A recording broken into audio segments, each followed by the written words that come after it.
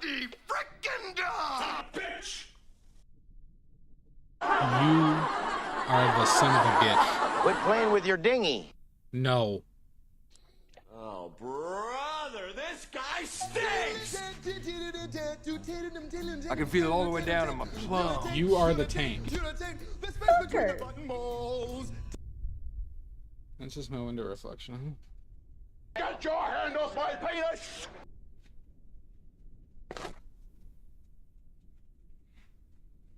That was your hand.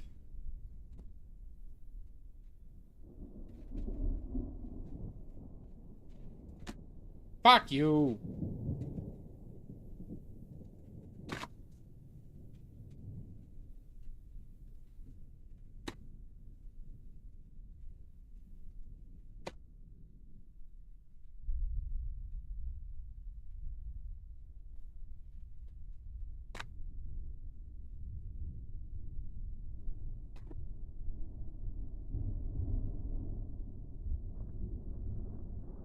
How you doing, Doc Goddess?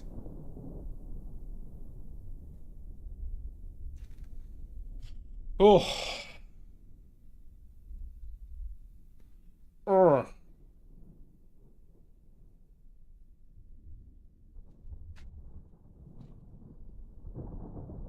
I'm ass blasting. Oh. Cord. Mudworks. How are you? Oh, that breeze feels so nice. I'll do it on both, Maddie. Well, that got us. That's why you gotta check the Discord.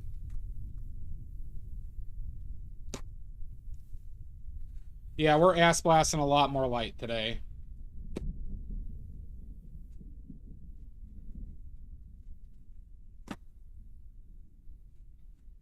Ugh.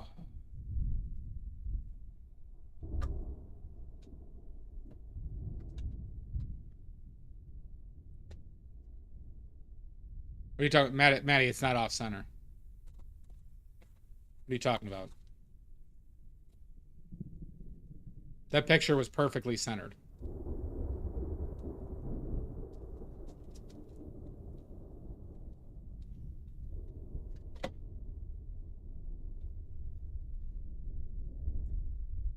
Thank you, Tom Labrie. Welcome in. If you have any questions, please let me know. And thank you for watching the vids. It helps out a lot. Debatable, Tom, but I appreciate the sentiment. Oh. Menace Don Rickles is back in Twitch. Really appreciate it, Tom. Like I said, feel free to ask any questions. Oh, that's what I forgot to do as well. Fuck.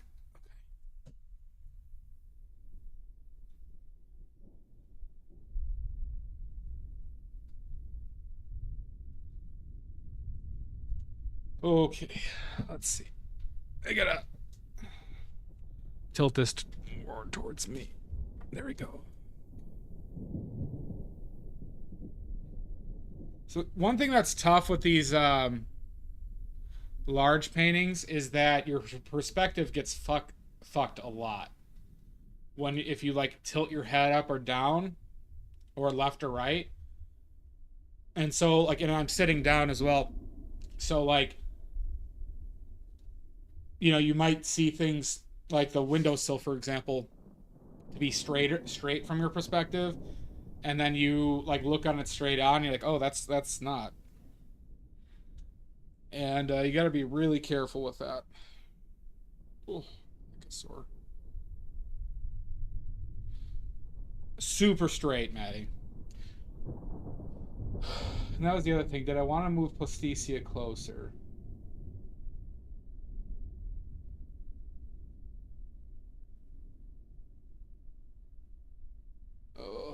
Do I want to do that now?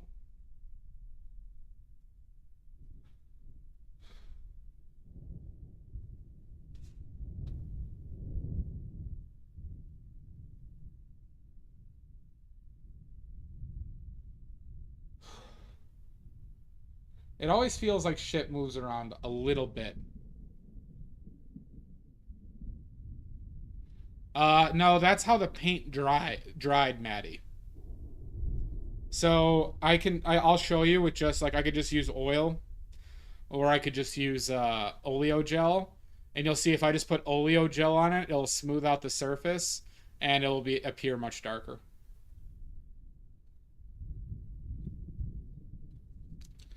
So painting is fun.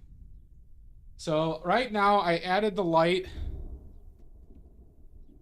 to Kevin, but I don't really like the angle that it's at. So I might have to do something more complicated. I also haven't done... So what I'm going to do for the walls is I'm going to paint these pieces of cardboard and put them right below the window and right behind the skeleton to the top of the window. I'm going to like put pieces of cardboard there and estimate a wall color that I would like, that I think would work well. But I also might have to move... here, where's my finger? Justicia here. I think I need to move her and tilt her a little bit this way more, so they fit into this better. But from this angle, it might not be as bad as I thought it was. Let's see, where am I sitting?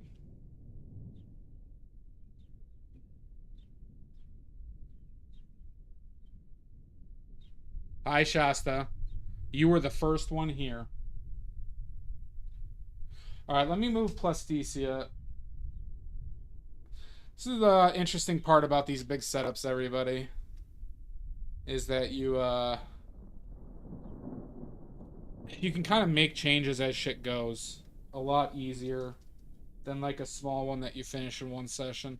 So let me go move Plasticia a little bit.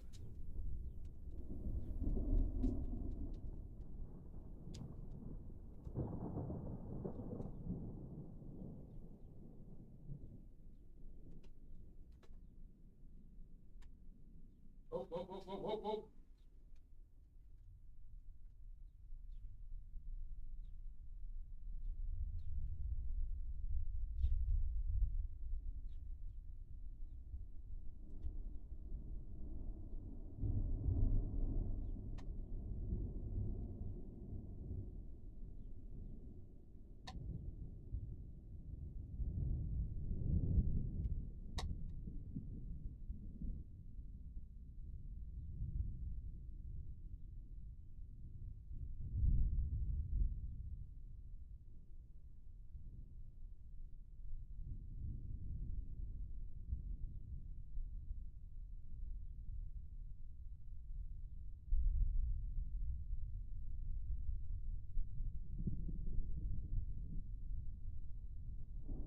The secondary problem is you don't know how it's going to look until you sit back in your chair. I will not unhand the mannequin. Okay. That seems to be more reasonable. So I turned Plasticia a little bit more. Fucker. And made her more in line. So now I don't have anything to point with. It's going to be more aligned. Man! You're a fucker, Sashi. Oh, hi, Autonat.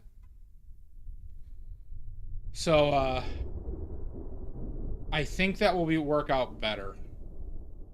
So I do have a light on Kevin. Here, we could zoom in a little bit.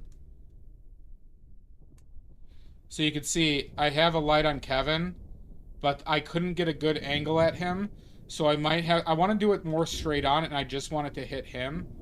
And we're going to add the walls to above the skeleton and below the windowsill. So yeah.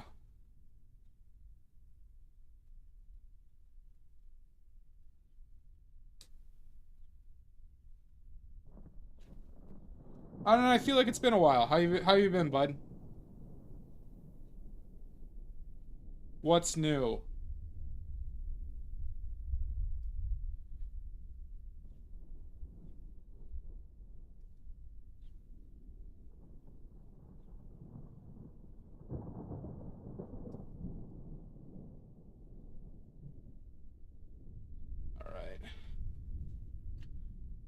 You'd paint the bungee cords? The bungee cords are not getting painted.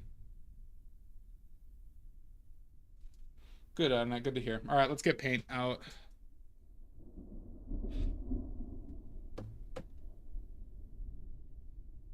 Oh. Or I got like a tired headache. I haven't been able to fall asleep 2 out of the last 3 days. It probably isn't, Maddie.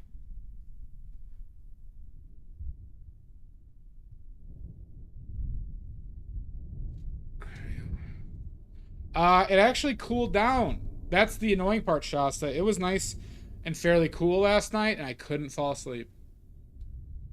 So now my like neck is sore. And it feels like you're on like the brink of a headache, but you don't have a headache. That's how I feel.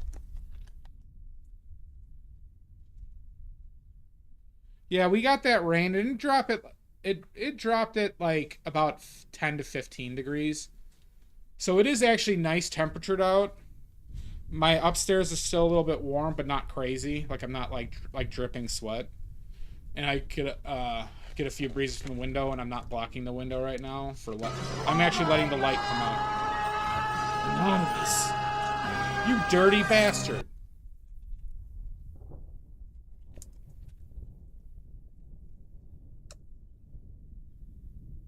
Goddamn Anonymous. Good, Maddie.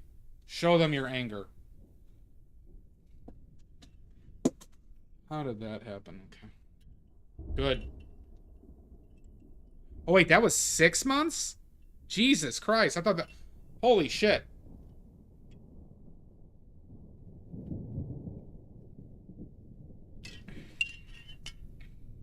You bastard, Anonymous.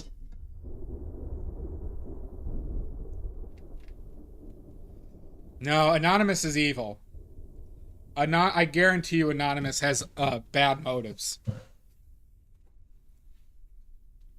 Guarantee it. It's very suspicious.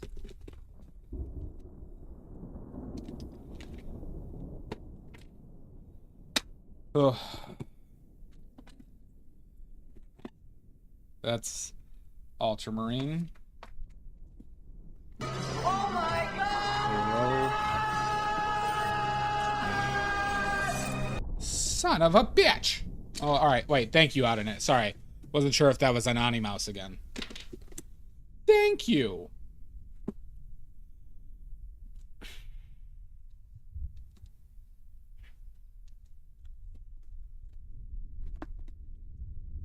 Yellow, red, blue. We need our umbers.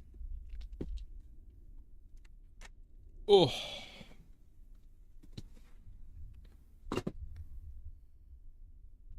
Anonymous will be found. I don't trust that Anonymous. Alright, our palette for today is titanium white, lead white. This is bismuth vanadate yellow, pyrrole red, quinacridone magenta, ultramarine blue, phthalo blue, burnt umber, a raw umber that we're just trying to use up, and this is just impasto medium.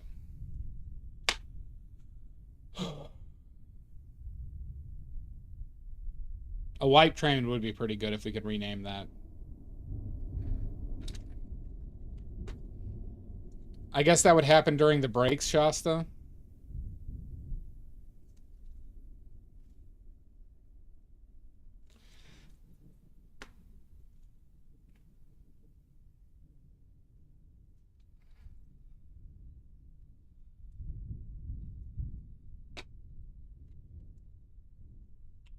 Yeah.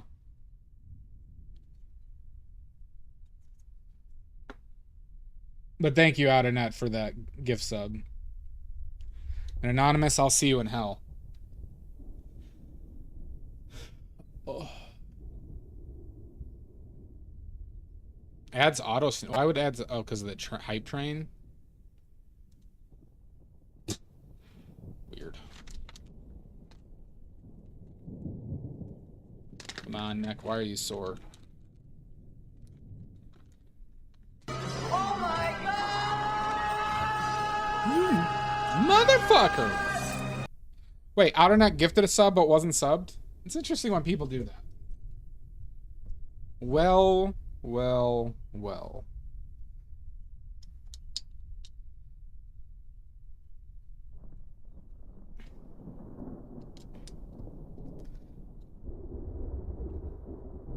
Welcome to the Space Jam. I know that, yeah. I figured yours was because of Toibo.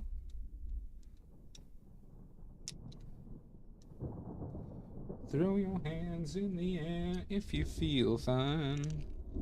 We're gonna take it into overtime. Welcome to the Space Jam.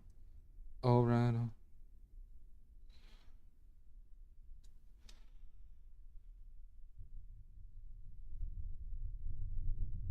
What's a Toibo? Toibo is that Twitch thing where you don't have to watch ads, and it gives the streamer some money.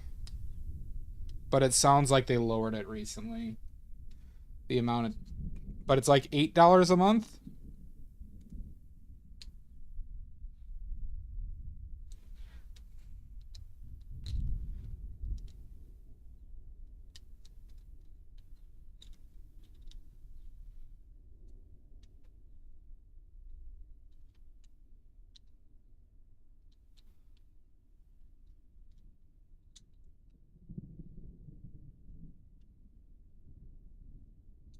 Throw your hands in...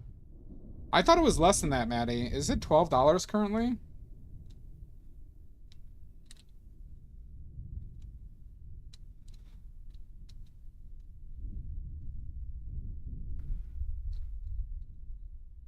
You know what? We could probably save this. We could probably get another painting out of this. So we'll do that. Or another session.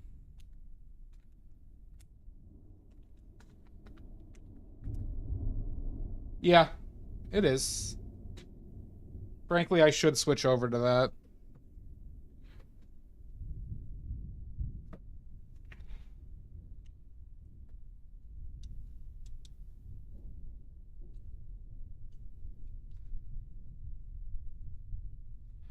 And don't forget to check those primes, everybody.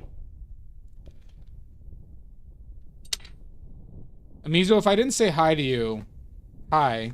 Hope you're well. Thought I did.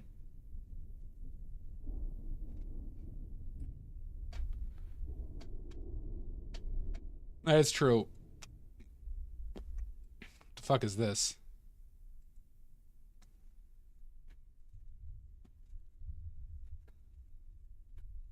Well, Maddie and Autonet, thank you for the gift subs. Anonymous, thank you for nothing. Fuck me, fuck you. God, this Anonymous is the worst.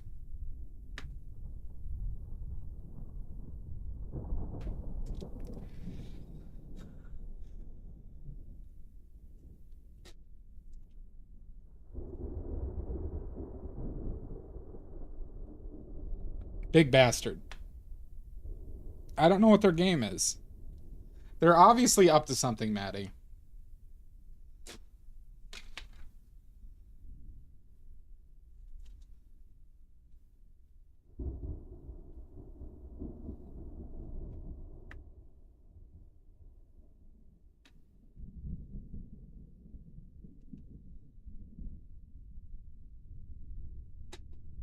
It's alright, out of net.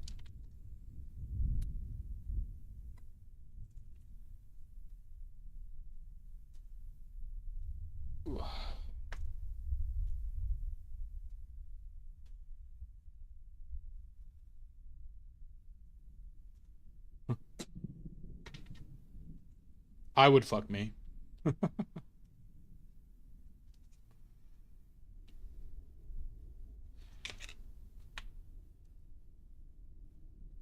Alright, that was the line. Oh, the ad's finally started.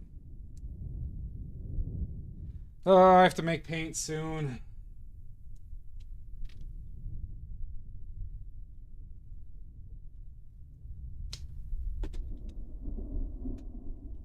Ugh.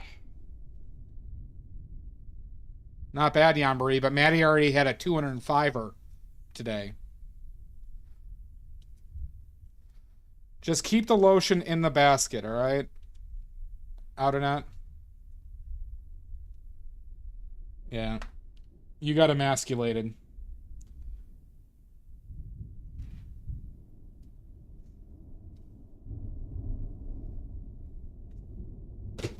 Goodbye, horses.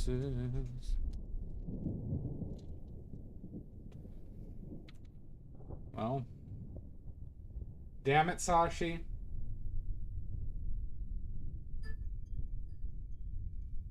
Perfect timing for whoever just called me. Okay. Well, I have a jar of oil in my hand.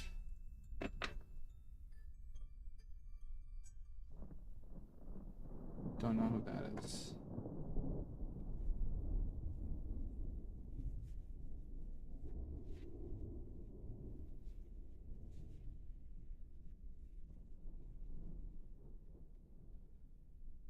How dare you? How dare he?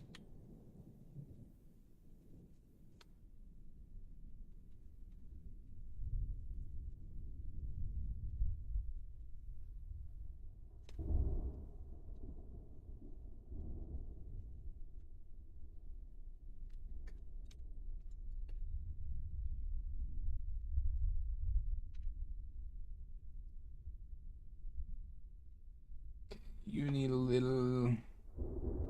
You need a little. You need a little. You need a little. Maybe a little bit more here. Maybe a little bit more there. Okay. Goodbye, horse.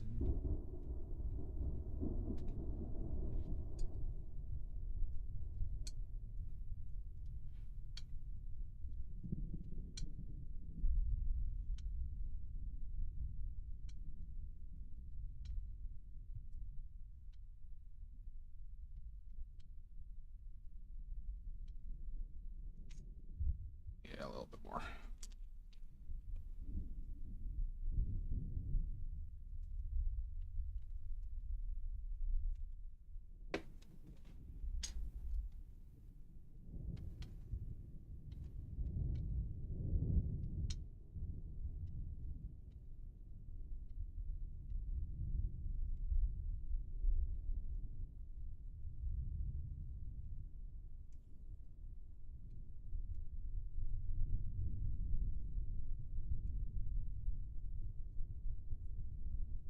Mm.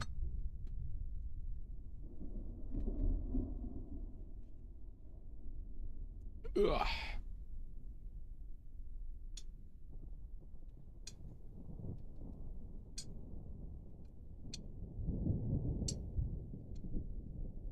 Felt like I put out more burnt umber than this, but I guess I didn't.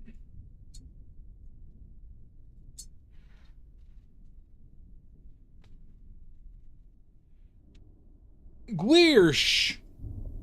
Guirsh! How you doing, Pickles?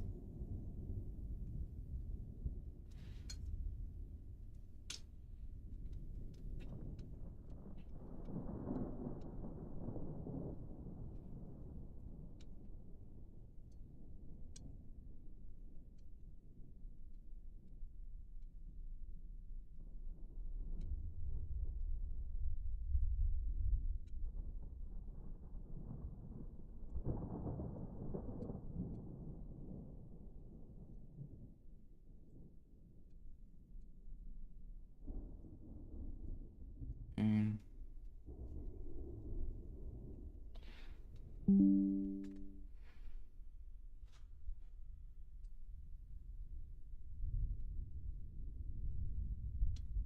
Should split these apart a little bit more.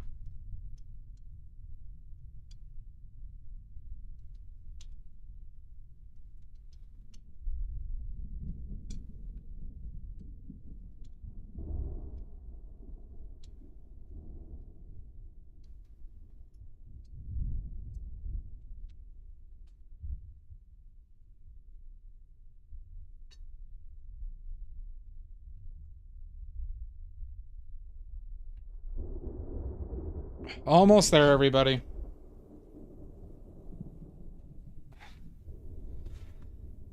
Settle down. You're getting a little bit rowdy.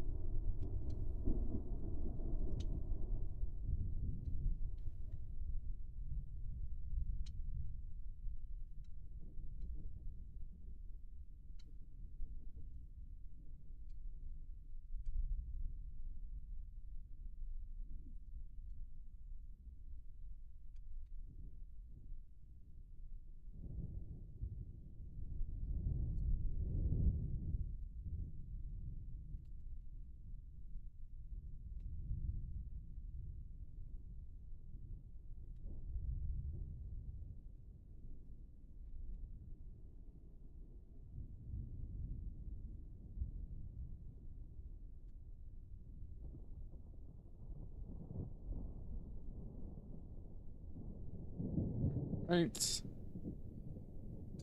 the white.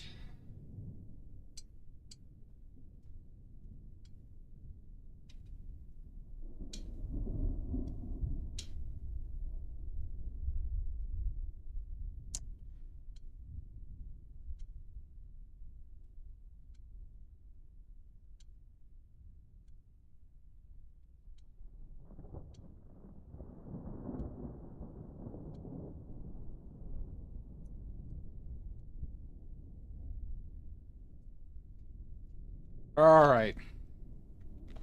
Now we just need our oleo gel. And what I do with that fucking hammer is right there. Okay.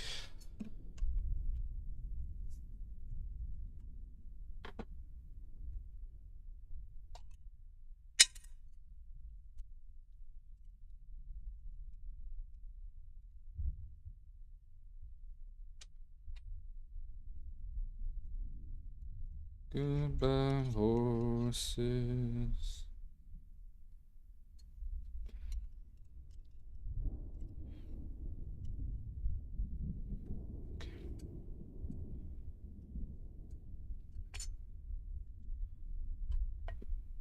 The people to redo the deck are here. Been banging away all day. To the people look identical there. That's funny.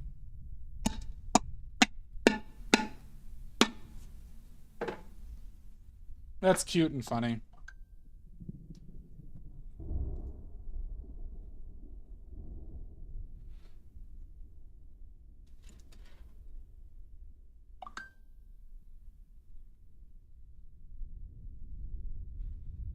I didn't even realize Lizzie was streaming.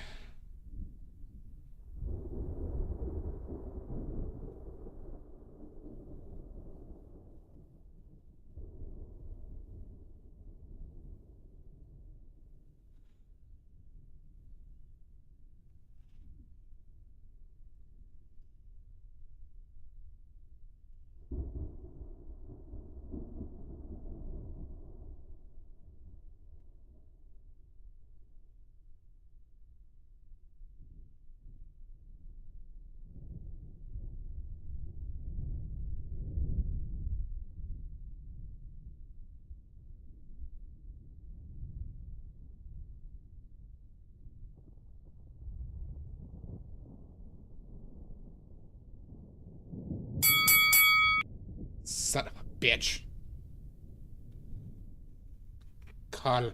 Carlitos.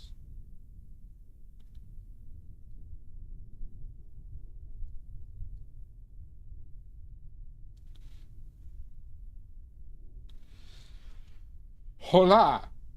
All right. Shall we begin?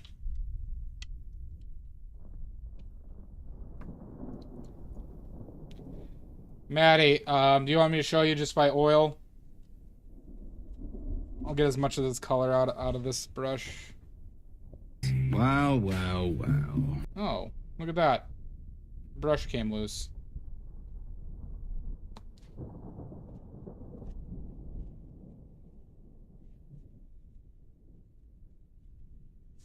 So I just wiped this brush off. Well, here, I'll even make sure it's like kind of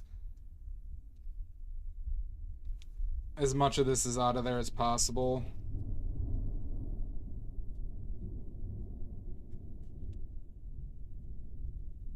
Thank you, Mono. All right. And let's get a fresh paper towel. So there's very little color on the, there's some, but very little. But we'll take some just straight oleo gel, and you'll see it's just, you know, very little to none if I mix this in. They are, but if you, well, there's a lot of reflection going on here. Hold on.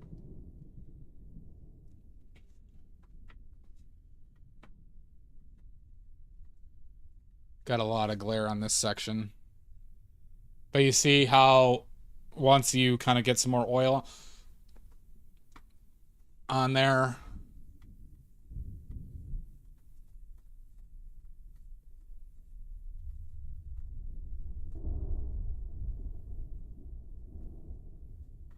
it goes darker.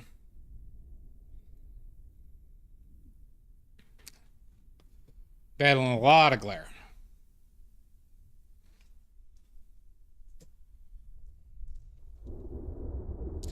I don't recommend that, Maddie. But that, I believe it's why they do.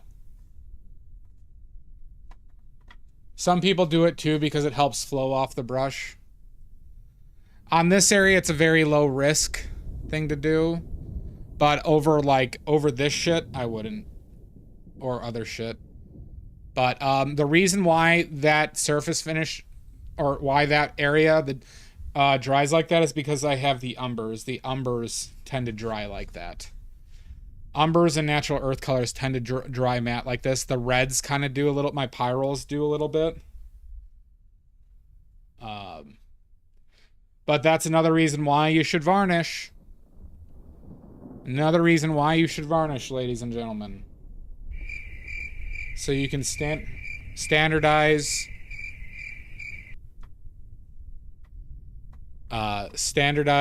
your surface finish.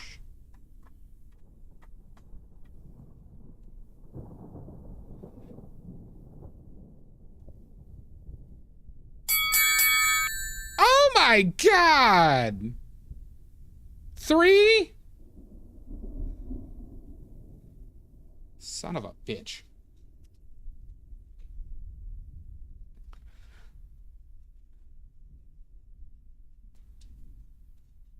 Son of a bitch! Fuck you, figure dolly.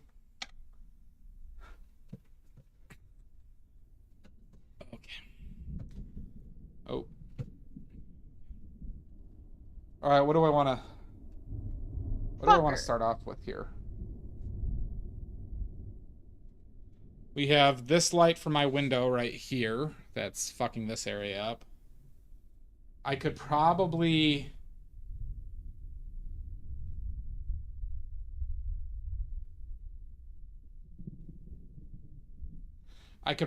fix the dimensions of my window a little bit.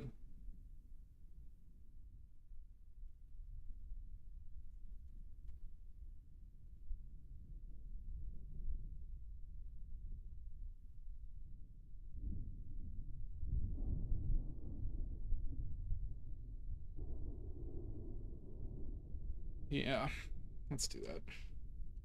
Windows and the table relationship is a little bit off. How are you doing, Dolly? You rat bastard.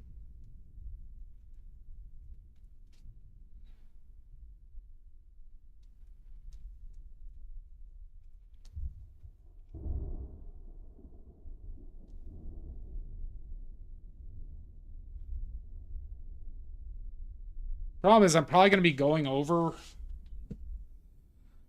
this area and this area with the color of the wall that I'm going to put there. So I probably shouldn't spend a lot of time. I'm tired. I probably shouldn't spend a lot of time cleaning up the dark areas, because in the next session I'm really going to hammer that color home. But obviously, if I need to fix silhouettes, I shall. Like here.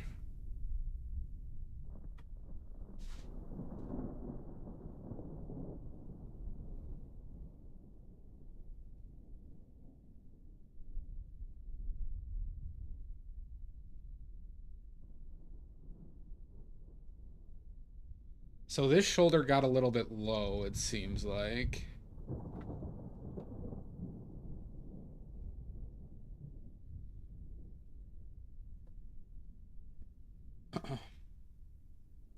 I should also really focus on figuring out where Plasticia goes now.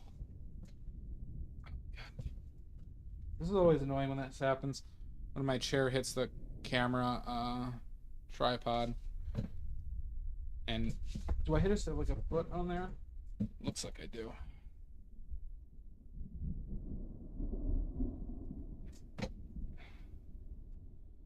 Okay.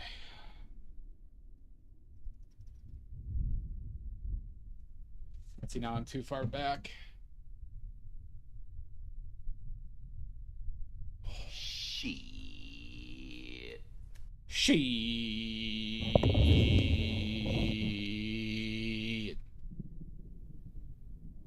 Okay. So let's clean this up.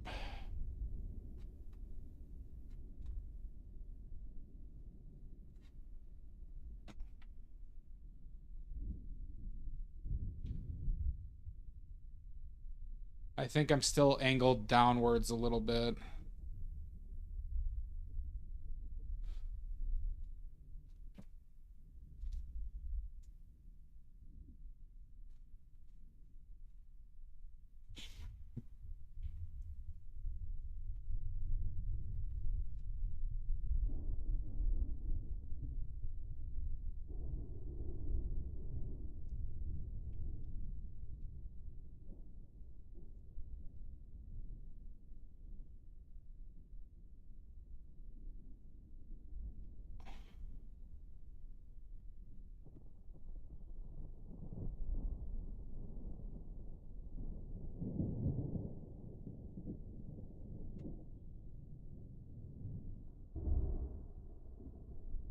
What's that guy's name at the table?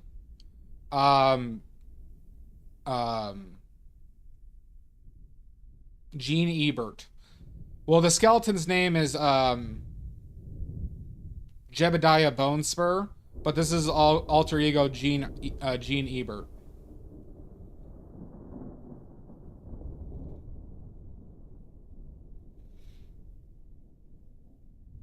A Yelp reviewer. A Yelp reviewer. Unpaid.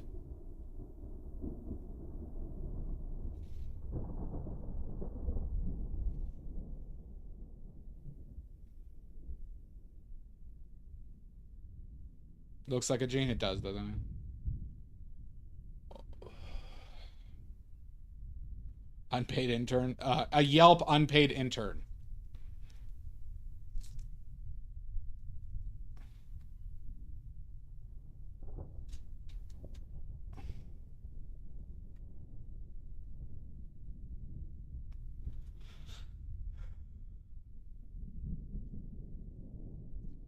Whenever I put my foot in my mouth, and you begin to doubt that it's you that I'm dreaming about. Do I have to call you darling? All I ever want is just to fall into your human hands.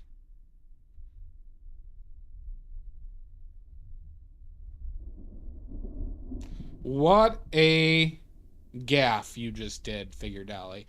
That's embarrassing. That is embarrassing.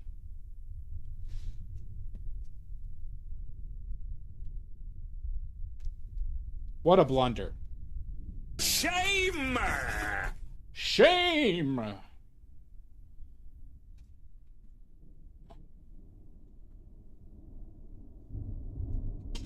What the fuck just fell?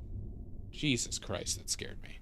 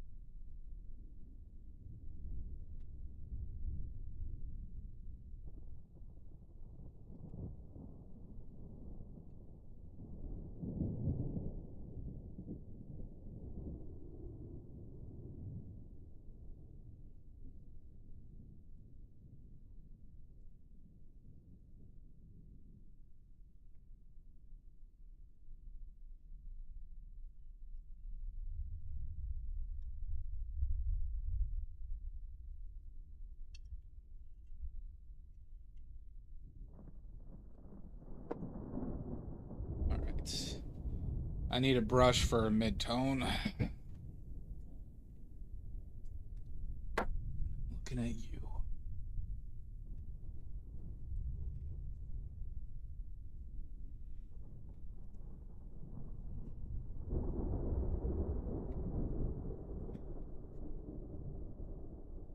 Okay.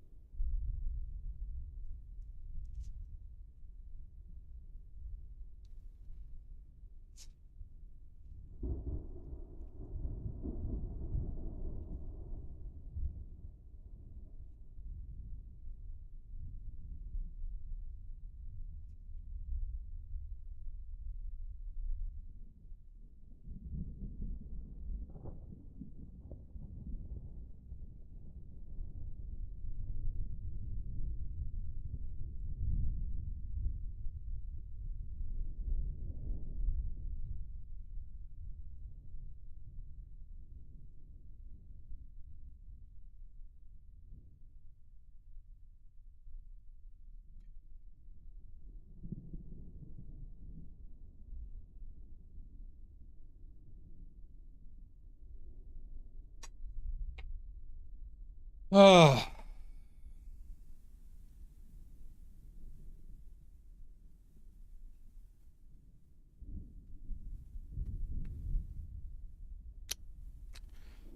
Not that bad.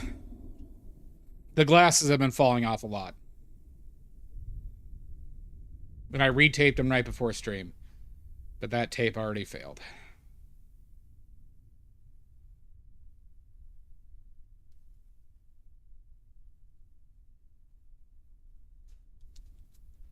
We'll fix that on break.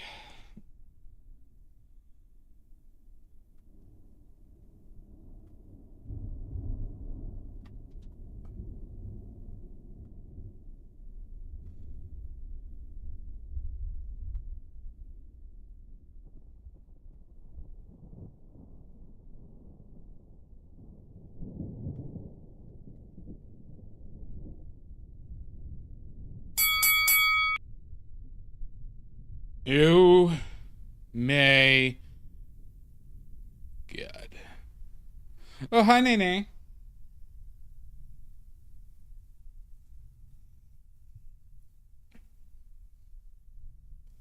Oh my God.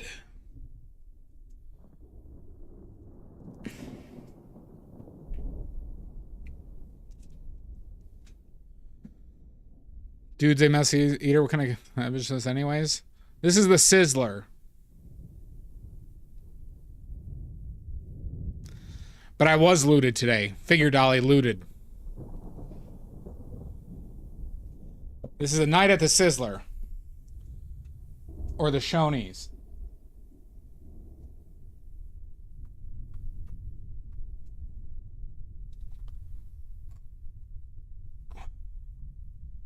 Can't see shit.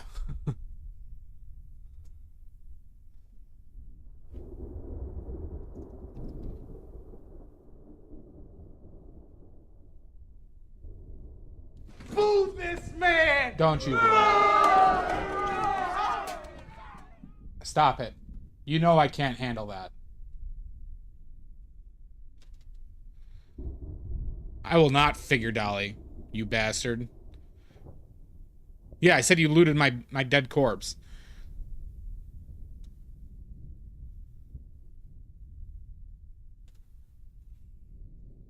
At least the color seems a bit more accurate, but I'm dealing with like fuckloads of glare right now.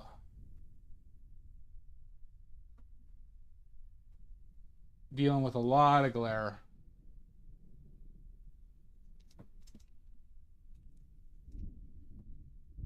You're getting some cheek action? My God.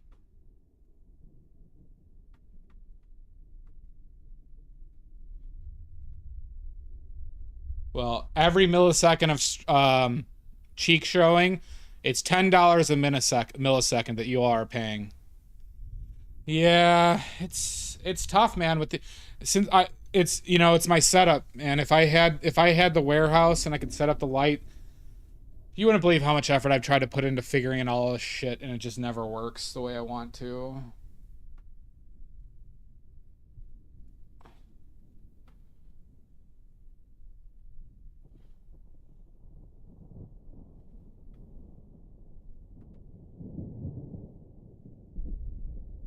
But part of it is my fucking ceilings and walls aren't straight.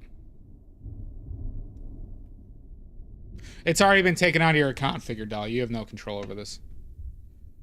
Same, Maddie, it's the same for you. You've already been charged.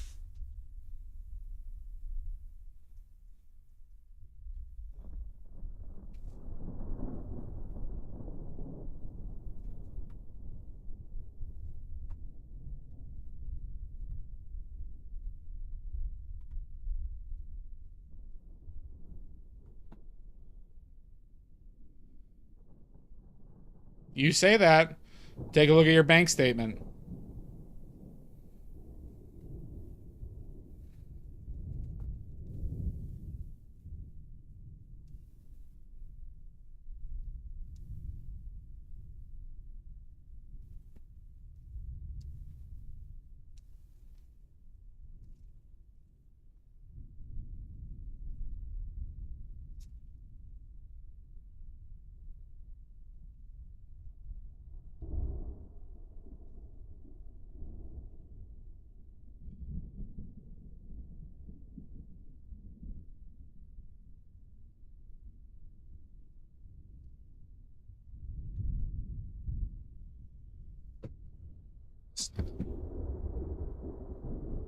Well, in your case, we dug up your gold.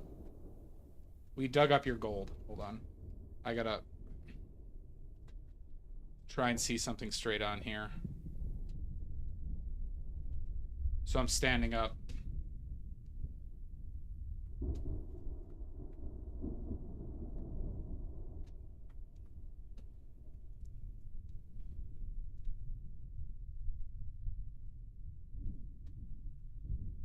Shit.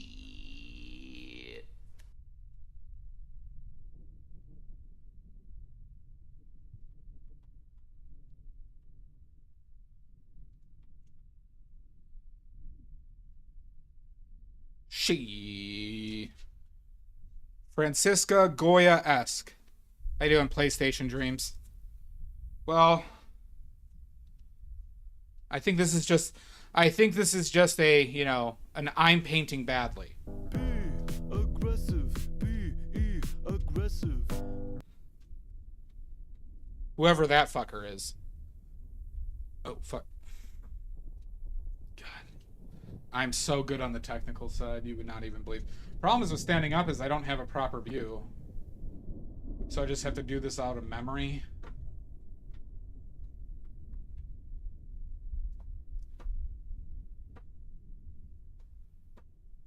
I have to say, painting is quite a bit of a memory challenge. Baby cake sound, but true. No, this is the upgraded cam. But I have another cam I could test out for this one that I haven't just done yet. But I need to get around to doing it. It should be an upgrade to this camera. But I do have to say, I think the big issues with this camera is the glare is the biggest issue. Not necessarily the, you know, the quality of the picture.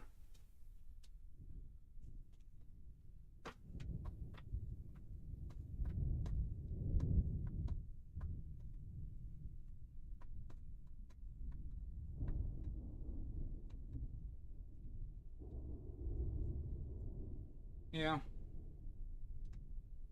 You know. I mean, if I had... I mean, frankly. A big thing that's holding me back is, frankly, the space I'm painting in is just not really great for getting the lighting I need. What camera lens? This is a Sony A6300. I forget the lens on it, but I have an ND filter on it. So you can even see I could change a little bit. Oh, that does help a little bit. There we go. with the ND filter. But it's not like a great camera. I'm using an Elgato capture card as well for it.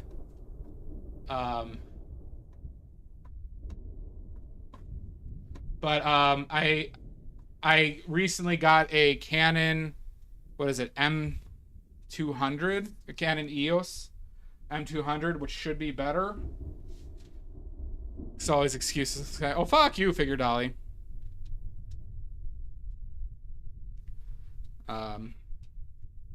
But I had to order the dummy battery for it, which I do have. So I just got to do the replacement. I just haven't done it yet. I just haven't taken that like couple hours to get it all settled.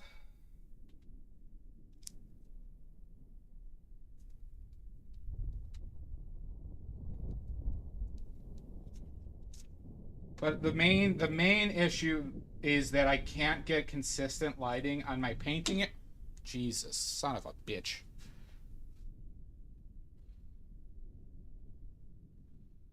On my painting area and my palette. So, because my ceilings are angled.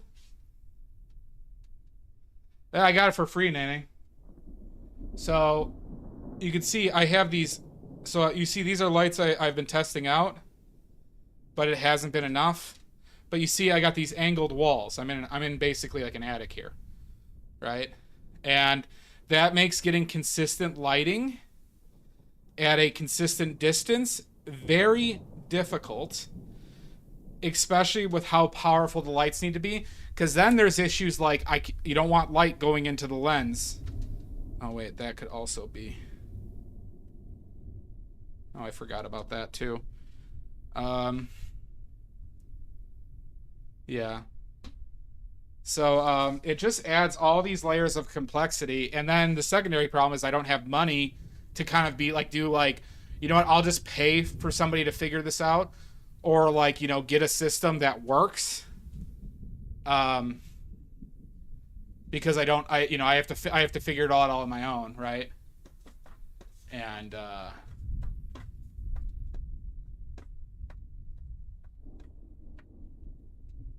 so everything's difficult to use camera reflectors. I've tried that. It's never worked well.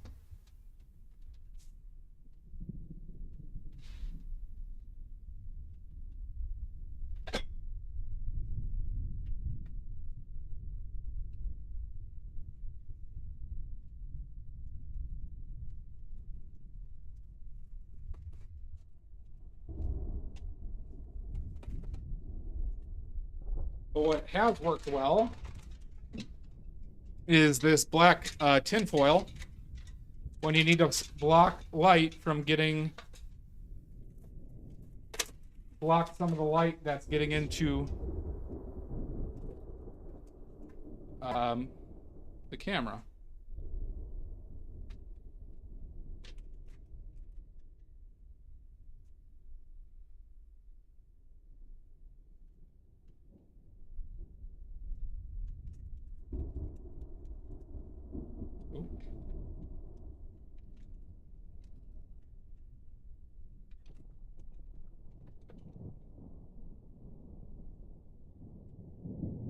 Because I have learned that some of that glare also comes from the lights up here coming right into the lens as well. I just created one, PlayStation. I just created one with some black tinfoil. I don't have it. I might have one because I was just given a bunch of photography equipment. PlayStation Dreams.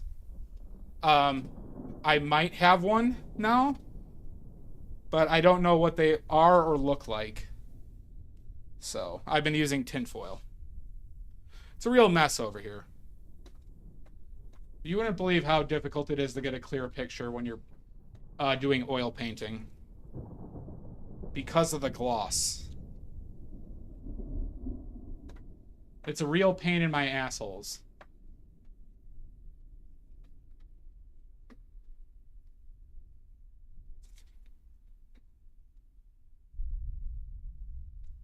would be beneficial to build yourself a painting tent so you can control.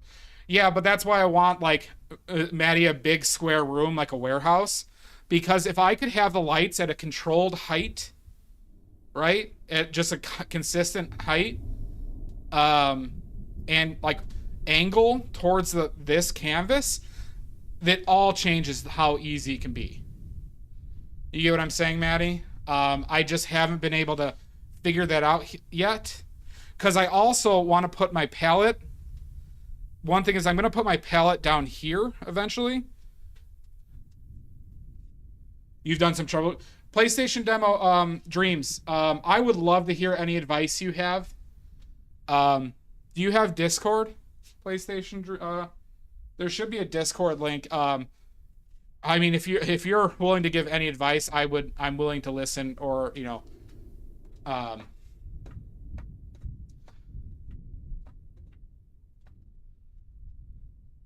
Maddie, would you be willing to post that in the YouTubes?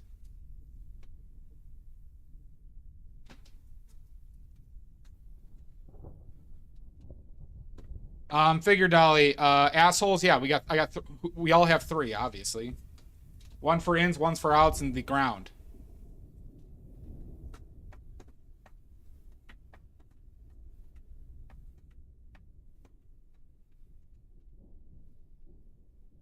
How you doing, Mono? Thank you again for the sub earlier. Go on. What? We all have 3.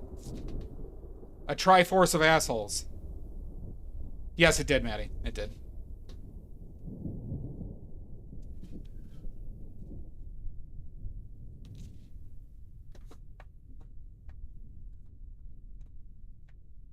Listen, don't act like you all don't know. We all have 3.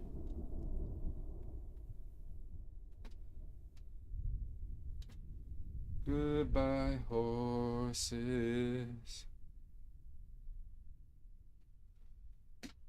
Damn right I can. How you doing, Richards? Richards, that photo was creepy, by the way.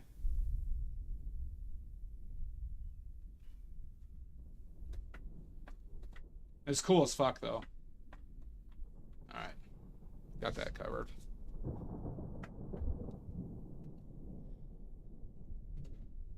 Okay. See, now that looks all fucking...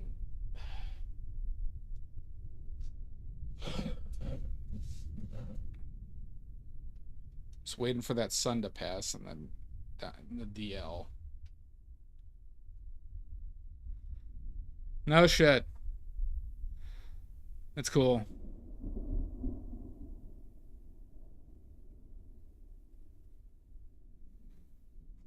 Okay.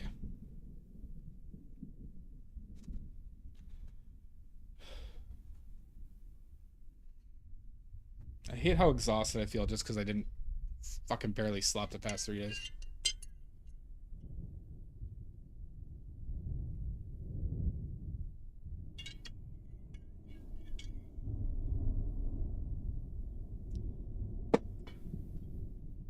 Whenever I put my foot in my mouth and you begin to doubt that it's you that I'm dreaming about. Do I have to call you darling? All I ever want is just to fall into your human hands. Yeah, Maddie, I had 2 nights, 2 out of the last 3 nights, where I just couldn't fall asleep. And then I'm like, all right, I'll try, like, I'll see if I just, like, wake up if I go back to my computer. And then I felt tired in, like, a couple more hours. And then I just slept for, like, 3.5 hours. More like a nap, but, you know. But then I couldn't fall asleep, like, well, the next night, but I slept enough. But then the night after that, the same exact fucking thing happened. How you doing, Zarumpelstiltskin? Zarumpelstiltskin.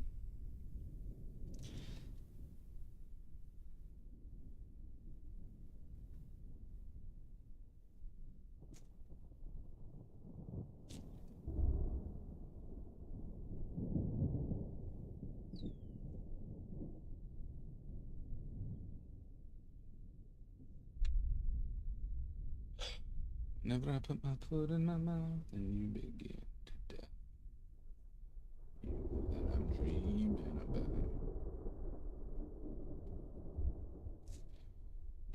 have to call you darling. I am the one. Anyone here like Elvis Costello?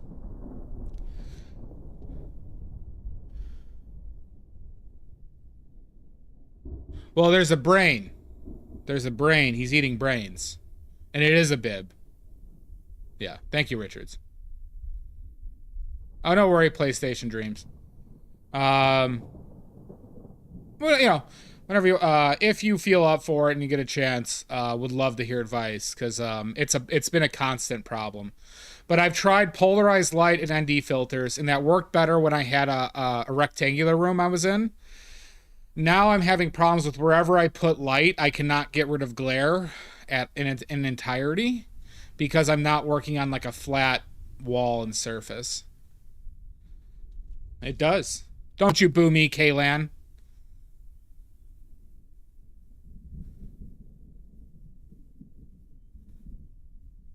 I like Gabe Owners too. Gabe Owners, great artist, by the way. So yeah, here. Zarumpelstiltskin.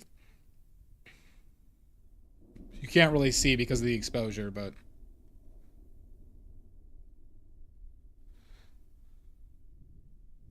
don't you boo me, Kaylan. I liked what he made, but sadly didn't make that much, and just that's true. Gabe Owners, legend. You kind of like Elvis Costello? Have you ever been to a live show of his, Yambari? Not you, Kaylan, because you're going to be here. Hi, Silver Grains. The scene has grown. Well, that's right, Kaylan. You had to donate all your money to me.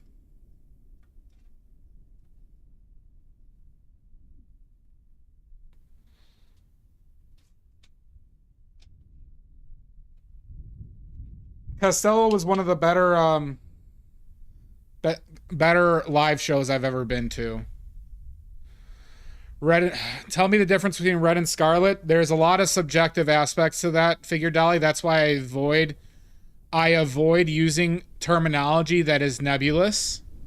So, Figure Dolly, some companies use scarlet to be like a warmer red, as in there's a little bit more yellow. Okay? But I've also seen companies that have called scarlet a deep red that leans slightly blue, like an alizarin crimson. Okay? The fact of the matter is that you shouldn't even, like, avoid describing colors without usage of empirical description, right? So, okay, which is cooler? Well, so a red that leans blue is a cold red, and a red that leans yellow is a warm red, okay? I have seen scarlet be described as the warm and the cold. Literally the opposites, okay? However, the more common one is the orange version, is the one that has more yellow in it. I have seen more companies refer to it like that. Do you want the answer or not, Figure Dolly? Jesus Christ. Where are you going, Kaylan? You like the addition of the window? Thank you, Silver. We're going to have to add walls to it, too. But yeah, a proper lens hood is cheap and can be very effective to stop lens flare and bloom from washing out your picture quality. Yeah, I think I'm battling that a lot. And it might be a lot of the issue that I might be conflating with glare. PlayStation Dreams. Richards, I have thought about that. No shit. I saw him 3 times.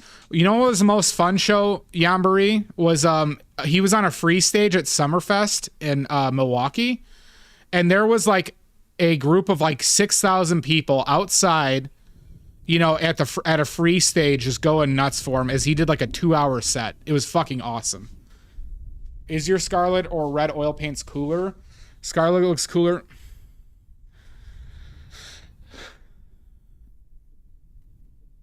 So, no. So, Figure Dolly, do you know CAD Red Light? Here, Dolly, go to my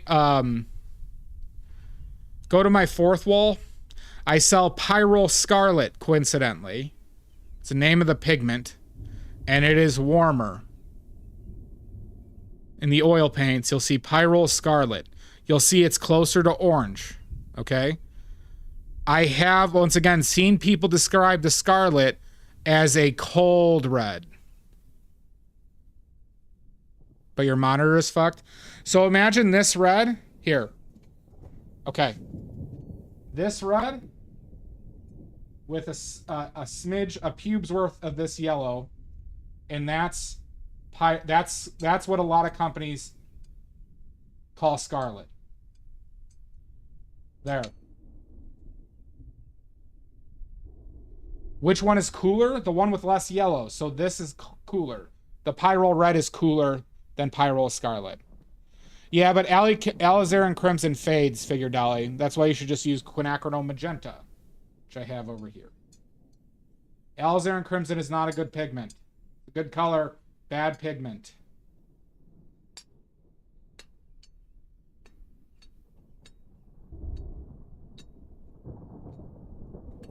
It's very pretty. Bad pigment, though. Project glare on your paints. Try using bounce light. Tack some light craft paper to your angled ceiling and aim your lights at that instead. Yeah, I mean, I have some now. I told you I got a bunch of, I should just make the effort to figure that the fuck out. I've tried more intricate ways of doing it, but yeah, it's never worked well. But I now have like special, like the photographer reflectors. So maybe I'll do it with them now. We like neither. Those are the three main. The number one pigment you shouldn't use, zinc white. Number 2 and 3 are alizarin crimson and Prussian blue. Number 4 is dioxazine purple.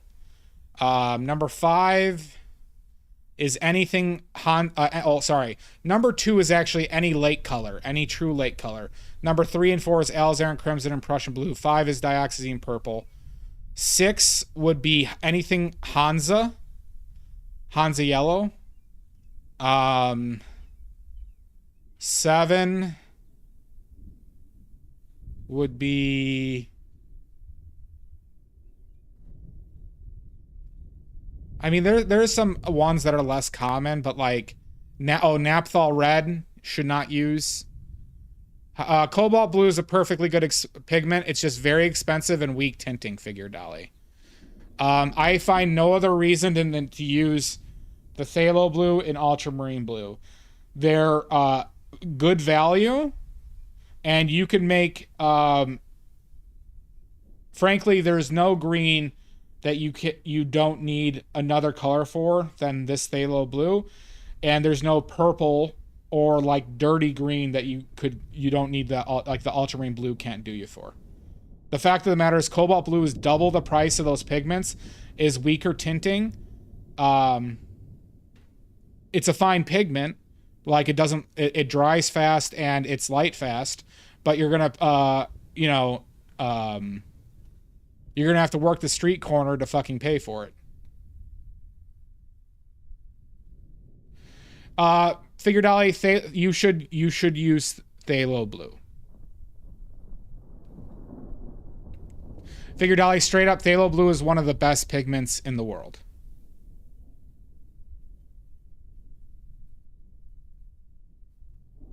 Like, if we're talking about, like, straight up best pigments, phthalo blue, Pyrrole red, most of the Pyrroles, lead white, quinacridone magenta, bismuth yellows. If we're talking about their robustness, their properties, you could throw in cadmiums too. You could throw in most cadmiums.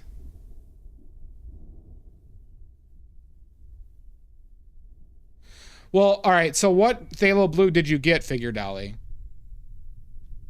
Because there are different, there is a phthalo blue that's warmer, there's a phthalo blue that's colder. My phthalo blue is one that leans green. Good, Maddie, good. Good.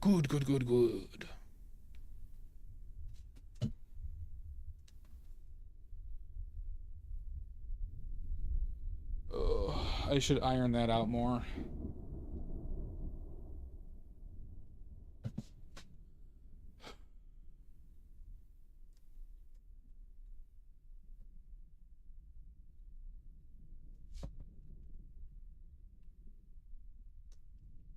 God, I need more mid-sized brushes. So, can you pick up the tube and tell me what pigment number they list for the... Because I think Winsor & Newton uses a red... They use a phthalo blue that's closer to ultramarine. So, like, you know, figured out why I have ultramarine and phthalo blue? Is the ultramarine leans red, and this specific phthalo blue that I have leans green, right? There are phthalo blues that lean red. And I believe Winsor & Newton and Winton both do that. So you basically got like another... Is there any colon? It's not like 15:2 or 1 or 3 or 4? Just says PB15.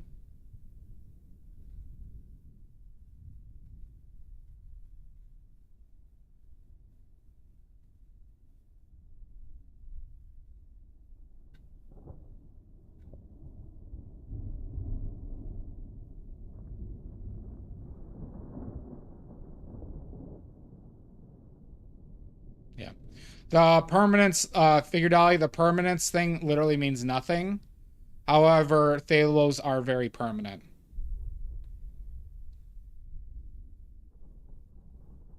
Yeah, you don't need phthalo green if you have a green phthalo blue. Do you get what I'm saying? Phthalo dolly. Figure dolly. It at this point, it practically is mud.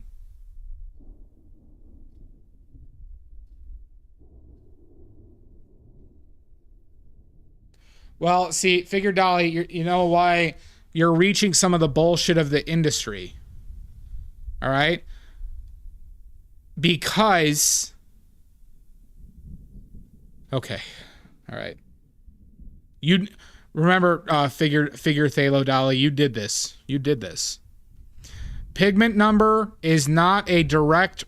has no direct empirical reliability when it comes to the color of your paints. Okay? So, for example, a lot of cobalt blues can be green to blue to teal to a wide variation and have the same exact pigment number. Pigment number is not a reliable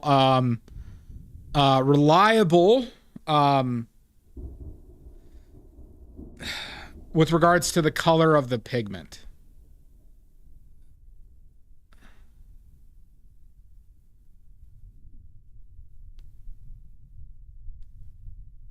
Now with phthalo blues, generally 15:3 is green shade. However, I have seen that be used by another company differently. I have also seen 15:2 used both ways. I have anecdotal evidence that Winsor & Newton and Winton, for their phthalo blue, use the warmer blue, which is very, very similar to ultramarine blue, which does exist for phthalos. The phthalo blue I use is good for mixing greens because there is no red in it. There is a slight amount of yellow. Okay? So point being is if you already have ultramarine blue and then you bought Winsor & Newton phthalo blue, the difference is most likely going to be very minuscule and you don't really gain any additional colors with mixing. Or very little.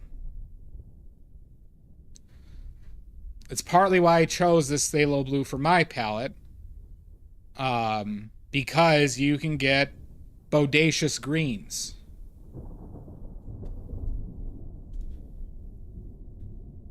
Bodacious, I say.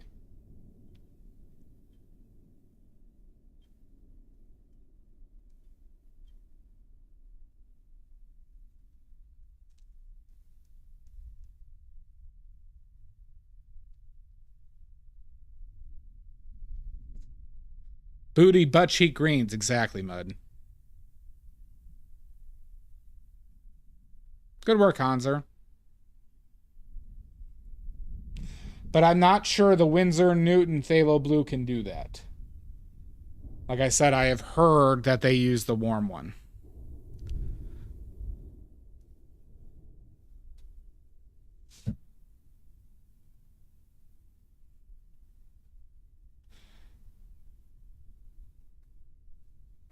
It's more or less reliable depending on the pigment. Cobalts do have a lot of variation.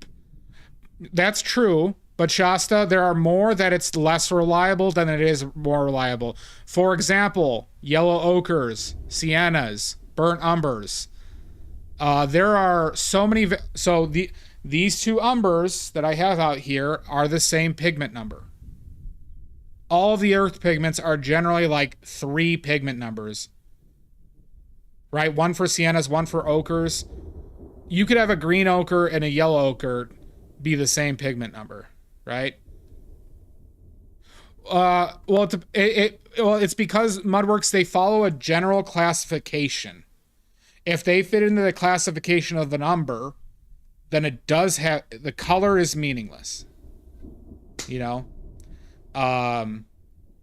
Because remember when I first made Paint Mud, I got 7 different burnt umbers that were all different colors to see which one I liked the best. I literally bought 7 different ones to test out. All had the same pigment number.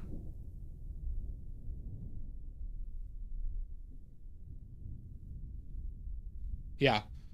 There's a lot, Shasta. So it's like, that's why I want, I advocate, Figure Dolly, here's the thing. Understand how to describe color. It helps with all of this, right? So what do I mean by that?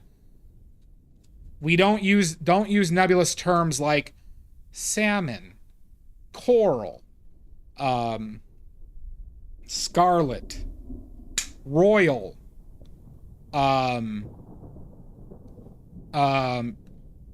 rose, opera, all the fucking bullshit that we see, right?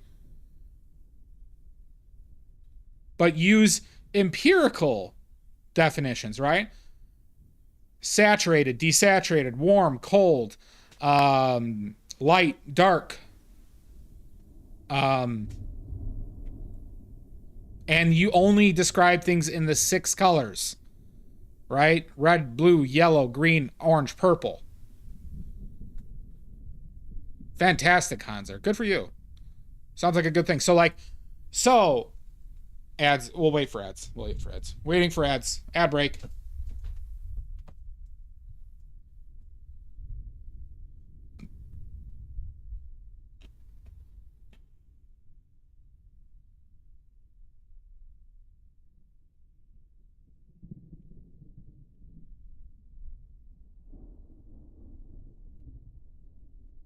Pimp purple, exactly. Figure Dolly, are you in ads?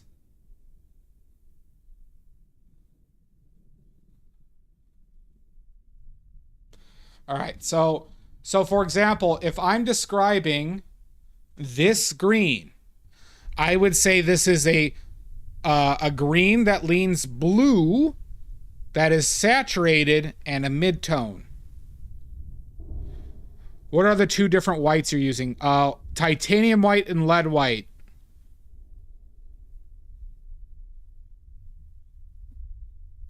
Jed. Titanium white and lead white. Titanium white mixes like a blue. Lead white mixes like an orange. And lead white is very good for archival benefits. Leans orange Mud. So then if I was describing this jacket, I would say this is a desaturated mid-tone orange. Shopping your paints. Toxic and gold. You know, Jed, if you just use proper hygiene, it's really not, it's not that dangerous, especially if you're over the age of like 25. Lead white is most toxic to developing brains, But if your brain is developed, then it is a significantly less risk with like just normal hygiene means. And not pregnante, yeah. Pregnante. Good, Dolly, good.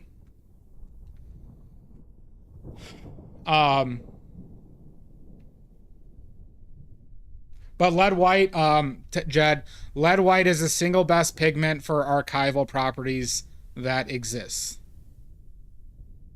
There is no better.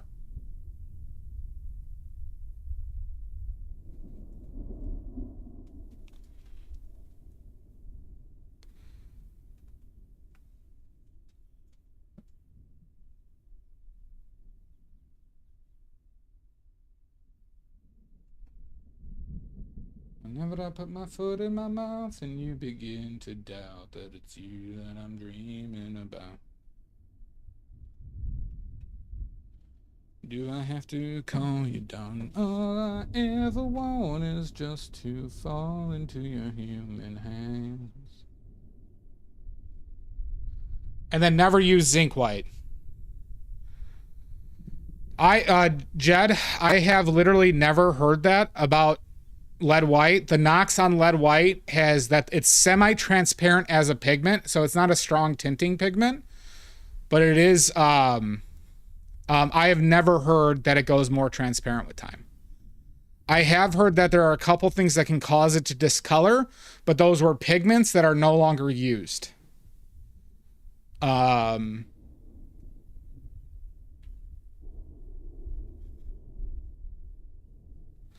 So, titanium white has many more issues with discoloration over time. Titanium white yellows over time. And most, I have heard, like, the theory is that over time, the oil dries on top of it. So you see more of the yellowing from the oil with titanium white. Good, Hanser, good. And titanium white is not archival. It's not a robust pigment when it's dried in oil. It doesn't develop a strong film, and it's somewhat brittle.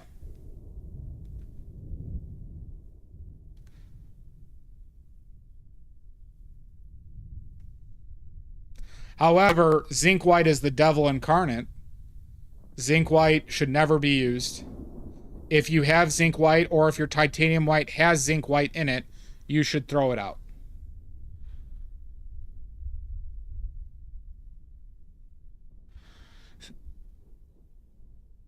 Jed, you know, I'm not saying it's not true. I've done a lot of reading on it, and I have never heard that.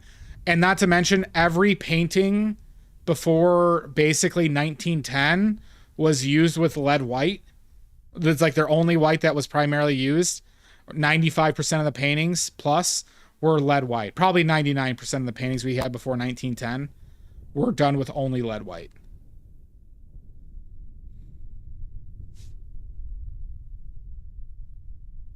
Yeah, it's crazy that it's still used as a fucking additive. It's just crazy.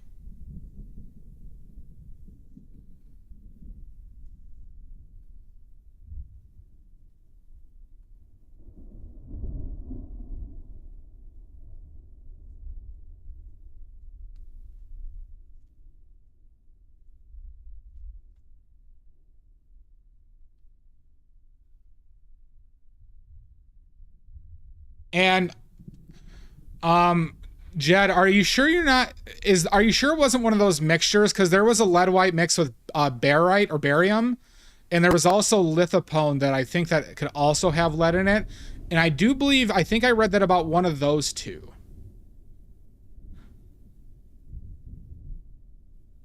That might be a lithopone thing. Not positive though.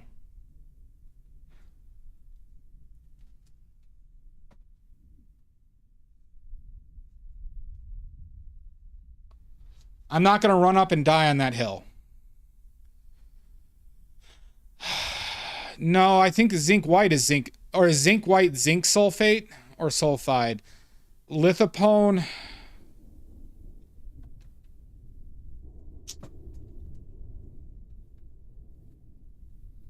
Yeah, this guy named Jed on YouTube is saying that it goes transparent over time, and it's just something I've never heard.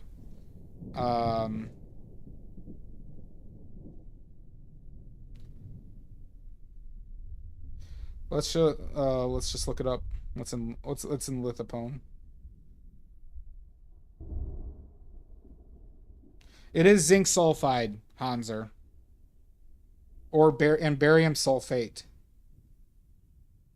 It's more barium sulfate than zinc sulfide. Oh yeah, zinc white is zinc oxide. Duh. Zinc white is zinc oxide.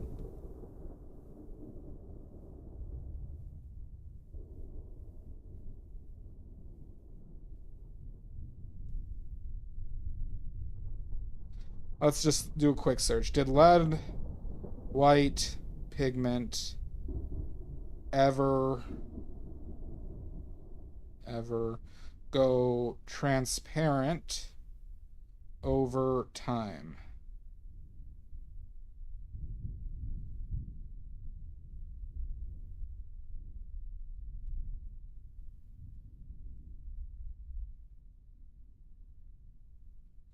So it says yes, Jed.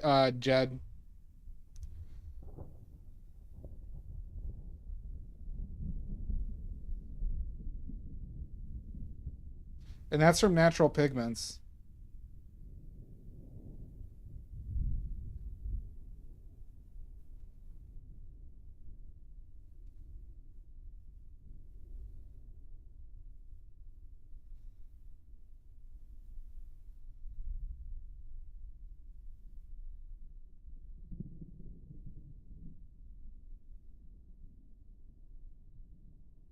This is something I haven't heard. Thank you for bringing this up, Jed. Shut up, Dolly.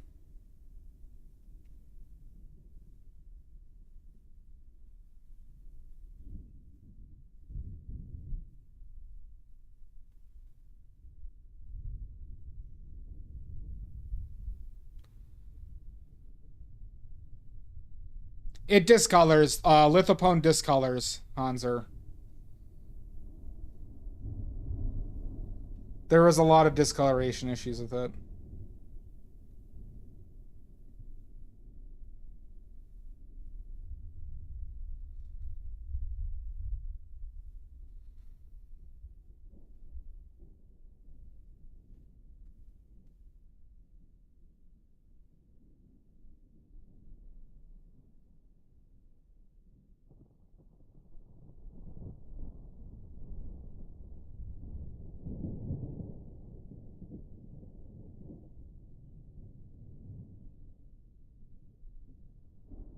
Oh, so, Jed, I'm reading up on it. All oil paint turns more translucent over time.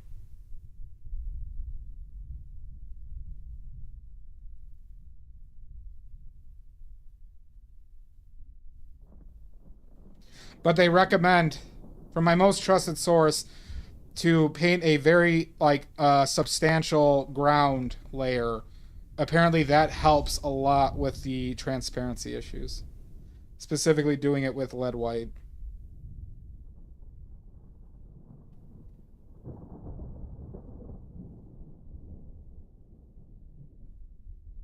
Very interesting.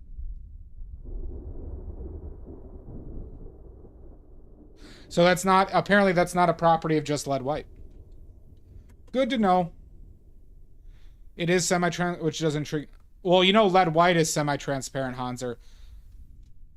But, Hanser, go to Natural Pigments and look at what they say about they sell lithopone, and they'll tell you. But we're talking hundreds of years, Jed. We're talking hundreds of years. Oil paint is by far the most archival. Especially now that I've done my research on fucking acrylics. God damn it. I will confidently say that no medium is more archival at the moment than oil painting.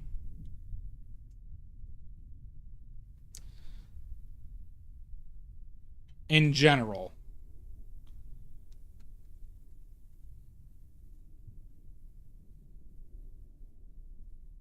It said all oil paints, Jed. Titanium white, though, yellows. So, Jed, titanium white has more issues than going translucent over time. The oil layer won't last that long by the time translucency becomes an issue. Are we counting marble? The fuck are we talking about, Cranky Martini?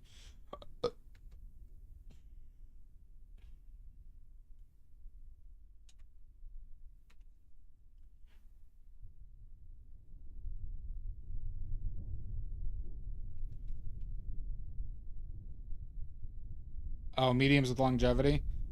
Well, I mean, if you want me to run down what the issues are, I mean, I can tell you the issues with every medium.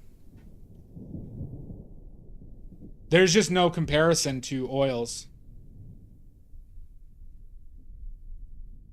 All things being equal. Do it? Okay. Watercolors, you can't varnish unless you permanently varnish it. That varnish will turn yellow. So either you have unprotected pigment that is more subject to the environment or the air, or you varnish it and you turn it yellow. The same applies for gouache. Okay. Now, oil pastels are mineral oil. You can't really varnish them because they never dry. They are at the subject of the paper, and they will and can move over time, and very sensitive to environmental factors like dust, things like that, and are not a strong layer, so they could just, like, scratches and dents and stuff like that fuck it up. Same goes for chalk pastels as well. Okay. All right, so then acrylics is the closest. Big problem with acrylics, once again, is the varnishing step. Acrylics are very sensitive to temperature because they stay very malleable and movable over time. If it gets too hot, they'll move, and they can start to sag. If it gets too cold, it can get very brittle and can crack if it's too cold. Secondarily, there's electrostatic properties that attract dust to dried acrylic. Even if you put like a vacuum in front of it and put it in a clean room, it can still attract dust and it'll build up over time. Okay? Now, you can say, oh, we could varnish it and protecting it. However, varnish turns yellow. You can remove it, but because the dried paint layer is malleable and soft, to remove the varnish, you will damage the acrylic layer over time. Okay? Dried oil paints don't have that issue with varnishing. You can do things that almost to very little affect the paint layer, that you could constantly revarnish every time the varnish goes yellow, and it's not permanent. The two biggest issues with oil painting is light fastness with pigments, but if you use the right pigments, not an issue. The second issue is cracking and delamination. Okay? So cracking is over time, as the paint layer becomes more polymerized, or the process continues, the oil paint layer becomes harder. So they used to actually estimate the age of an oil painting. This is how they used to test for fakes, is they do a hardness test on the oil paint layer to see how they can estimate an age by how hard the oil paint layer was, because it's kind of a linear relationship with time. Okay? There are ways to manipulate that, but when it becomes harder, that means it becomes more brittle. So brittle is like glass, right? So glass can't really bend. So if you hit it hard enough, it cracks, right? So That's what happened. If you look at old oil paintings, you'll see a bunch of cracks. That's because the paint layer got too hard and it cracked. Okay? There are ways to delay that, like lead white, stand oil, certain pigments, and oils give a lot of flexibility, especially over time. Thank you, Hanser. Yeah, that's what I thought. So, this is why I advocate for linseed oil. Linseed oil is the most bendy and strong with regards to time. Walnut oil is worse. Safflower, sunflower oil, poppy seed, any type of other oil outside of linseed oil is worse at the strength of the bond that it holds over time. Paint. Walnut oil is not more flexible. Thank you, Mono. Walnut oil is not more flexible. There's two major differences that people claim with walnut oil. The one more certain is it has a longer drying time. The second one is that they say that it yellows less over time. However, that is not firm data and it's subjective, it's perspective based. There is no hard data that it actually yellows less over time. It does have some different wetting properties as well with regards to certain pigments. Okay? However, there is one other significant issue with using other oils, drying oils, than linseed oil. Is when these oils polymerize and dry, they get smaller. Does anyone, like, you know, like, you know how when you freeze water, it becomes larger, right? Well, when oil painting dries, it actually gets smaller.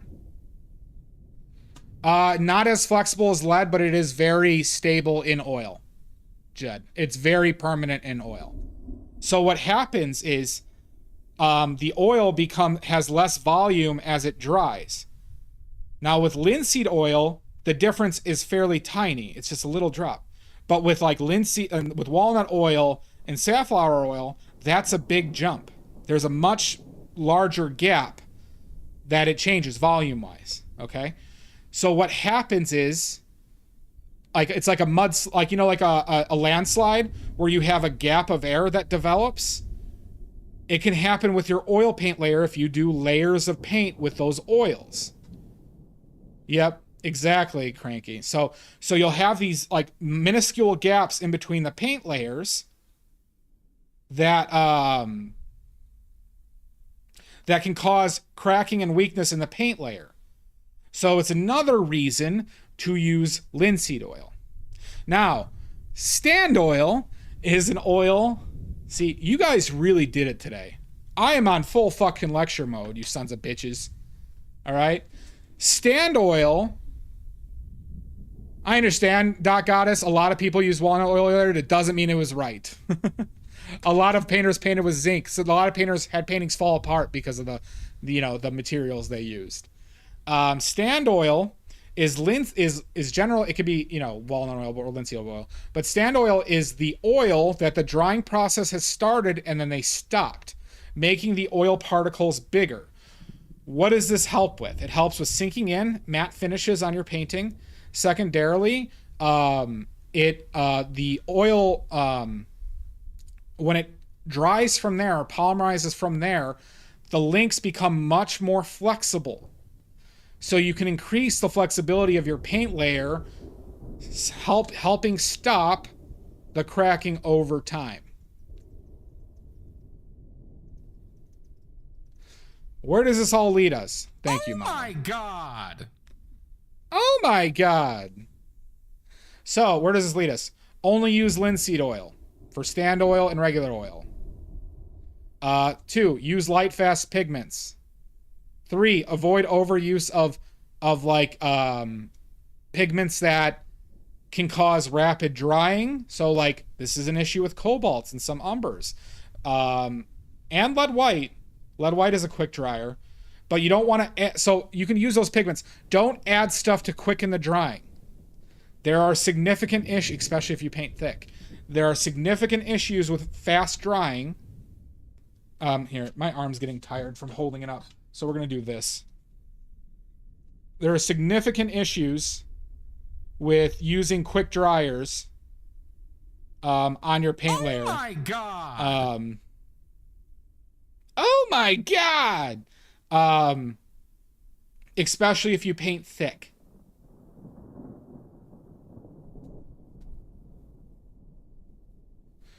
Well, no, so like it seems to be an individual property. So for example, Jed, here's the list of like common non-light fast pigments or pigments that can discolor easily, but mainly light fast issues or cracking issues. The first pigment that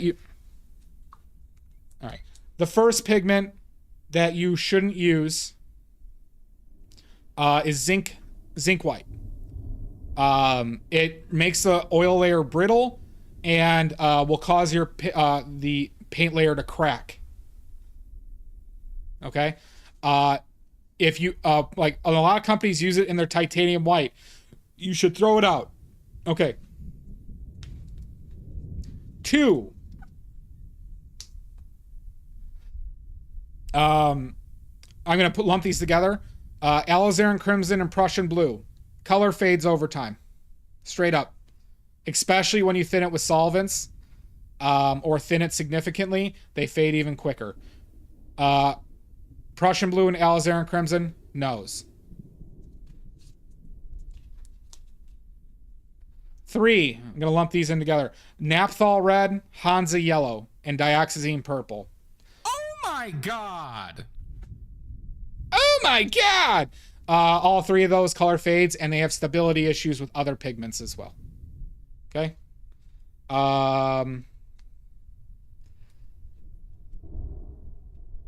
And then...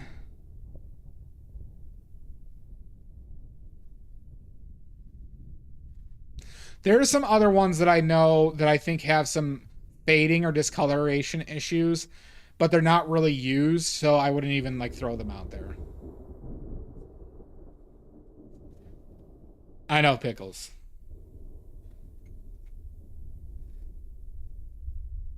It was more tiring to hold my hand out like this. It was like making my shoulder hard, so I could move my arm closer and it was easier.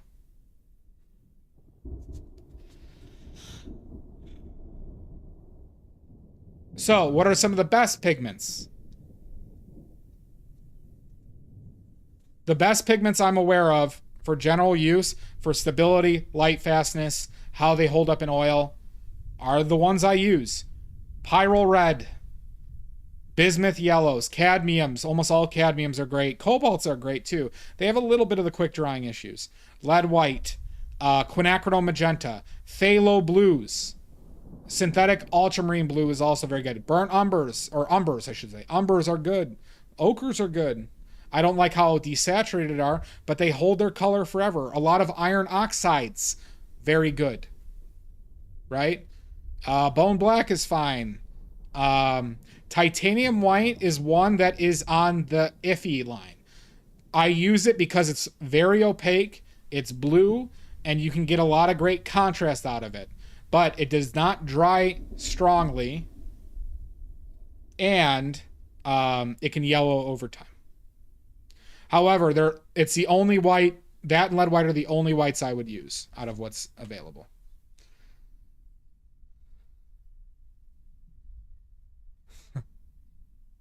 You should just clip it all, Pickles.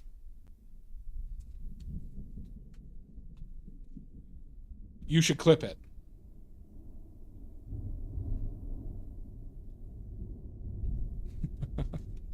God, I love having this extra set of hands. No. Quinacridone magenta is one of the most stable pigments you could find, Jed. Alizarin crimson, which is a magenta. It's in that realm of magentas, is one that fades. Quinacridone is an extremely stable, light, fast pigment. Extremely. Thank you, Pickles.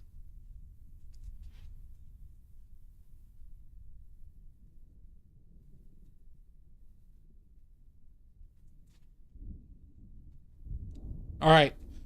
Anyone need any more information before I get back to painting?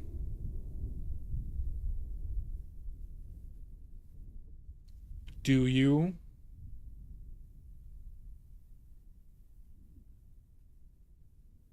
Do you?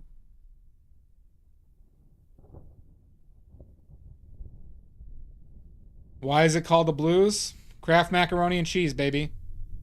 What blue are you using? I'm using synthetic ultramarine blue and phthalo blue PB 15:3, which is phthalo blue greenish. It doesn't look green, but it makes fantastic greens. Hold your horses, Mono. I'm still explaining.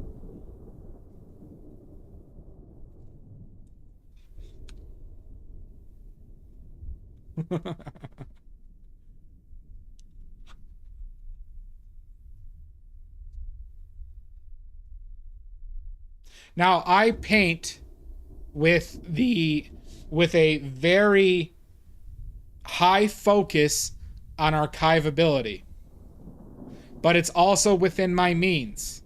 So, for example, cotton versus linen canvas, about 100-year difference. This is linen. I've done a lot of paintings on cotton because of pricing, right? But if we were talking about the most archival thing you can paint on, it's copper or aluminum. In an environmentally controlled room, like storage, copper and aluminum is the most archival base you can paint on, right? Wood can also be very good, but you need to be environmentally controlled. What, the hand?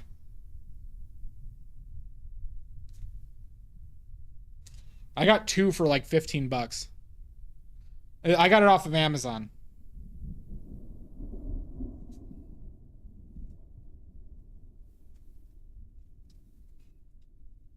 I got a left and a right.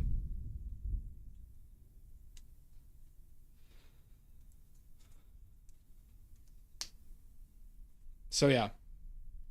But you know, if you can paint on linen, paint on linen. If you can only afford cotton, that's fine. I am more as regards to archival properties of your painting, I am more forgiving on the canvas because there are methods to keep canvas going a lot longer over time than you can't get a paint that is faded to unfade. You can get you can do a lot of things to a breaking down canvas to keep it going.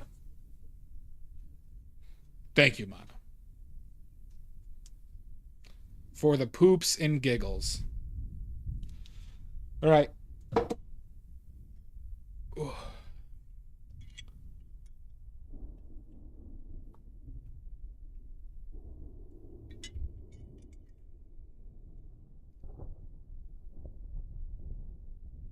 Very much so, silver grains. Well, that's why you gotta wear that giggle diaper. And that's what I've learned too, Silver.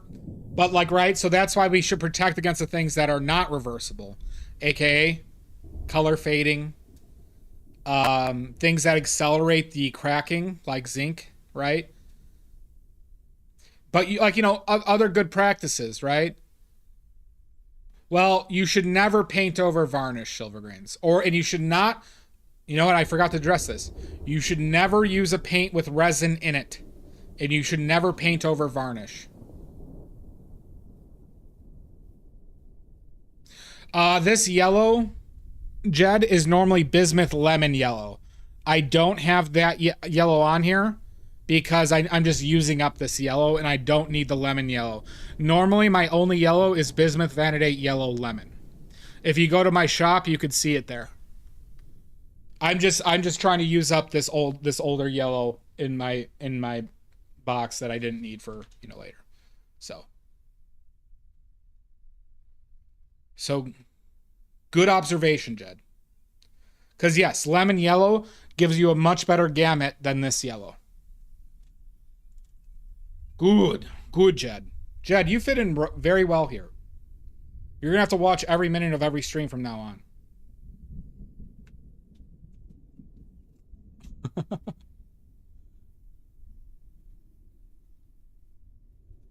You're stuck here, buddy.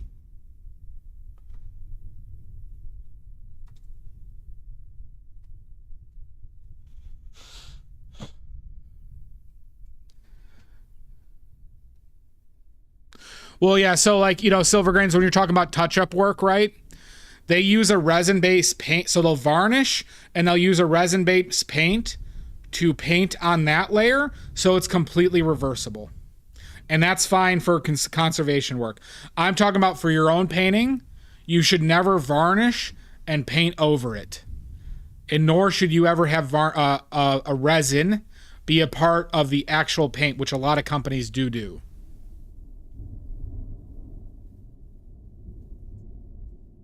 Do.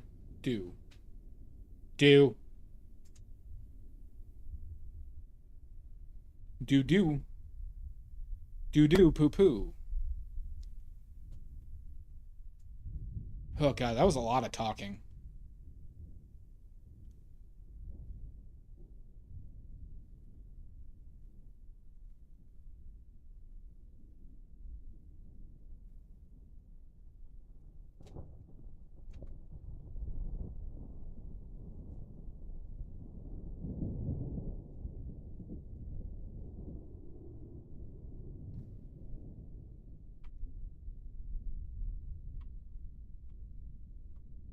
Whenever I put my foot in my mouth and you begin to...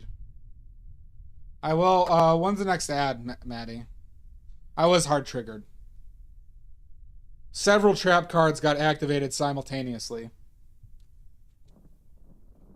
And I had to believe in the heart of the cards. 26 minutes. Alright, we'll go till then.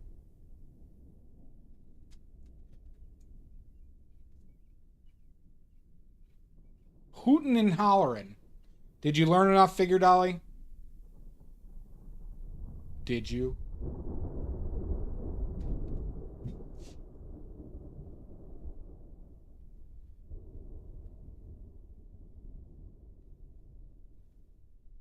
Oh, fuck.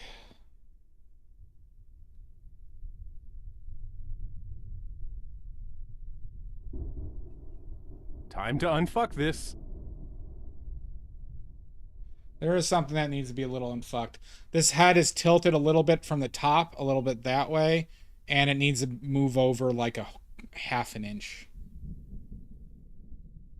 If this is my point of reference right now.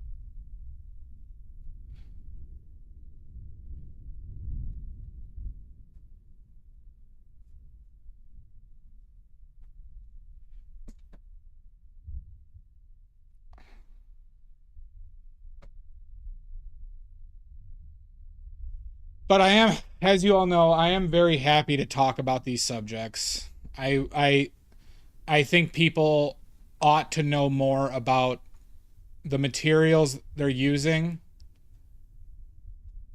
So, like, for anybody starting out, you want to know a good piece of advice? Who wants to know one of Badley's secrets of the world? You know what, though? It might not be the head that needs to move. The tilt is there, though. Alright, one of Badley's secret of the universe is for painting. Never buy a medium or material that you don't empirically know exactly what it does or why you're using it. Does this make sense? If you can't explain exactly what it does, if you don't know exactly what it does or what you're using it for, don't use it. Also, don't use solvents. That's two. That was two for the price of one. Correct, Hanser. Like the Miracle Medium from Michael Harding. Like, you know, how many people use liquid? Don't. You want brain damage, Figure Dolly? I collect paints. I buy all the time unnecessary paints. Yeah. Unnecessary paints is different though, Jed. I'm talking about medium specifically here. So do you know why you use liquid? Do you know what's in liquid? Do you know what it does? Jed, you know I make all my own paints also and sell them.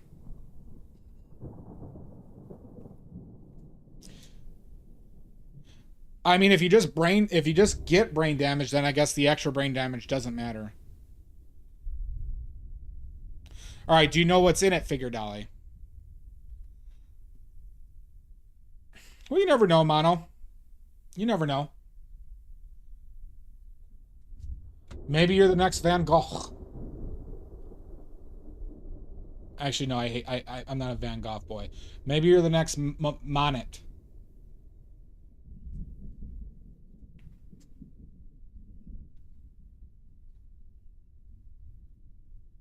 They don't smell nice.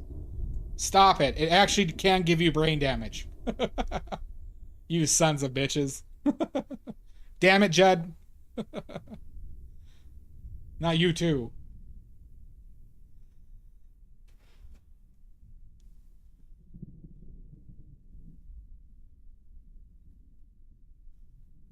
And if we're talking about things that make things less archival, solvents make things less archival. The fumes can actually cause, I think, several long-term issues with continued exposure.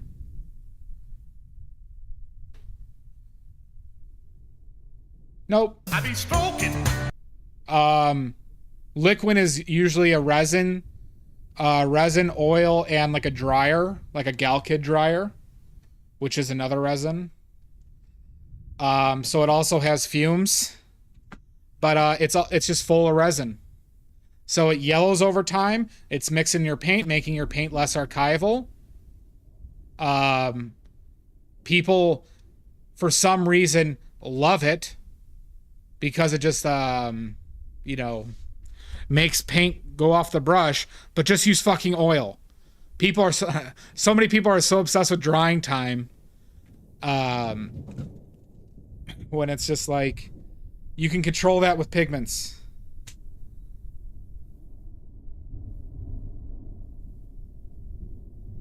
Like, you want your paintings to yellow like a son of a bitch. Yeah. I bet, Figure Dolly.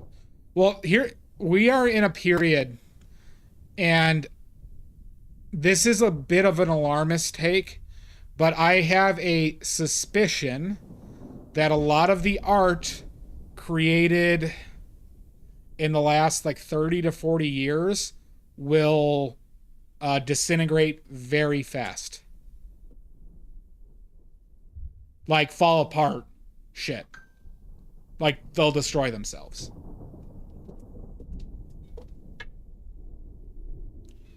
Drying too fast is an issue. Now, the reason I say that is because of these resin-based mediums and dryers, the popularity of mixed media, and people not understanding the rules of mixed media. Archival rules, I should say, of doing mixed media stuff. I think the overuse of mediums and random mediums, because I'll say this, the people use fucked up mediums all throughout time. However, the people use fucked up mediums before were most likely testing shit out and experimenting and had to know a lot more about what's in it than people do for the mediums now. Think how Rich Belly when his paintings are the only ones. That's true. That's the long Kanyan in about 200 years. I'm gonna go with 15, Mono. 15.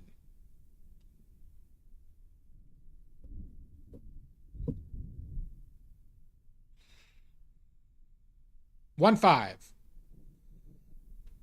Damn it. Son of a bitch.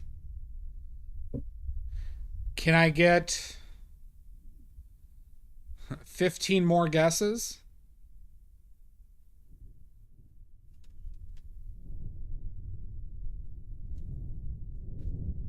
All right. 14. Next guess. 16.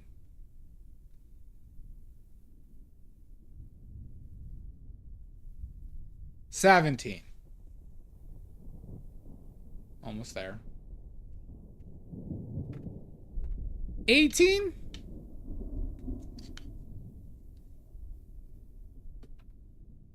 13.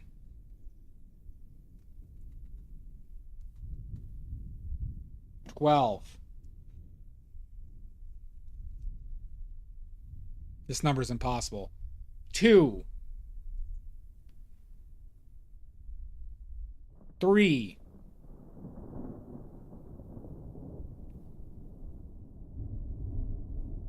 'I'm just guessing. 11.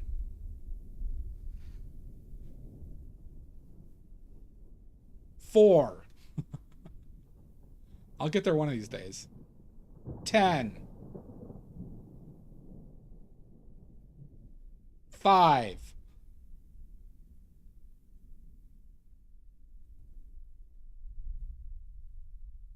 9. I'm not good at this game.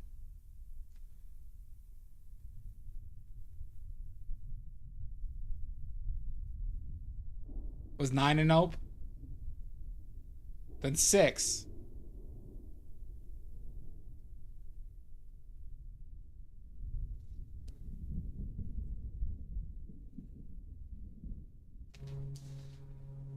Eight.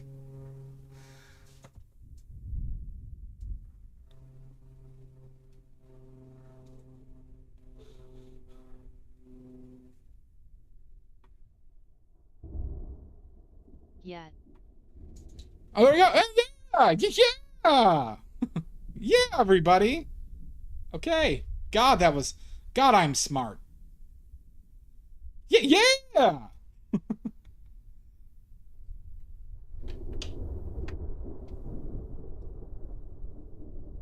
Now that was all skill, Maddie. Fucking did it.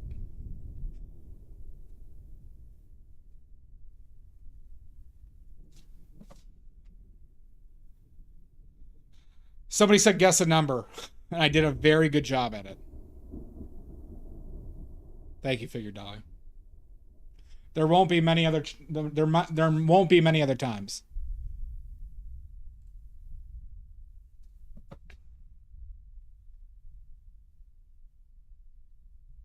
You sound like my parents.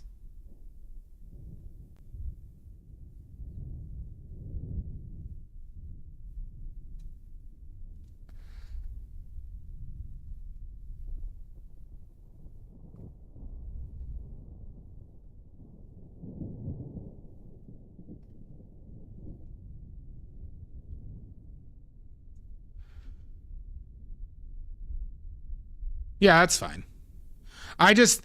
People really want to use walnut oil, Hanser, and it is just not better than linseed oil at anything.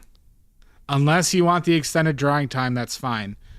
But that's not necessarily a better thing.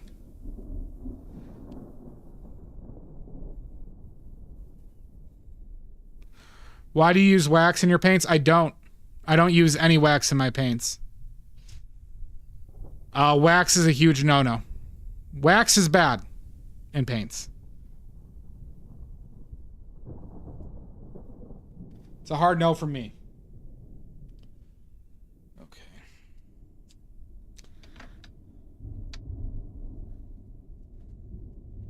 And originally I read that as why do you use wax, not do you use wax. Wax is whack. No, there's a couple popular mediums like cold wax medium that I've seen. Wax is like varnish. Wax does not like dry, it hardens. Big difference. Big difference. Not what you want in an oil paint. My kid's pissed off outside.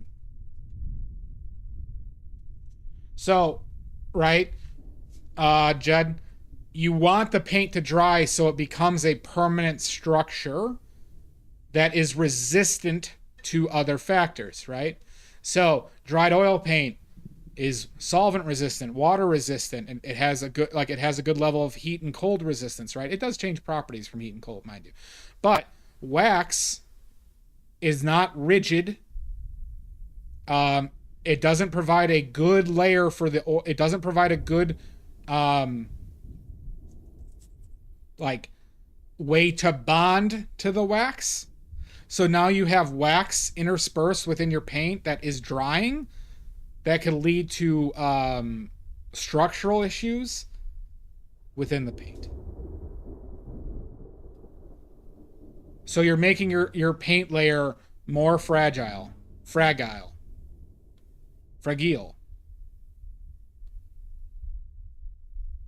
A lot of dick jokes today from you, Maddie.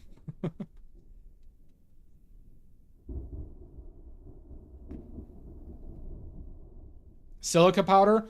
Silica powder apparently dries well with oil. It's just a pigment. It's just a transparent pigment, Hanser. That's all you got to think about it.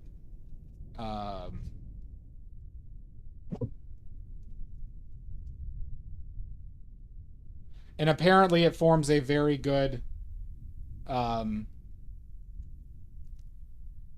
it dries very well in oil.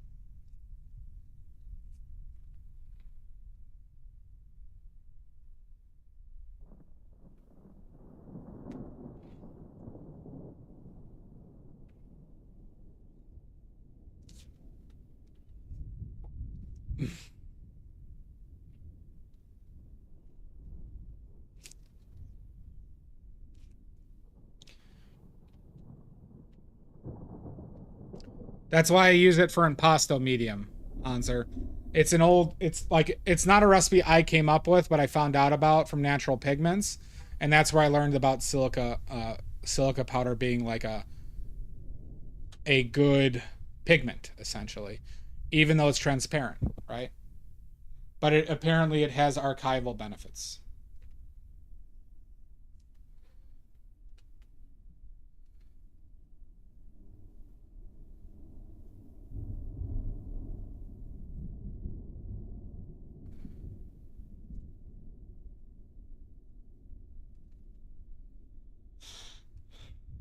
Whenever I put my food in my mouth. Okay. I'm going to have to start paywalling all of this and go against all of my principles. Like every single oil painter does online. If you want my class, all you have to do is pay $80 a month. All right? And you're not going to get more information than you get out of my previous streams.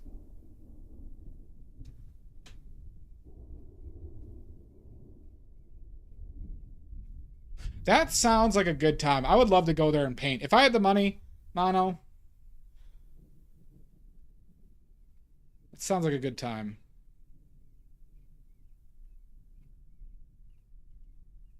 Fine, Figure Dolly. How much?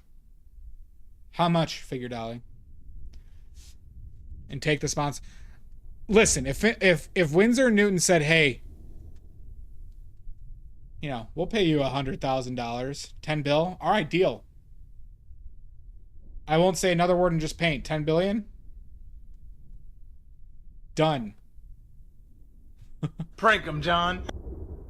No! No, my hopes and dreams.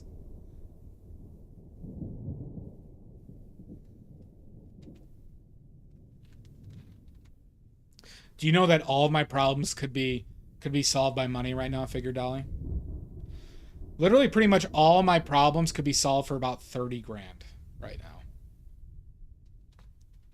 About 30 grand.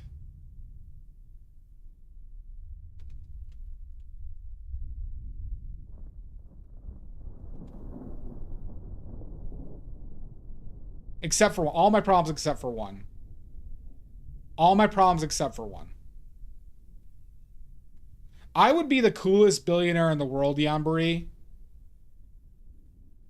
I have a lot of cool philanthropic ideas. That's true, Maddie.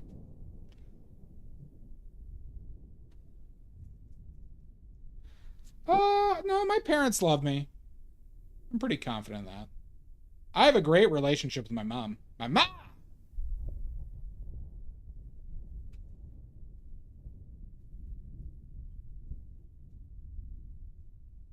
You gotta say it like that, though.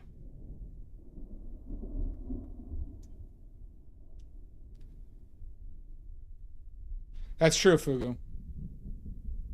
My mom is wonderful. No, I'm Polish and Ukrainian.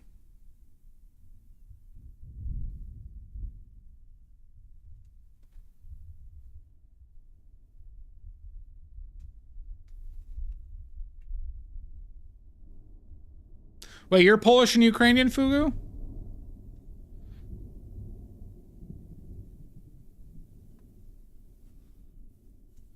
Yes.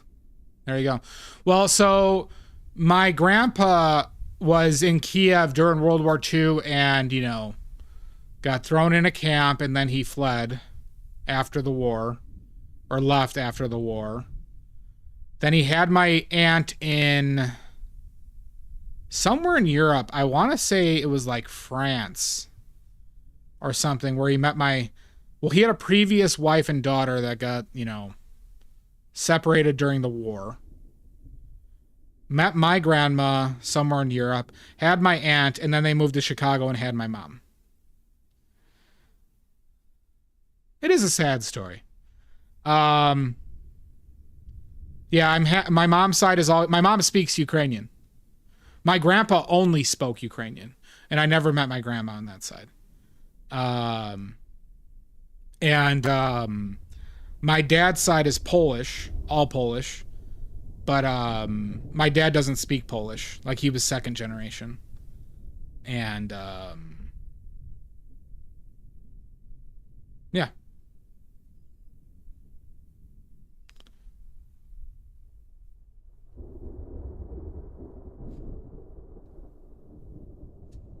So I guess I have roots in Kiev, and then but we do have Polish relatives in Krakow.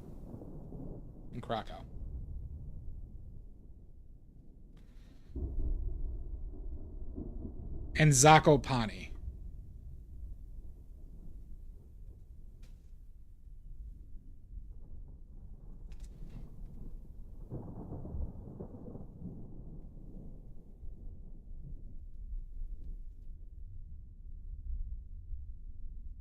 I might just not grab anything, huh?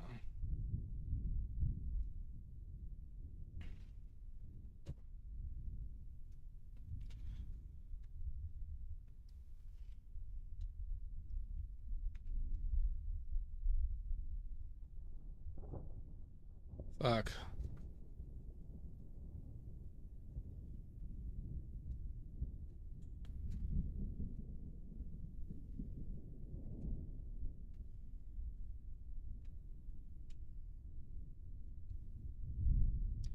Halupki? What are you trying to I don't know that word, actually. Are you talking about glubki? The stuffed cabbages? Glubki?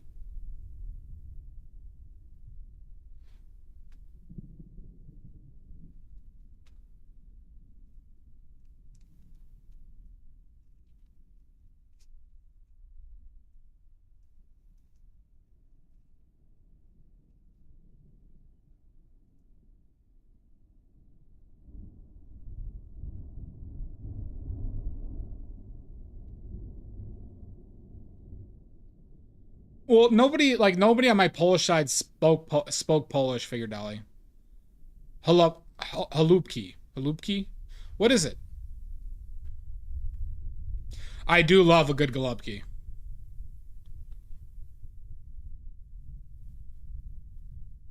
But what yeah, so I've heard it pronounced Golubki. Golubki. Golubki. Like that. From Polish people. Not with an H, with a G. More of a G sound.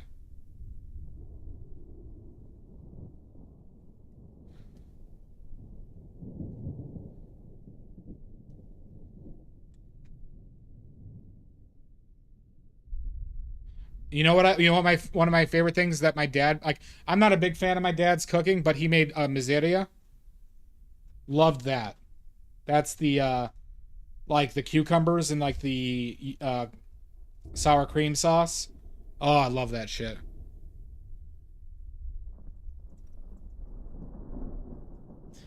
Yeah, we pronounce it kielbasa. But, you know, we're Chicago Polish, Dolly. We're Chicago Polish. I could eat so much of it.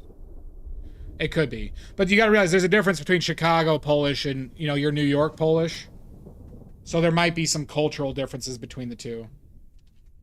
Well, I love Mazzidia so much, but my dad makes it not. My dad makes it in the more savory way, where like I know some people made it like sweeter, but like we made it with like there was like anchovies, dill, lemon, salt, pepper, sour cream, and then wilted cucumbers. Oh, I fucking love it. Oh, interesting. Yeah, so like we didn't do any sweet, but but boy, I could eat that stuff by the fucking gallon. All right, I got to get ready for a break.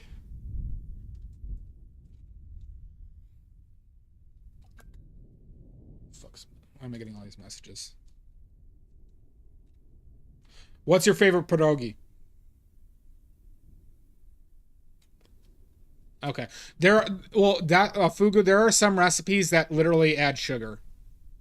That adds sugar to it. That like and I think it's more to balance everything out, but it definitely has mine's mushroom sauerkraut. You know, I could always have potato. I've always disliked I've never liked the fruit pierogi, and I hate the meat pierogi that you get, the frozen meat pierogi. Oh god, those are terrible. The really like fibrous meat that they use in there. Yeah, I don't either for some reason. Like my mom loves them, my dad likes them. It's just never been for me. Cheese potato is very good. Okay, everybody, we're going to take a break.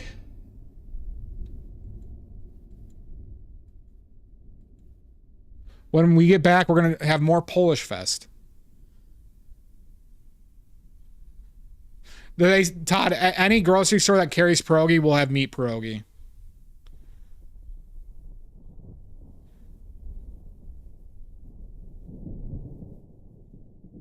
No, like, well, every grocery store by me, Figure Dolly, literally every single one has like pierogies in the frozen section.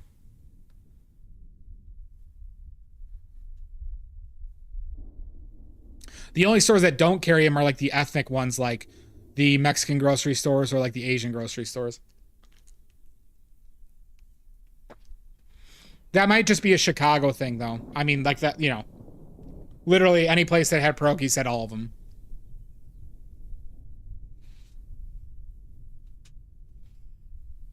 All right, taking a break. We'll see you in 5. Ads are about to start. We'll see you then.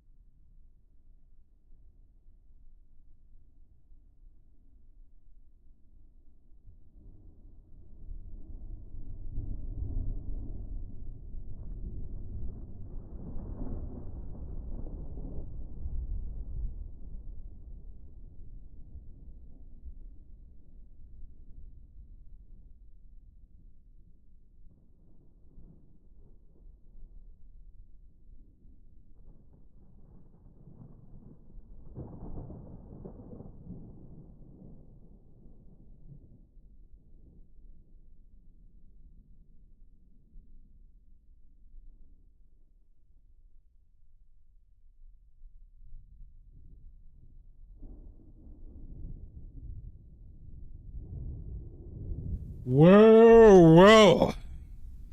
I'm glad that's out of me. Ugh. I just committed a war crime in that bathroom. I'll be here all week. Try the veal.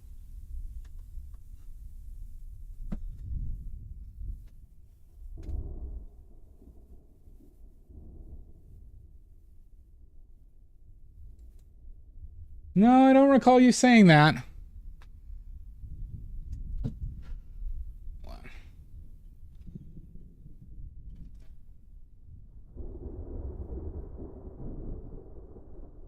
I forgot to do something. I gotta fix those glasses.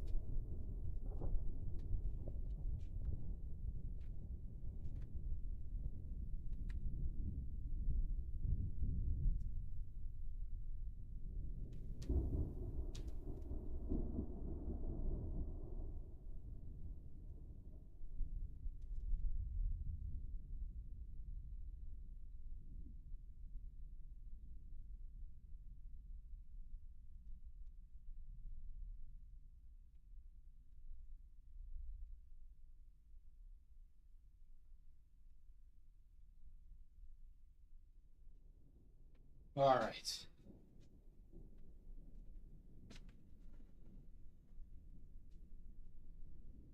Ugh.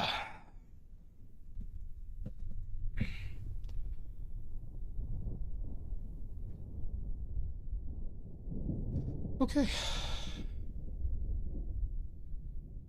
Gonna be golden. Whoa, up, up, up, up, up, up, up.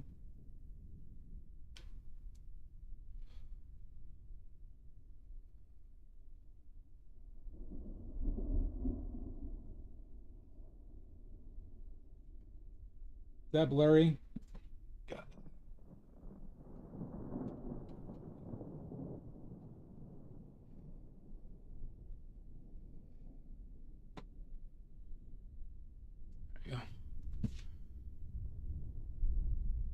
No, I was in the bathroom. I saw a reel with the Mexican version of Golden. Now it got stuck in my head. Blame the reels. Fire the nuclear weapons. Oh my god, hooray!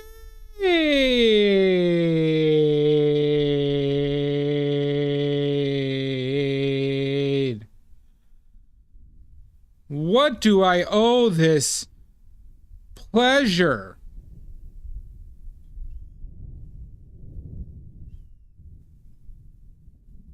Stairs.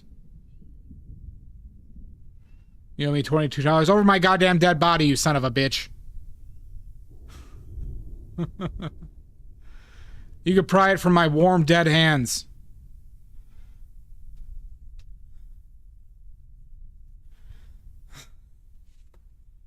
You can try.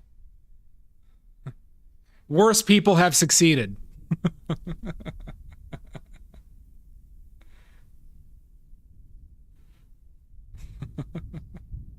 How you doing, Anthony? You know why, Figure Dolly. Son of a bitch, Mal. No, you can't leave, Anthony. Just piss your pants. You gotta be a piss boy here. Hi, Mal. You gotta be a little piss boy.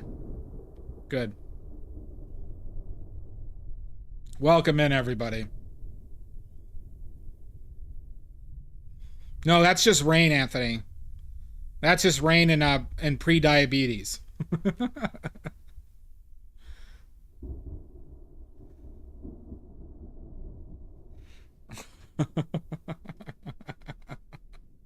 Wasn't that a book written by Judge Judy? Don't piss on my leg and tell me it's raining. Where is your court-mandated diaper?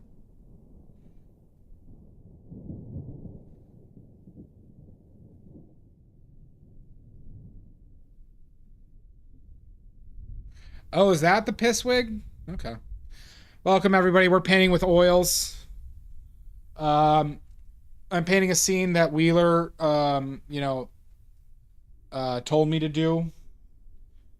Wheeler didn't directly tell me. I read this book, and then I just heard Wheeler's voice in my head to paint this. And told me other things as well, but this was the first thing. So, this is all Wheeler's doing.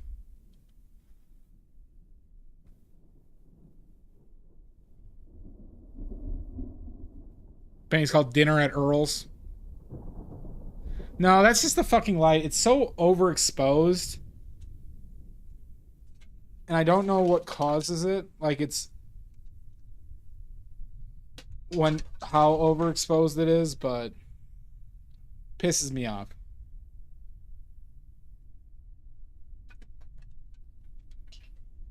But yeah, that's what we're working on. Biggest painting I've ever done. What's this $22 you're speaking of? Anthony, you can't leave. You just, like I said, you told me you pissed your pants. So that means you're good to stay here for the next at least 3 hours.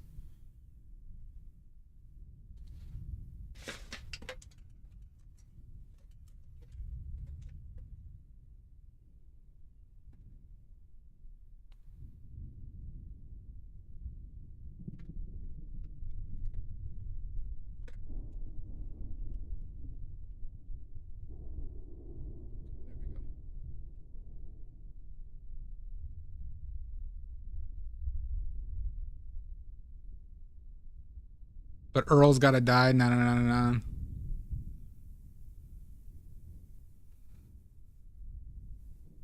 What are we talking about? Oh, well, $22 will get you a right foot pick. Not the left, though. Not the good one. And no oil.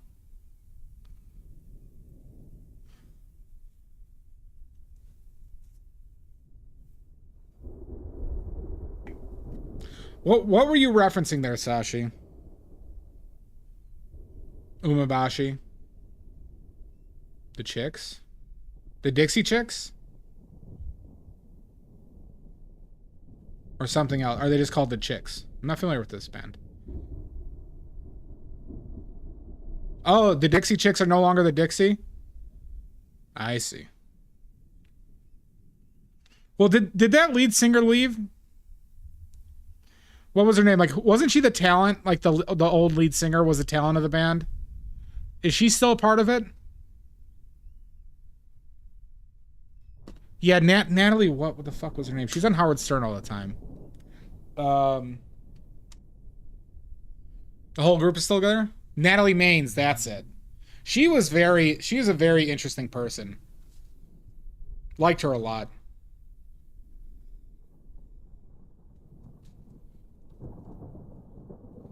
Gotta be golden. All right, everybody. Shall we get back to painting?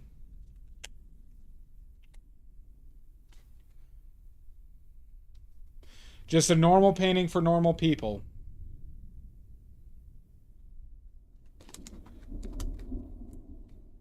Good times.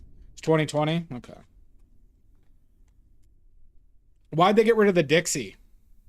Is it because somebody... Was it that part of the lawsuit? Me? I'm very normal. You're all the weird ones. Everyone paints like this. You're the ones who don't.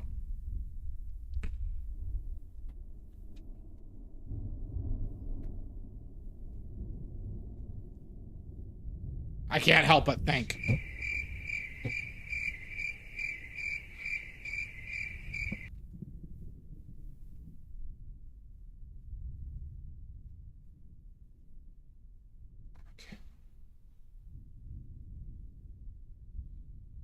I'm done now, like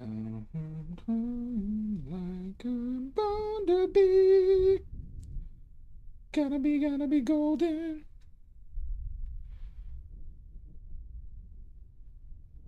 I thought that was another option, but I wasn't sure. That makes sense.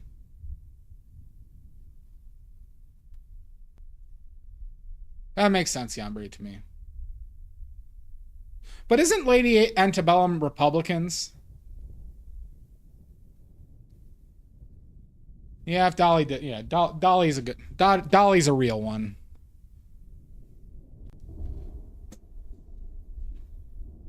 Love Dolly.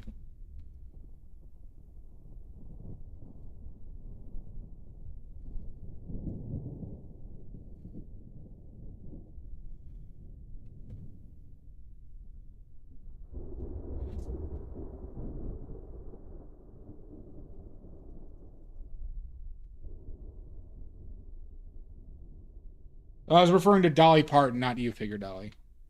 Oh, hey, Figure Dolly. No, I'm not saying they shouldn't. I just wasn't sure.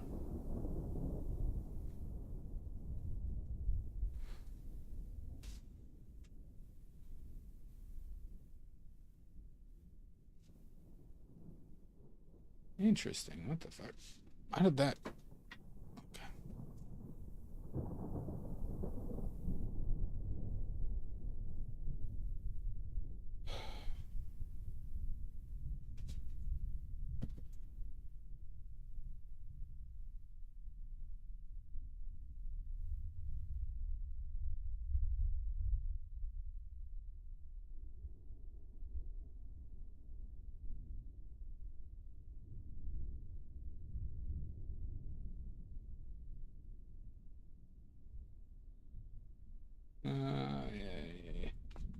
Ay, ay, ay, ay. One ton. I don't know if that's actually the words. I had to fake it.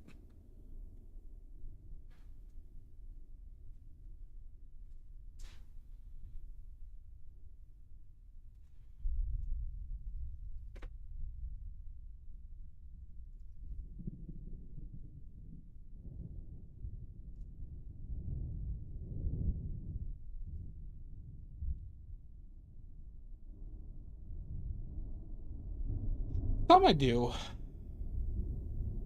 but not a lot. But sometimes just making the noises is fun. Chilito Lindo, my favorite mariachi tune. My mom and my sisters like it a lot, and they'll put it on, and it's very good. Second favorite.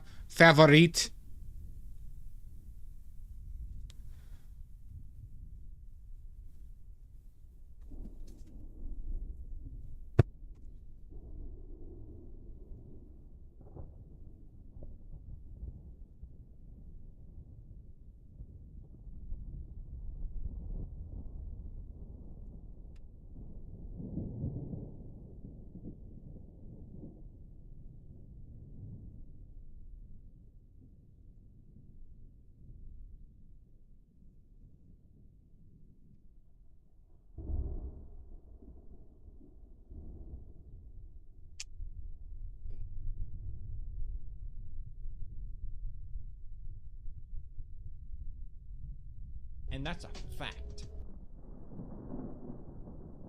Historical paint fact? No! I've already done so much yapping today. Alright. You fuckers. Do I have to move all this down? Or to the left?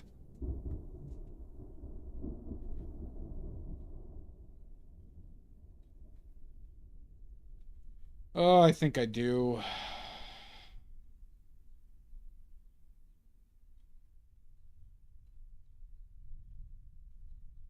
Oh, this got all fucked. Son of a bitch.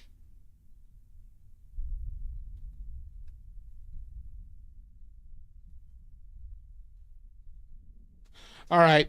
Historical paint fact.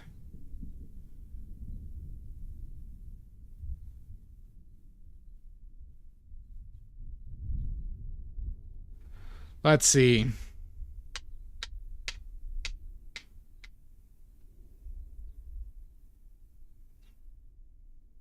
All right, let's talk about Non-vegan paints. Non-vegan paints. There have been several paints made from animals or animal products. There are some, well, there's one still actively, two, I guess. Two actively being used. Correct. Ivory black being the first one. Ivory black has a long history. It's carburized bone. It got its name because it was literally carburized ivory.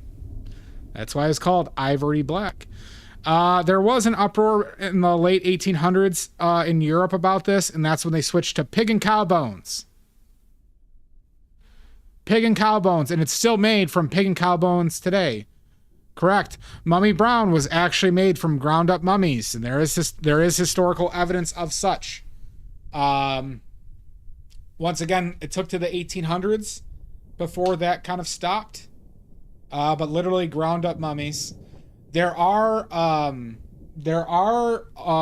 pigments available today that are very close to what Mummy Brown is, because what mummies turn into is something that is similar to minerals that you can mine out of the ground. Oh, I missed that. Fine, you gave her a point. All right, other ones. We have Indian yellow. Indian yellow made from dry, basically diabetic cow piss. From cows that ate a bunch of mango leaves. Their piss had a really deep orangish yellow that a Dutch painter, I think it was a Dutch painter, noticed.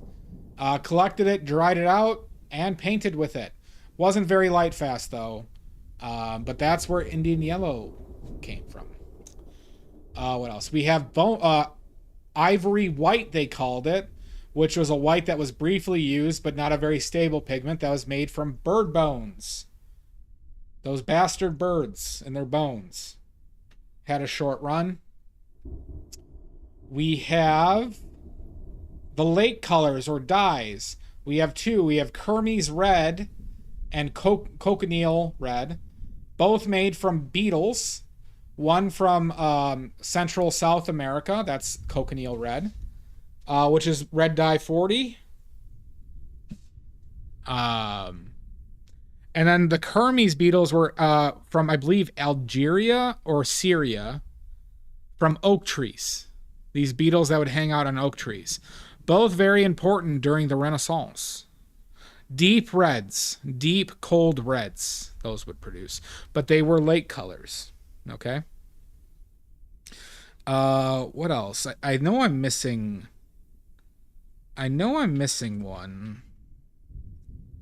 And what is it? I guess lead white. I don't know. Does shit count as vegan? Not vegan? Animal shit? So lead white required manure, and usually they preferred horse manure to make lead white, traditionally. Oh, original Prussian blue was made from ox blood. Original Prussian blue was made from ox blood, yep.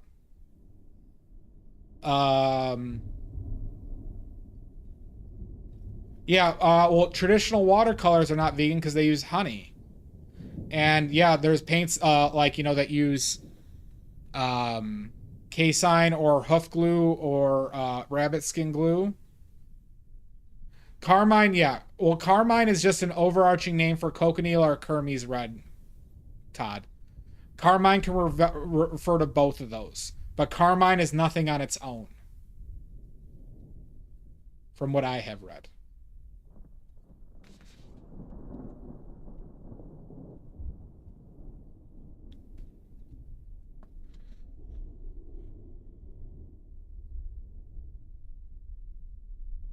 Most watercolor mediums have honey or the commercial ones will have vegetable glycerin, Sashi. Mine have both honey and vegetable glycerin. Well,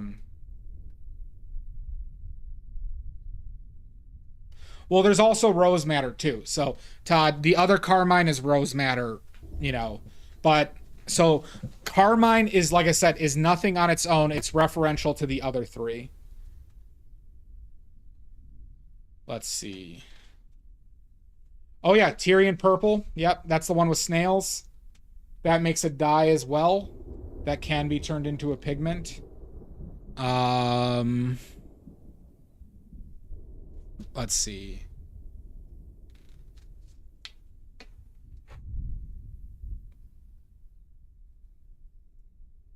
The only really modern pigment, though, that is not vegan in oil paints is ivory black.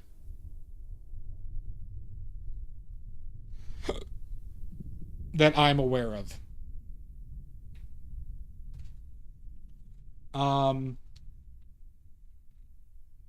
So yeah, long history of it. A lot of animals making a lot of different either elements for paint. Like, like a lot of the brushes, right? We go through the brushes. Brushes use tons of different animal hairs between hog bristle, squirrel hair, sable, mink, goat, ox,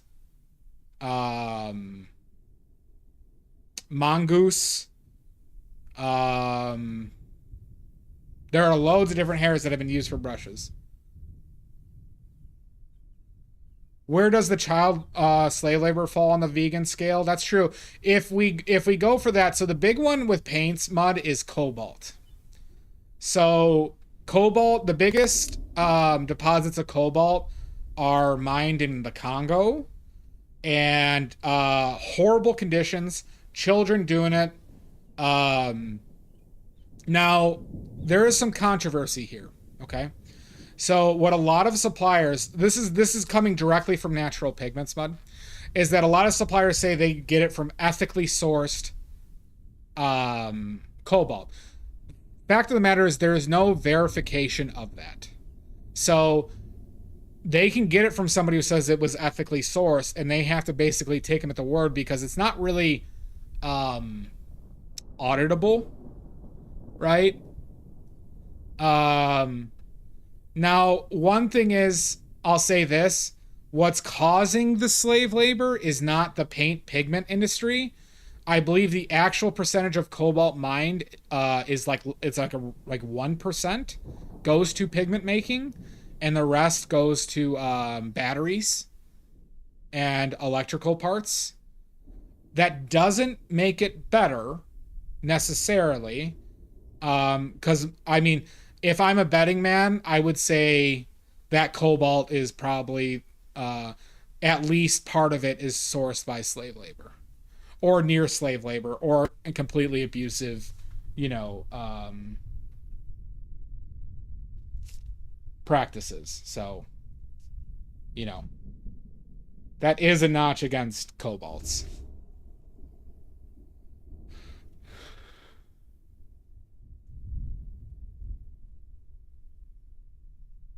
Yeah.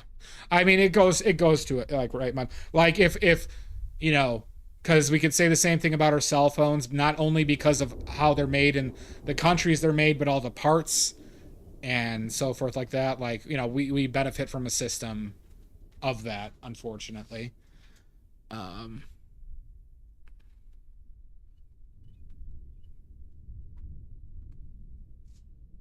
But, it is something to, consider. Like, I don't think it's necessarily healthy to ignore. Now, I've used cobalt pigments. Hell, I sell a cobalt turquoise right now. But it's a tough situation.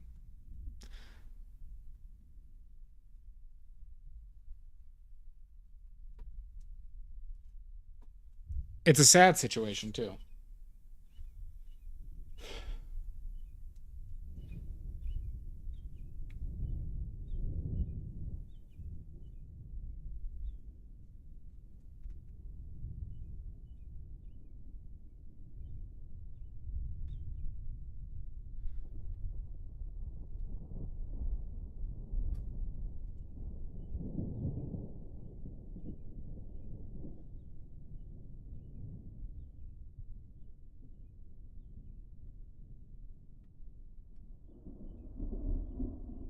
Gonna be golden.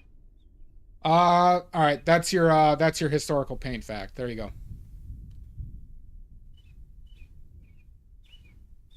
I will take questions.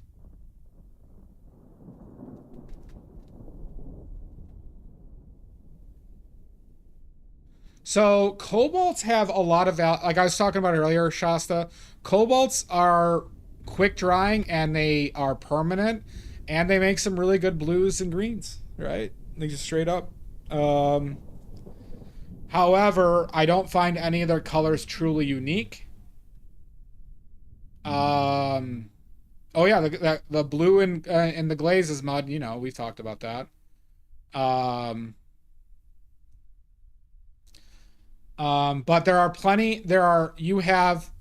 fuck me, fuck you. There are plenty of alternatives that badly made paints supplies that you don't need to use a cobalt pigment. This is not the bad place. You need to hear me. It's like watching John Oliver. I'm like the John Oliver of bad painters. All right?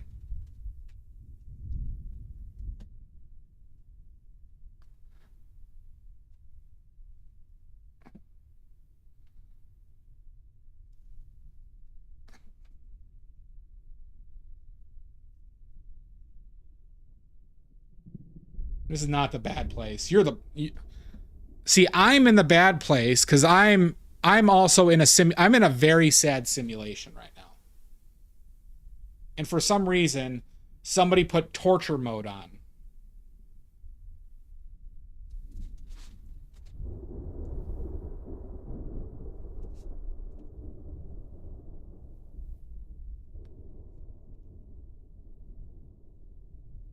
Placed badly, yeah.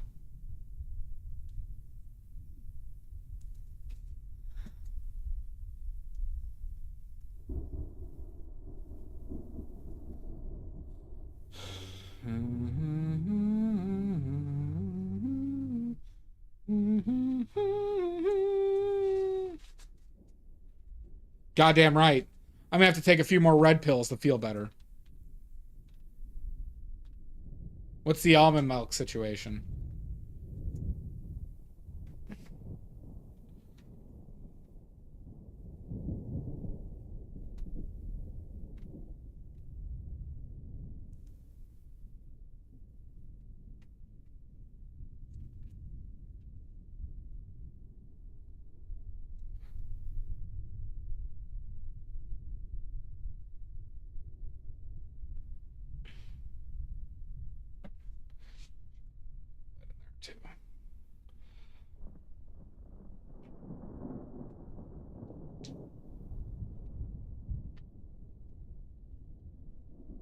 Where can we eat the paint? Never. Never, Shasta. Never.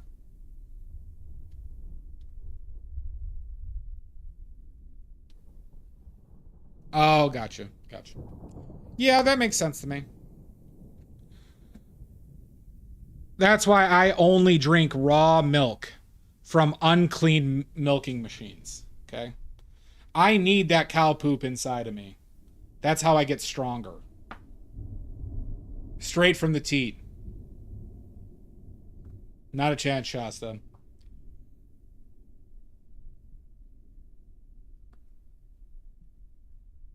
I pay Ballerina Farms extra to go there and just drink my raw milk straight from the teat.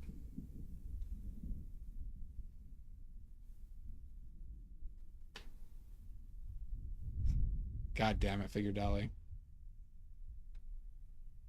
No!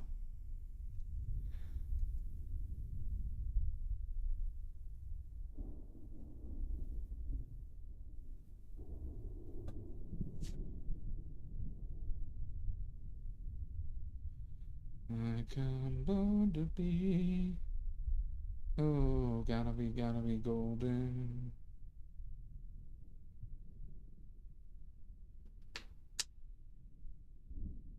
So the new Jack Skellington hand has to be needs a little bit more blue.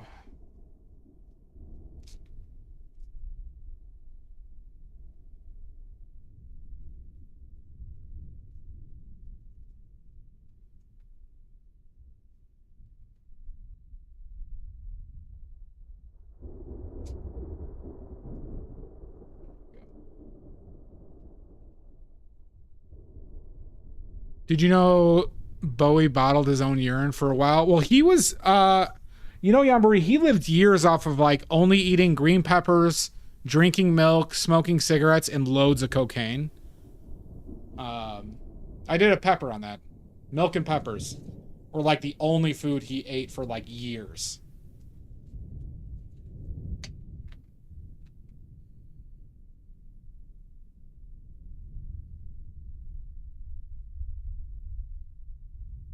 God, that sleeve got all fucked, huh? So like it needs to be like right here.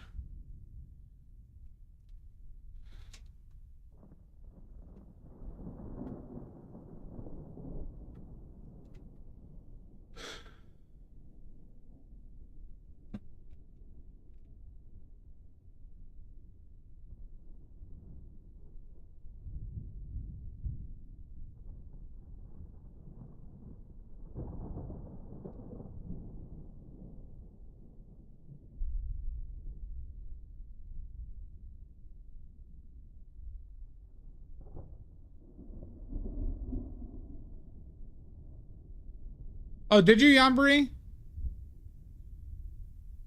Yeah, I learned about it from a podcast. Bowie had a serious drug problem, everybody. And Bowie was huge into the occult, if you didn't know. Huge into the occult. Oh yeah, he has good takes about it despite his like bizarre behavior, but he truly like didn't like defend it.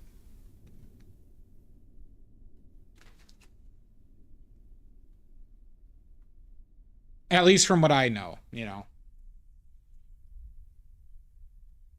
So he thought like Jimmy Page was trying to kill him, I believe, with magic.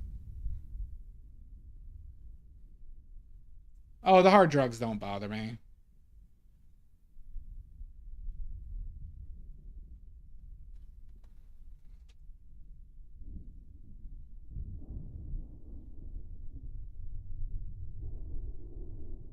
David Bowie can be a drug head, okay? The rest of you know.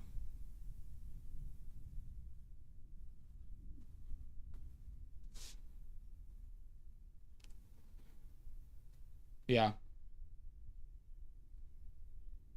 I would be pretty devastated though if Bowie turned out to be like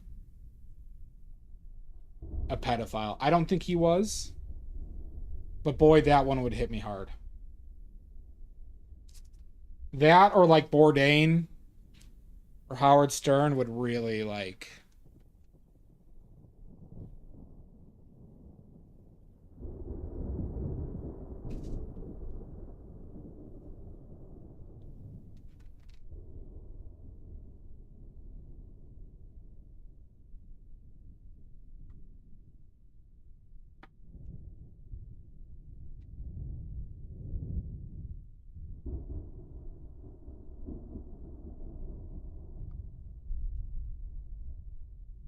And obviously, if Donald Trump was a pedophile, I don't know what I would do.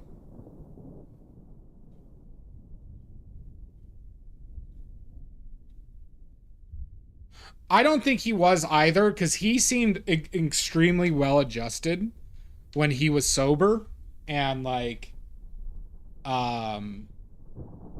just really did not seem to have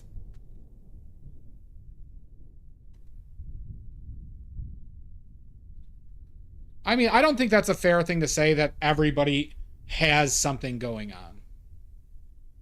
on. Or I don't think that's a good place to start from, personally.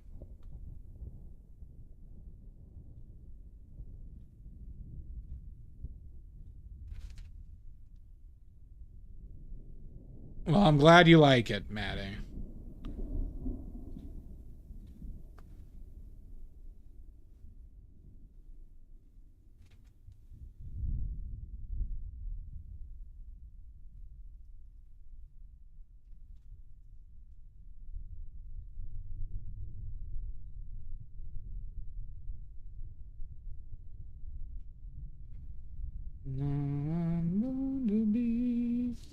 Oh, gotta be golden.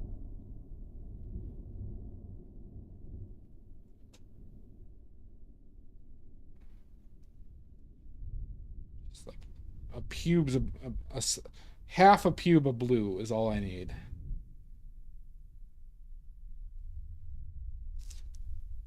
Ooh, not that. Oh, fuck. Quit playing with your dinghy. Never.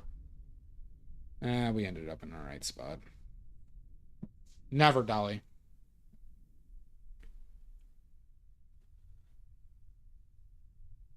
Yeah, I agree. And I don't either. You motherfucker. And you know I don't, Sashi. But I also don't think it's healthy to always come at like a level of suspicion against people. But I also think that it's good to be question motives.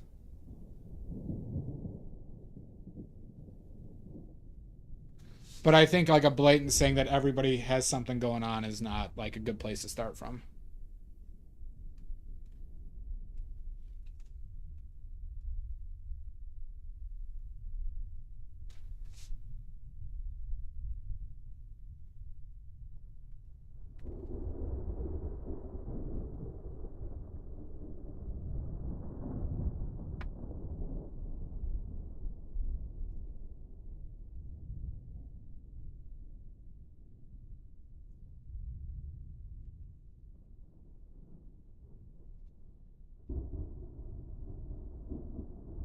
We're just gonna fix it this way, maybe.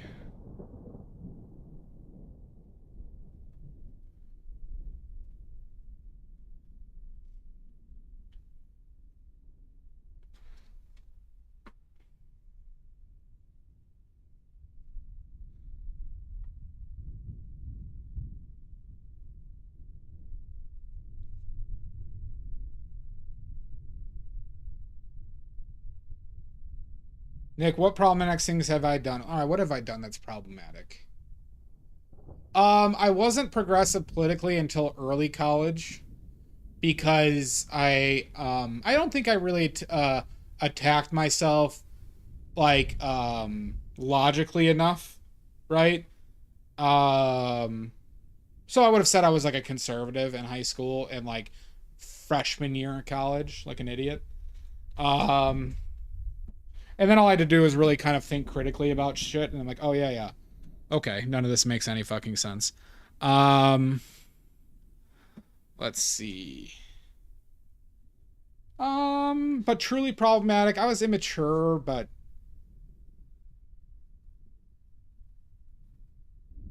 Thank you, Figure Dolly. Problematic things. I have to say I've never been like a... Like in video games, I've never been like a ragey person or in general. Like I've never been in a fight. I've always been kind of careful with my language, which if you're not familiar with what I'm referring to, but like, you know, how casually some younger kids can say shit that is not good habit forming. So I've never been like that. Let's see.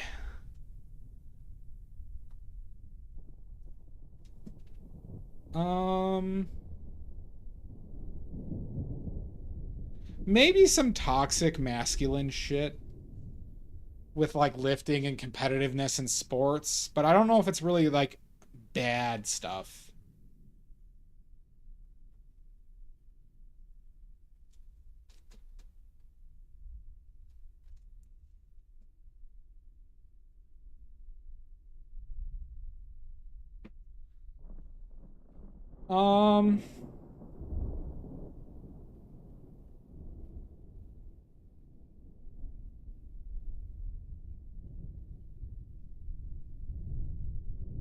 I guess I'd say I could have been a stronger advocate for periods of my life. Been too quiet about things for certain aspects. I love the Labyrinth, and he does mess with his nose, implying cocaine. Oh yeah. Oh, he did a lot of cocaine, Dog Goddess. But yeah.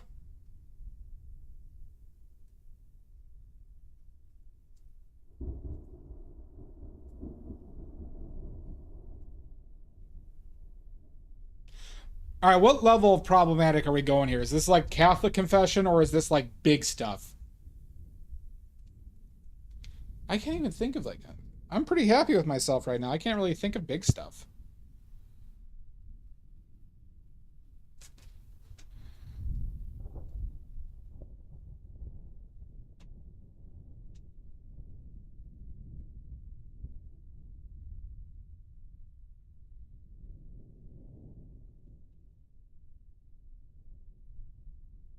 What about the drifters? We don't talk about them.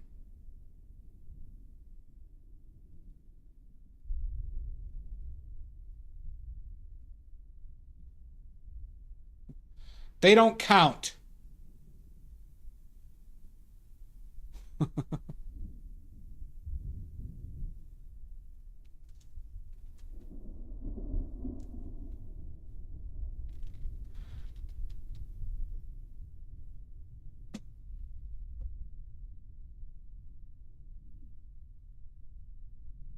What about the fraud? Listen, defrauding old people doesn't count either. You know this. Yeah, I've been collecting several dead people's social security checks for 20 years now. I'll never be caught.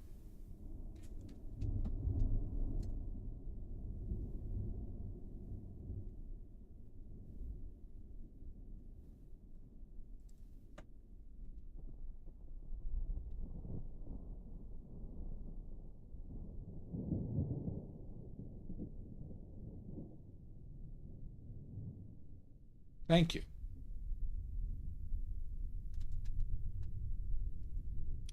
So very Chicago. That was a Chicago thing, wasn't it, back in the day? I'd say that's more of a... I bet you the highest frequency of that, though, is in like Florida or Texas. If I'm a betting man, maybe New York. I don't think Chicago has a lot of that.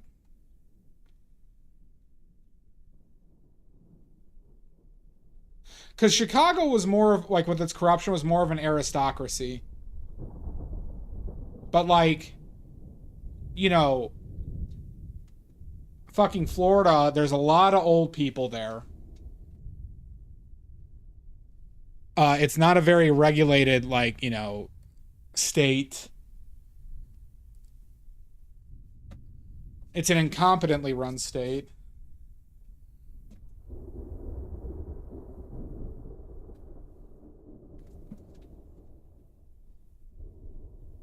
AKA paradise. No. I am a firm believer in regulation.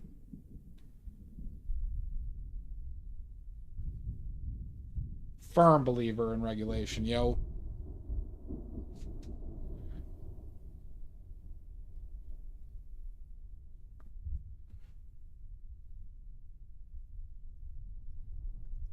And gators. Oh, just for the fraud? Okay. You like those gators that eat kids at Disney?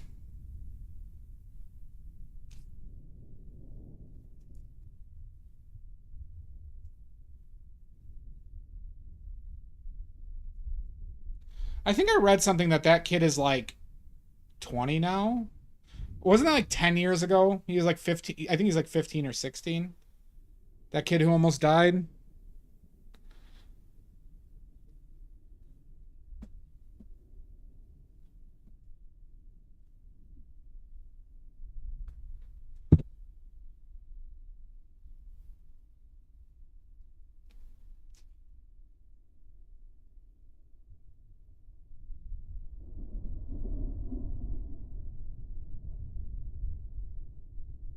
So did everybody get their plane tickets for the new art show? Remember, everybody has to get their plane tickets now, or you face fines. Stream fines.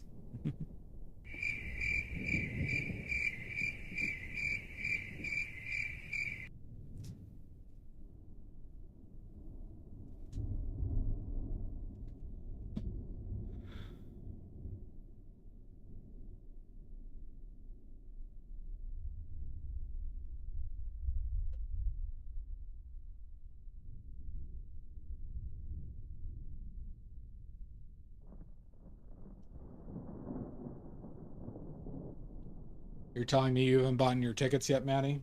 Is that what you're telling me?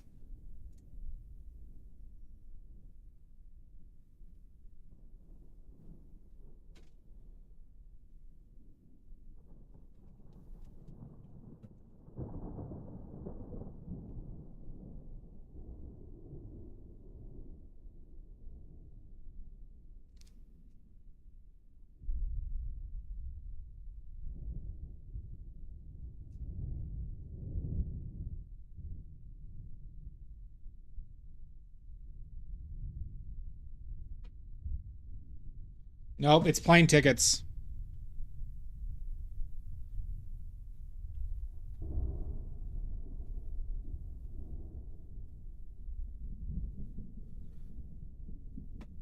Because I did, there's a big discount on an art fair.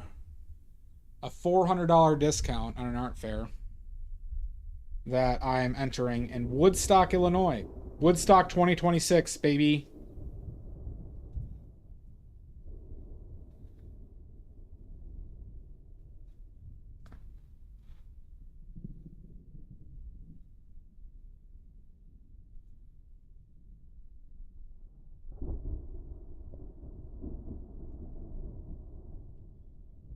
And just so you know, there is also a 3 painting minimum.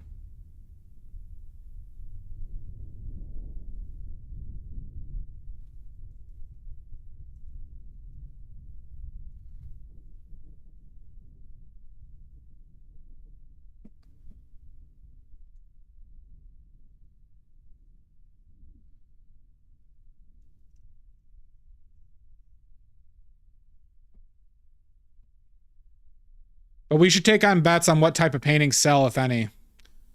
You guys can answer honestly. Do you think I'll sell many paintings?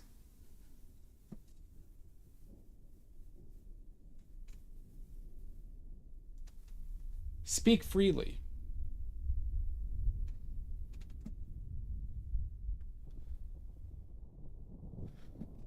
But remember, I'm very emotionally sensitive.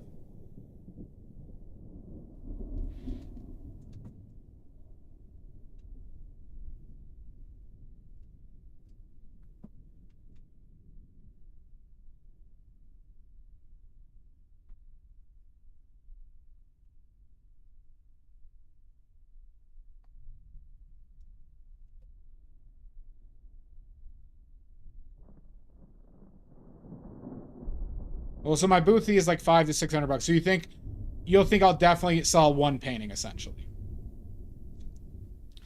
Yeah, they're all painted by me. Figured, Ollie, have you not been to my Etsy?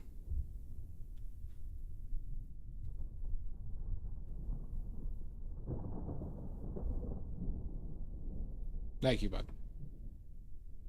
Paintings from there, essentially. And ones on my Instagram that are not listed there. Well, you know. And the Ko-Fi, true. You don't support that site?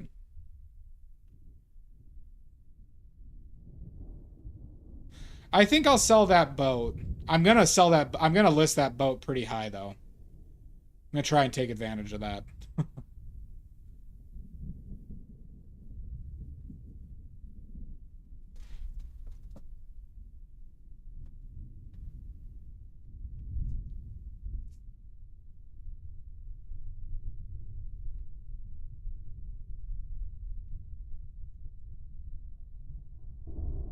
Thank you, Dolly.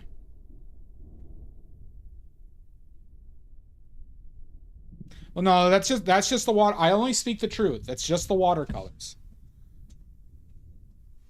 That's just the watercolors.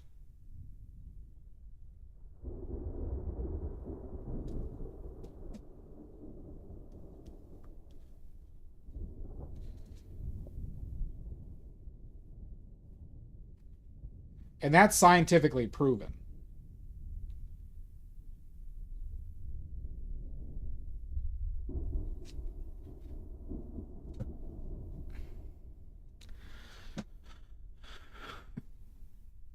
I mean, frankly, I would take, like, if I could find, like, several more viewers and I can get enough subs from YouTube, that would also be pretty successful for me.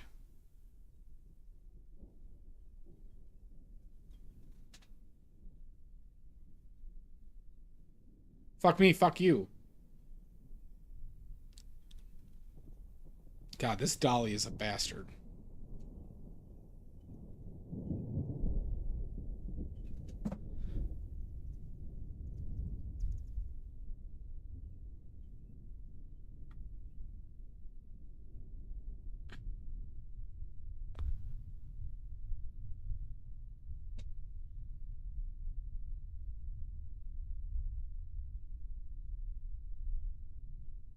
Have a good dinner. Pickles, thanks for hanging out.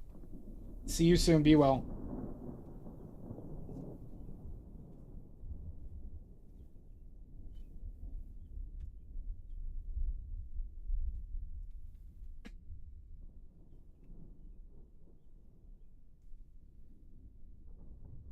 I started nothing, but I'll finish it.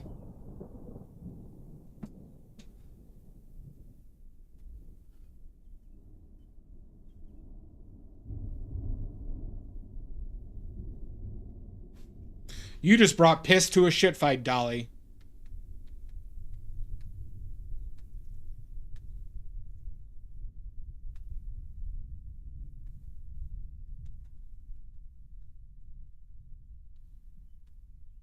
Well, thank you, Dolly.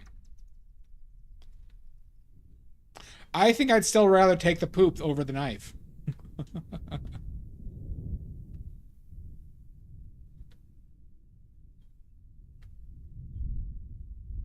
I think I'd be more scared of a man holding a piece of poop in his hands than a knife.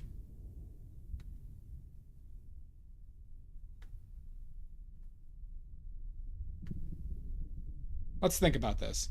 What would you all be more scared of?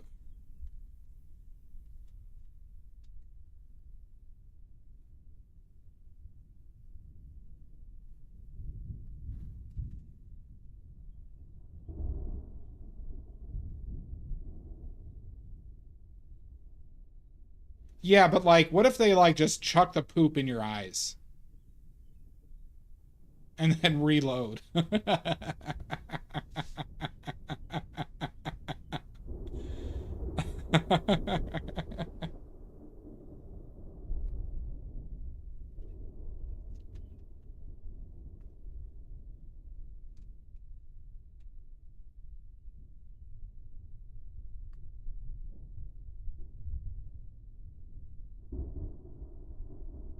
Wow, wow, wow. Oh, thank you, Dia. What do you mean, serious law?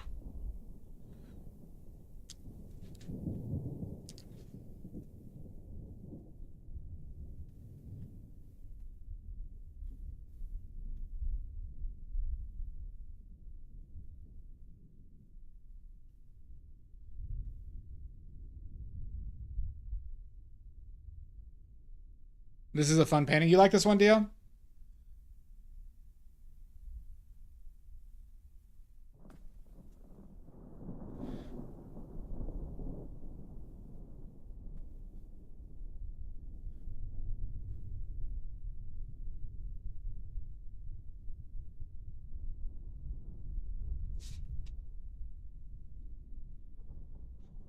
Well, thank you.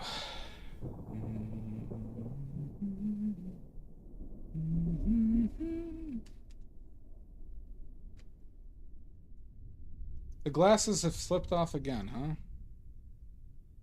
Don't like that.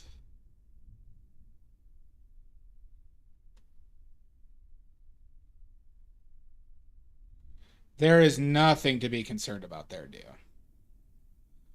I am very stable.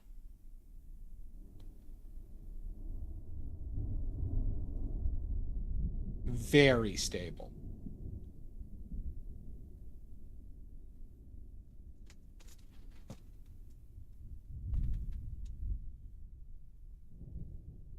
I am a mentally stable genius.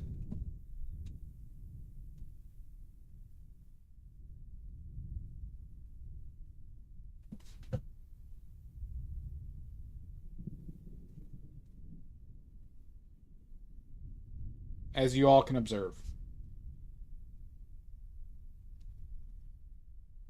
I could. And I will.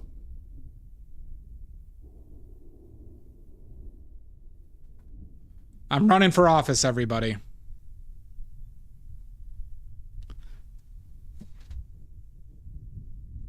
I think it's time we had an alpha in office. I think it's time we had an alpha. From the HOA to the USA. That's right. That's the new slogan. Good.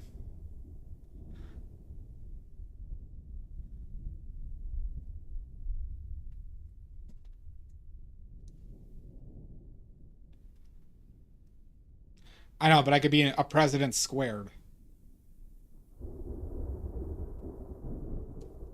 Doesn't that sound better?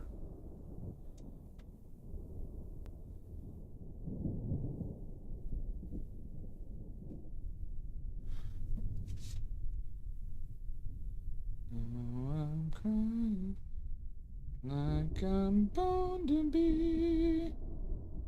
Oh, gonna be golden.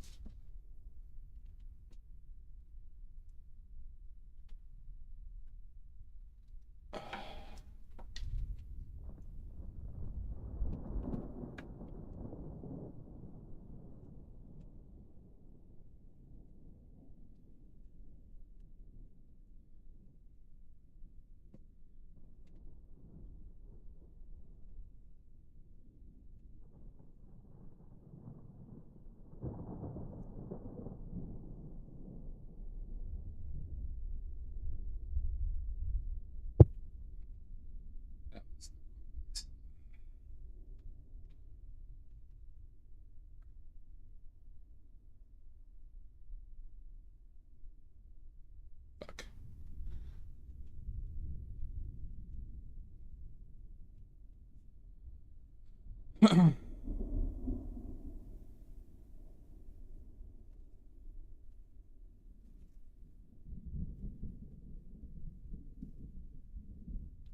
Listen, I know I'd have all your votes, so all of you have to start canvassing immediately.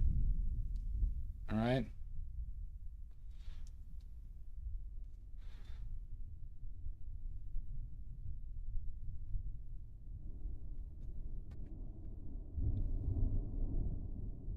I'm going to beat JD Vance and Gavin Newsom. We got to start canvassing now. God, I hope that's not who wins the primary, though. God damn. I don't even like joking about it.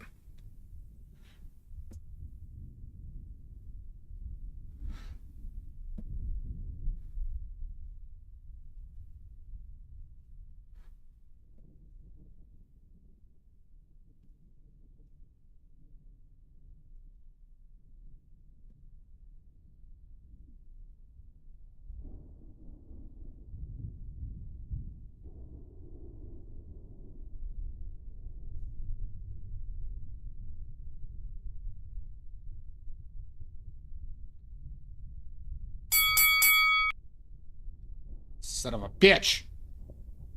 Jack of all craps. What the hell?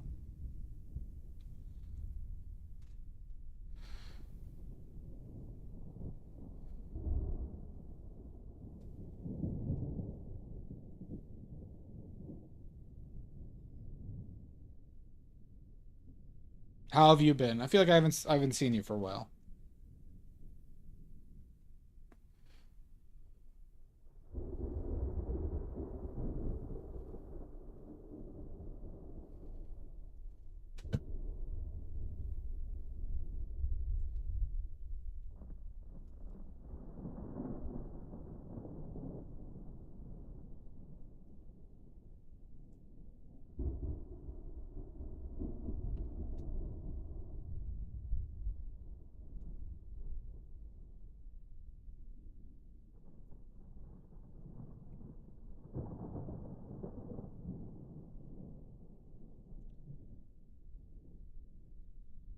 Doing all right.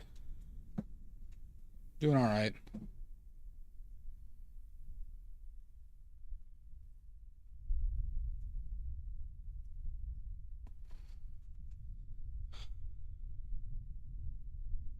But good to hear.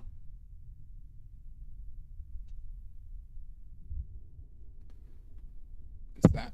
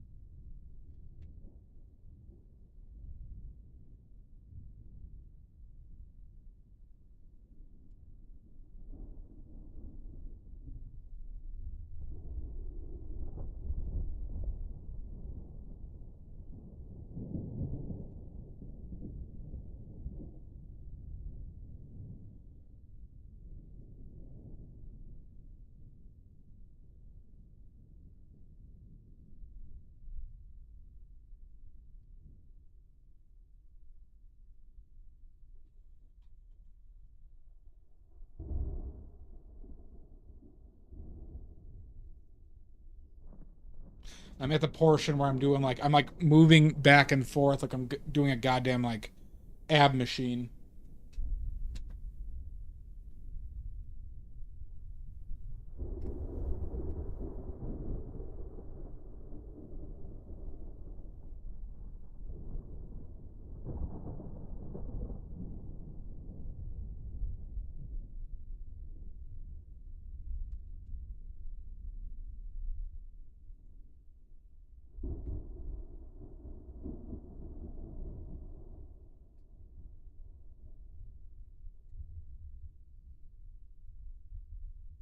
That's why I'm partnering with 8-Minute Abs, everybody. For their new edition, 16-hour abs while painting. Badly. Okay? Their newest video. It's only on VHS. It's only on VHS, everybody. Who here remembers 8-Minute Abs?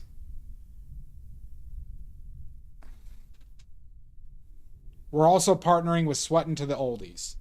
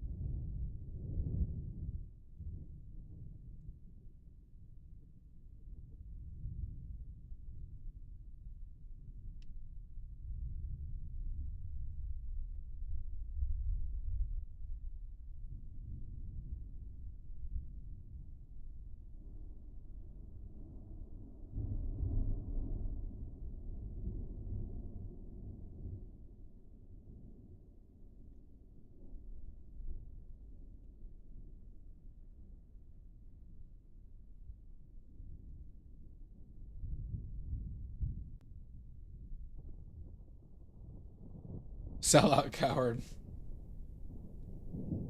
How dare you? Is it still bright by you? It's still bright by me. Yeah, it's 8:20.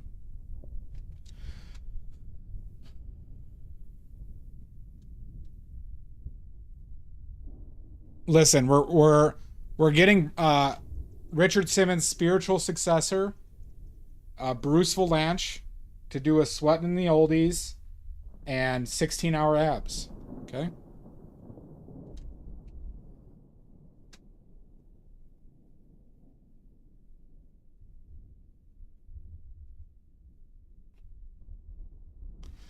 I make a lot of Bruce Valanche jokes. I don't know how many people know who Bruce Valanche is. Do any of you know who Bruce Valanche is? I think Yambari will know. But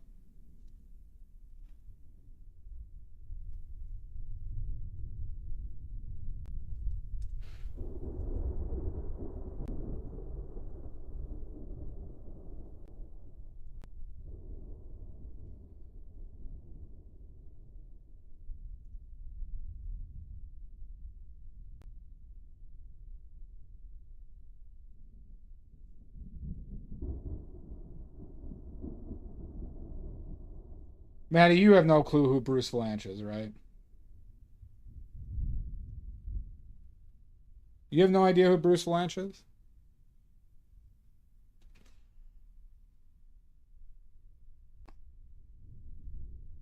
Imagine a gay George R.R. Martin.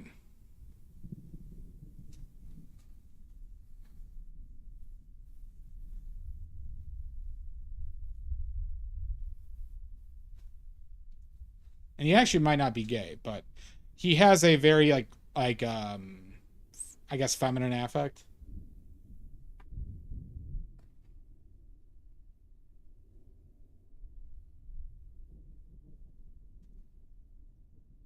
I believe he was a writer, a comedian and writer.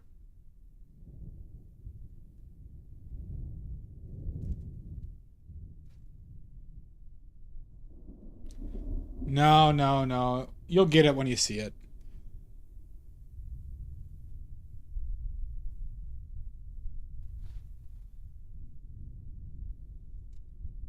He was on he did a season of that Celebrity Weight Loss. He was terrible at it.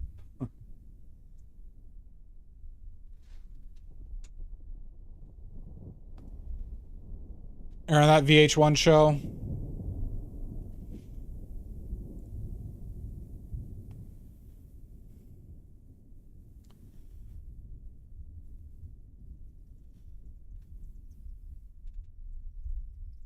Gonna be golden.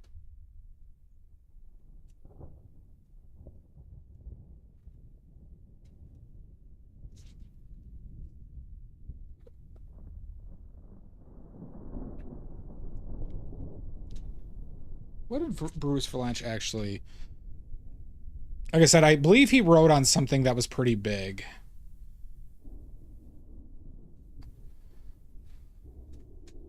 Now I gotta look it up.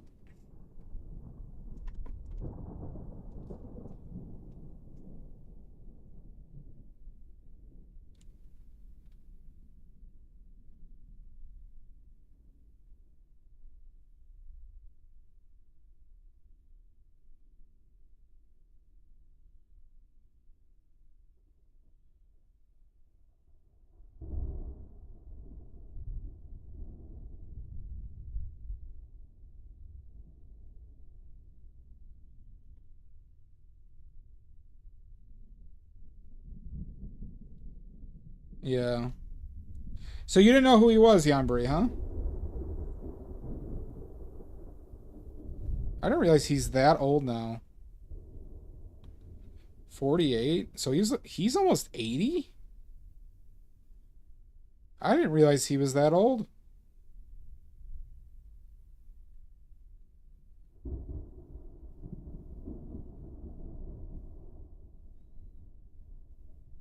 Oh yeah, he was on the Hollywood Squares for a while.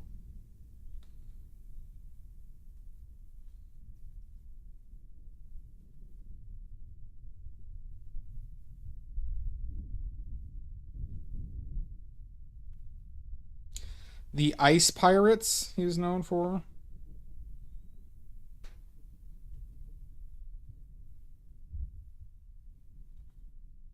Oh, he wrote like the stuff for Academy Awards. Yeah, he's done several the writing for the Academy Awards and like award shows. Interesting.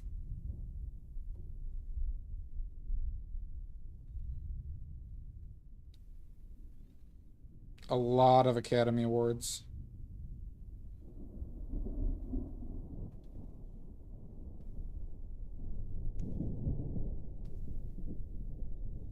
I thought he did like he was a part of a big TV show or movie, I thought. Oh, he was a writer on the Star Wars Holiday Special.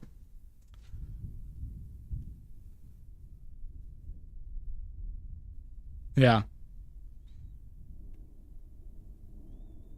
So he just wrote on a lot of shit.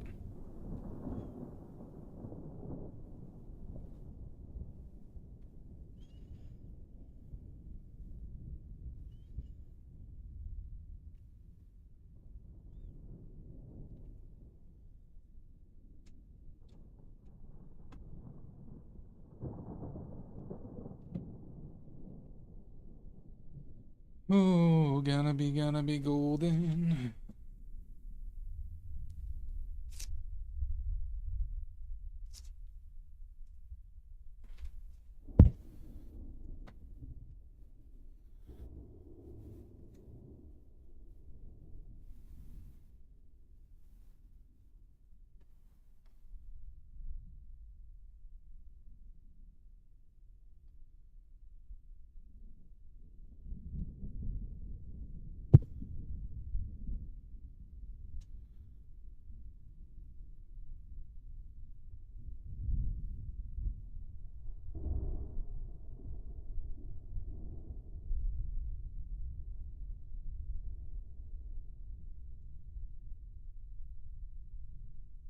I'm gonna take a little bit of a risk here. Not a huge risk, a little risk.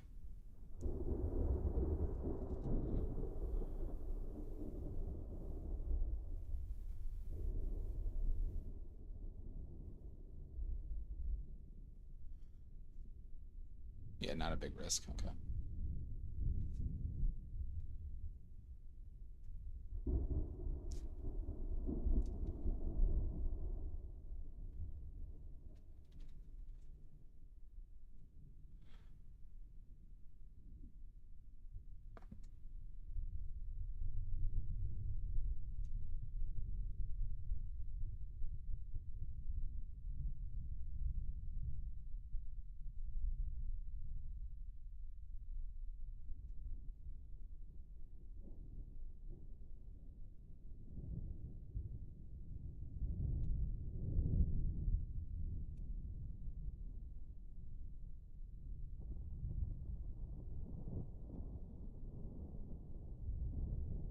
Yeah, he is. But it seems like he was behind the scenes a lot, you know? Like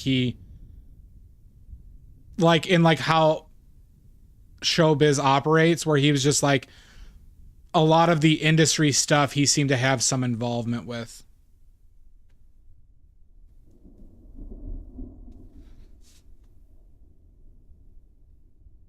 Yeah. I mean, he's like written for like 20 Academy Awards, 20 plus Academy Awards. So you have to be like, you know, somebody has to like you if you're that ingrained, you know. Definitely, he's a great punchline.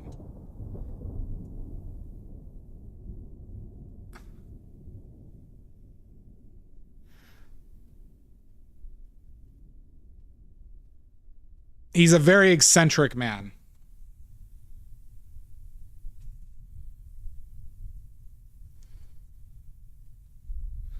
I kind of like that. I do like the name Bruce now that I think about it. Bruce is a good name that you don't see a lot of.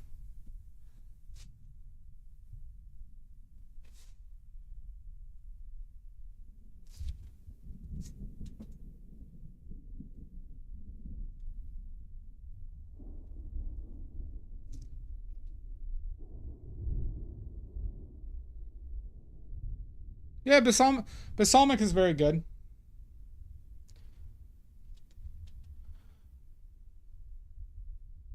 I mean, you want to know one of the quickest like dipping sauces you could use for like egg rolls and shit? Just you can use balsamic, but use balsamic and soy sauce. It's like a very, very quick dipping sauce that's actually pretty traditional.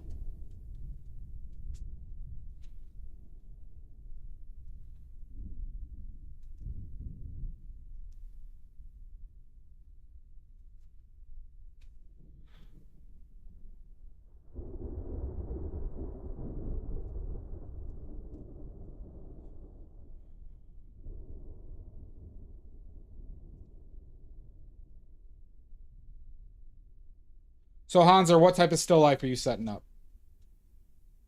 Are you getting ready? Is this for the paint-a-dong? Is everybody got their paint-a-dong ideas out? Fucker. You're a fucker.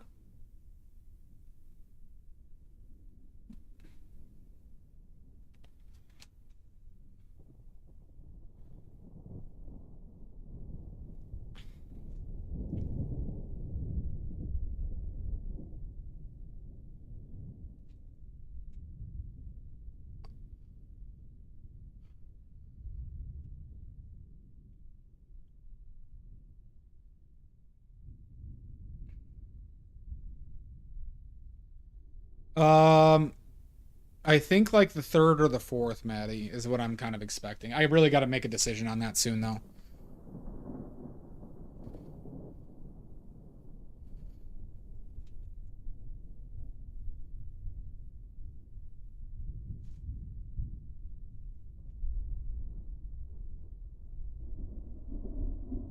Like I'm born to be. I can't, because I got the art fair. I got my first art fair. The only issue I have is my first art fair is the 10th and 11th, or 11th and 12th.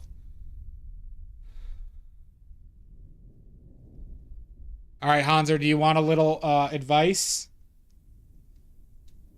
You want a little advice? But I need to ask a clarifying question. Do you expect to do that in one session? The 3rd or the 4th, Maddie. July 3rd or 4th. When it starts, you know. When the drinking stream happens.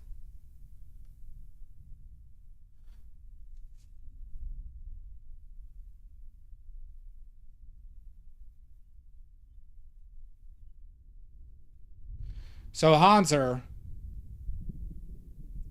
Yeah, that's probably more than one session. You might want to pick less perishable stuff.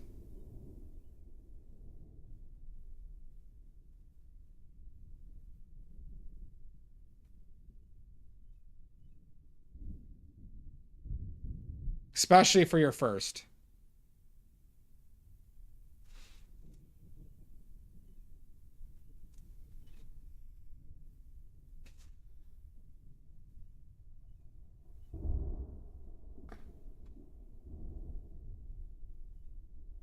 The cheese would go bad the fastest.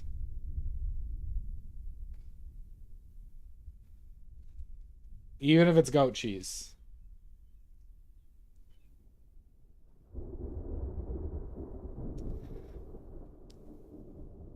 So I might recommend picking some stuff that has a little bit better of a shelf life, because when you move, like, here's the problem. If you move shit and remove it for your session, good luck finding the exact right spot.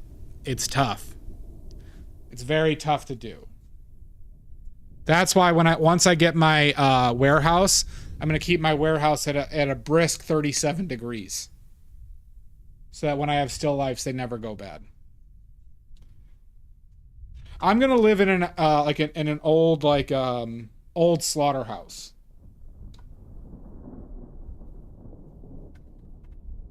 I'm going to name the building the Slaughterhouse 6. I'm just going to keep it at a brisk 37 degrees. That will be normal, right?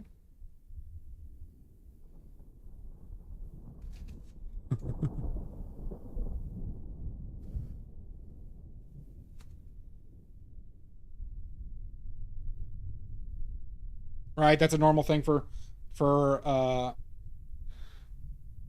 somebody like me to do.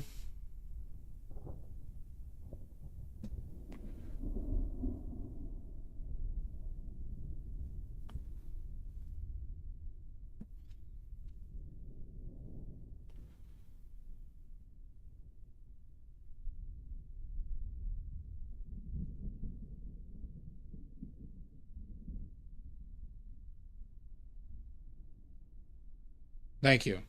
I knew it. Dia, now that I have your blessing, that's what I'm going to strive for.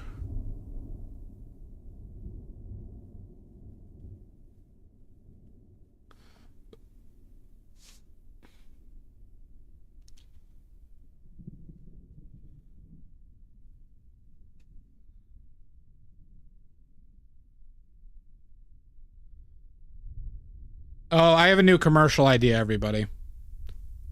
Did I already tell you about my new commercial idea? No, this is just a general murder house. Figure Dolly. Anyone want to hear about the new commercial I'm thinking about doing for badly made paints?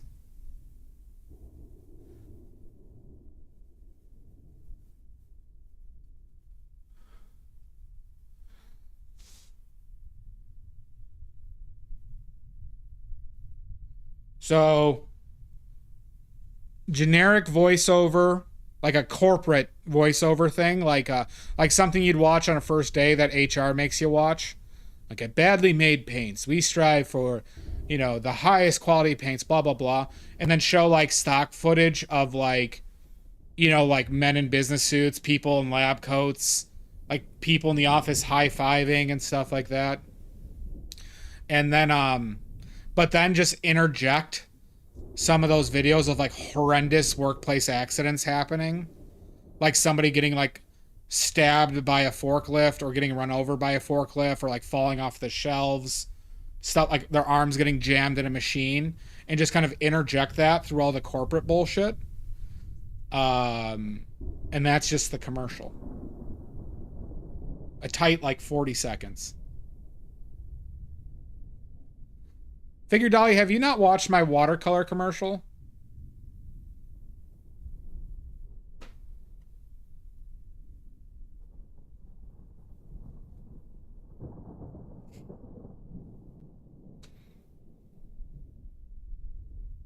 It's on my YouTube, Figure Dolly. It's on the, like, if you go to my channel.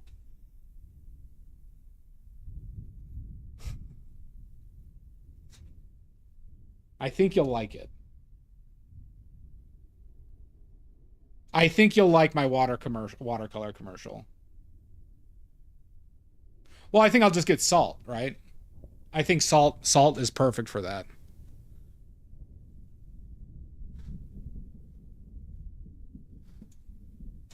Like I did in the watercolor commercial.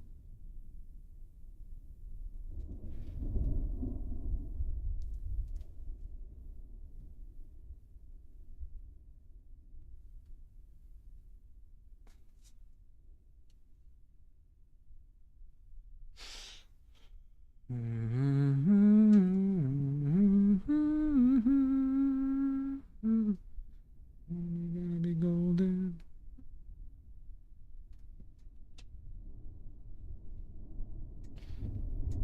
My watercolor commercial still makes me laugh quite a bit.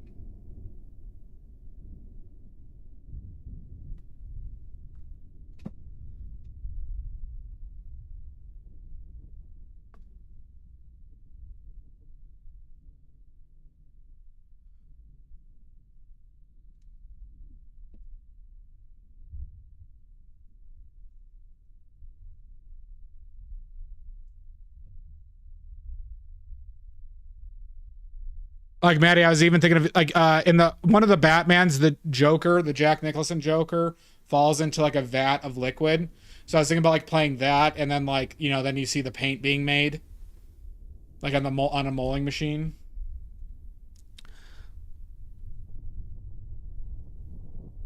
I want to imply that there are people in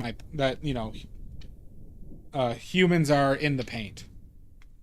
The Soylent Green of paints.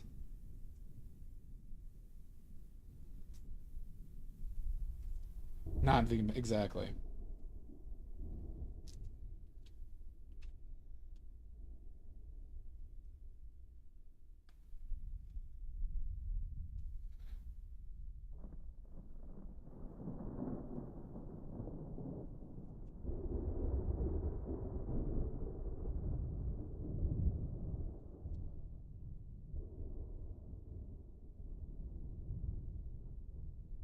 What's the AI piss filter, Mud?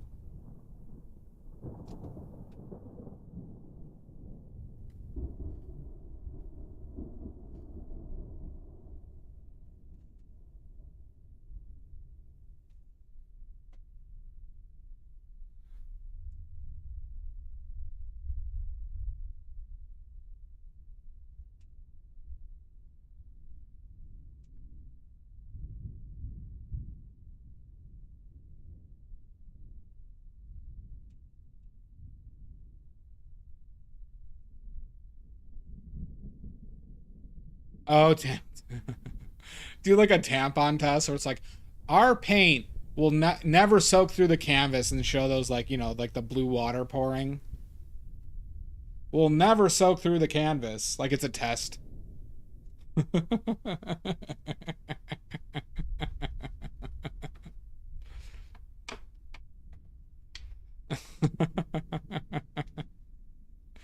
Just completely nonsensical.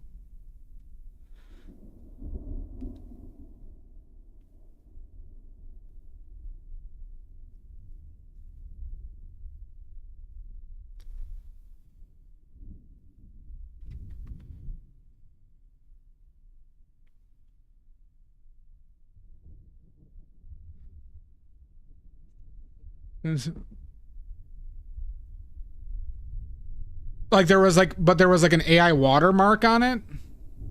Oh, but it's just, there's this like a filter. There's an AI filter I could apply to the whole video. I see. That would be kind of funny to use actual footage, then put an AI filter over it. That could be kind of funny.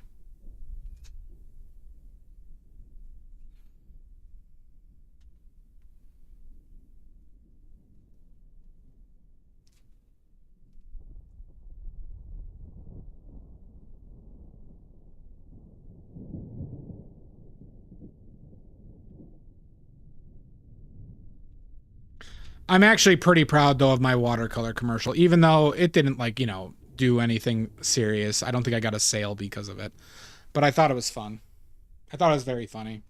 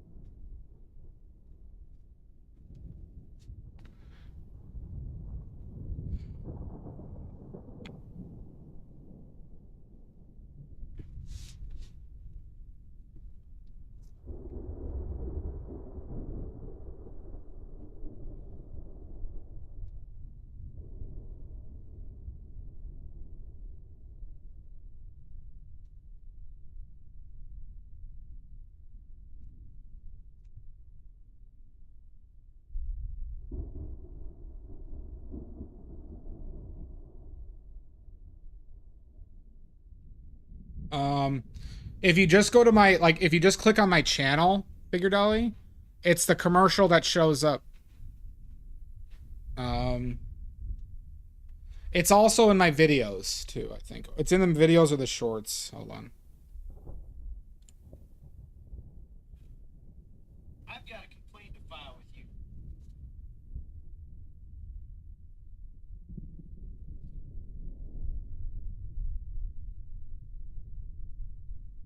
Maybe not. Hold on. Is it under shorts? Yeah, it's under shorts. It's this one in the middle here. Oh, you can't even see that. The one with like the paint guy. It's under shorts in between the red, that guy with the white cap and the paintbrush.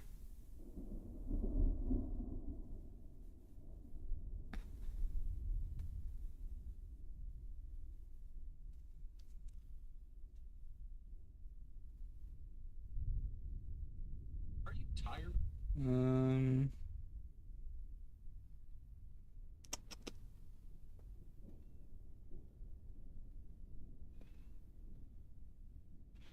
It's in my general discussion in my Discord, Figure Dolly. I just posted it there.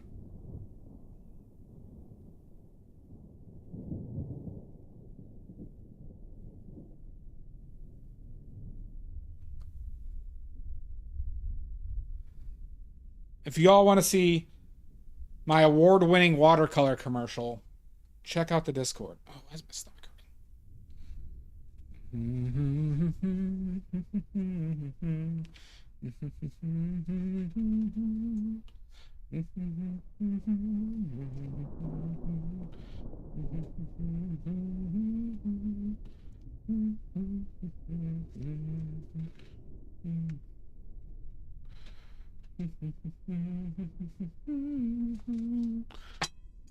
Jesus Christ, glasses, motherfucker.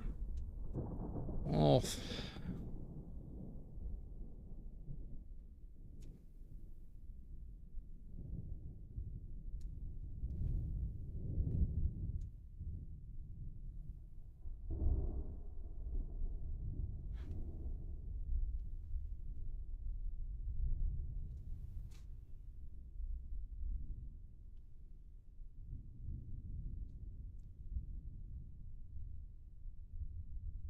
Did you watch till the end? I'm very proud of the end.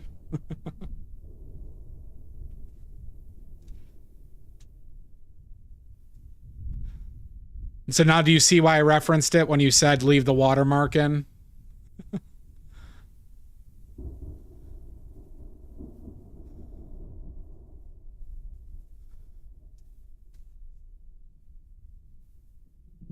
Yeah.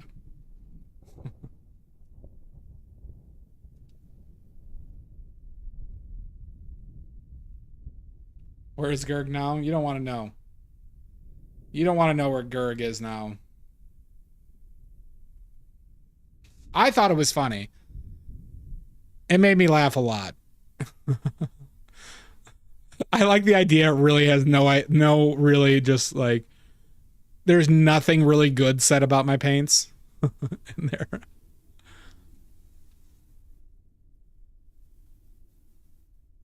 Yeah, just right off the bat. Oh God.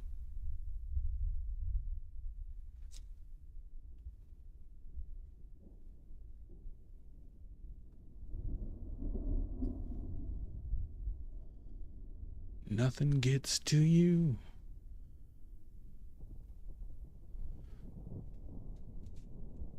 I like the newspaper clip idea too for some reason. I had a lot of laughs at that where it's just like to like just use quotes that don't make any sense or don't exist.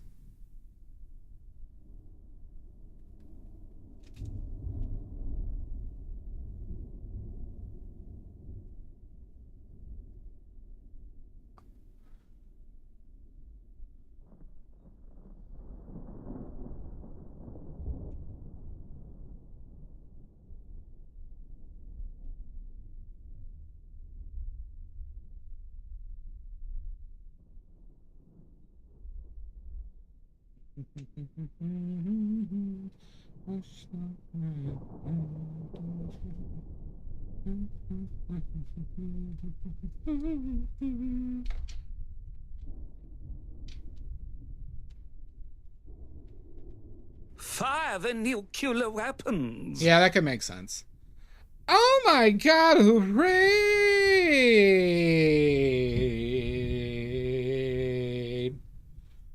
Silver grains. Silver grains. How was your stream? What were you working on? Post your links before I burn this fucking place to the ground. How you doing, Stoic?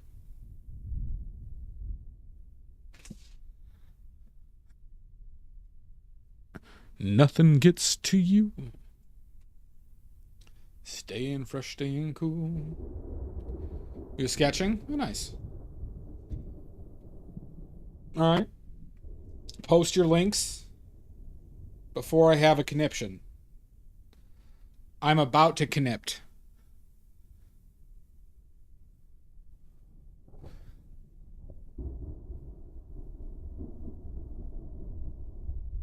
Ugh, God. That needed to be more right. Fucker.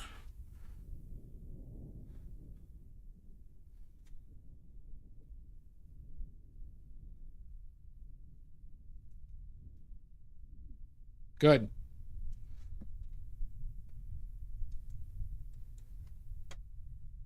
Good. Oh, nice. Nice, simple sketches.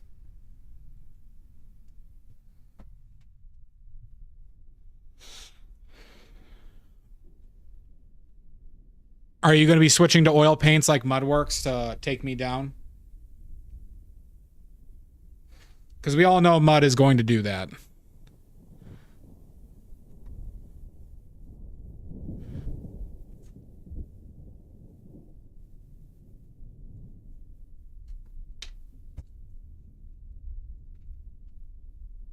It's inevitable.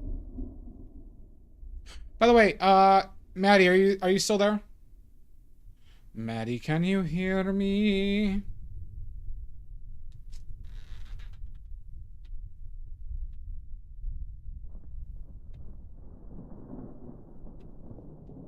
Maddie, where the hell has Amy been?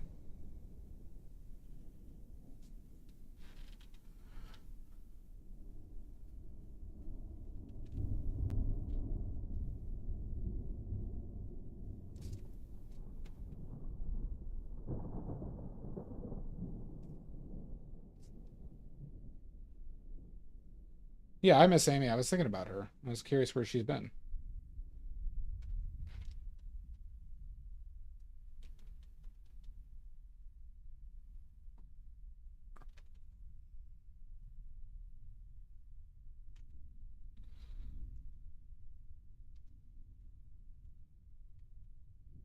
Nothing gets to you. Staying fresh, staying cool.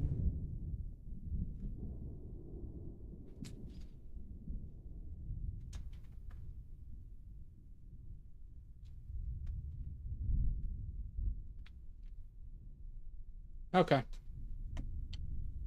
Well, that's kind of best case scenario. I was a little concerned.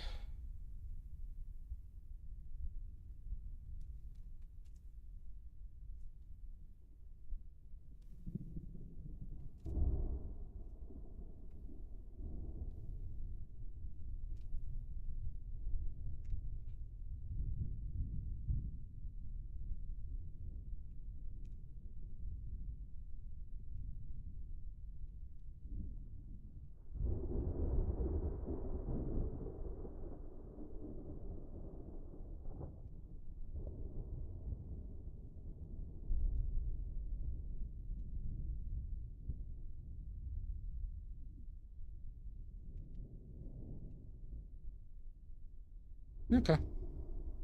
Yeah, I just kind of realized the other day that I hadn't seen Amy for a bit. And I was concerned.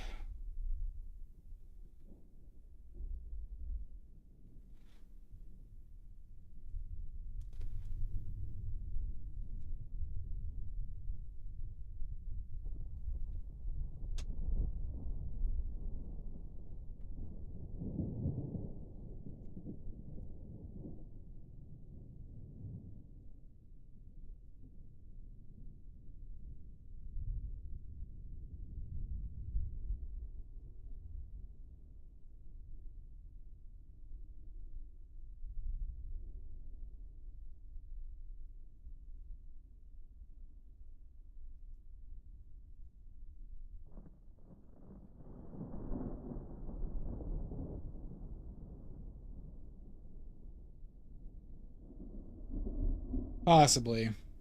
You know how I hate those plebs, though.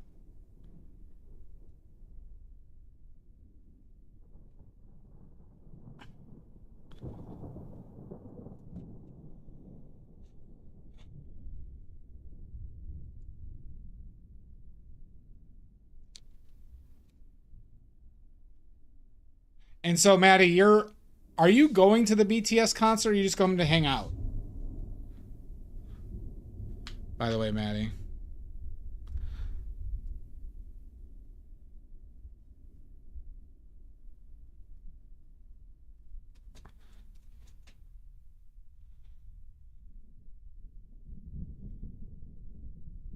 Okay, I wasn't sure. Wasn't sure.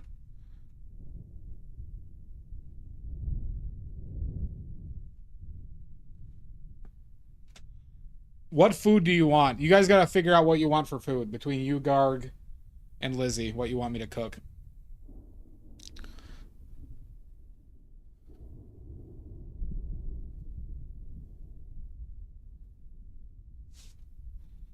Staying for staying cool. Did you get a raise and they back paid you?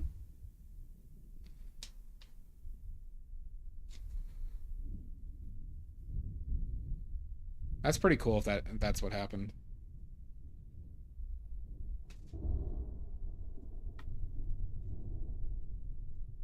Or where your like tips getting stolen.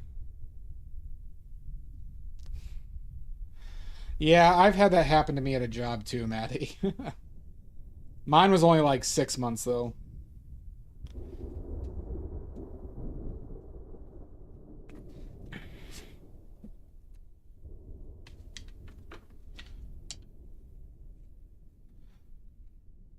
$16 months. How much of a raise was it, just out of curiosity? Was it like a couple dollars?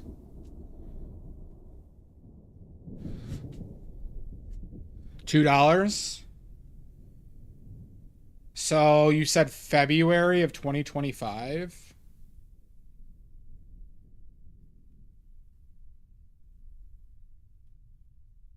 So you're looking at like 55,000, 5,200-ish dollars?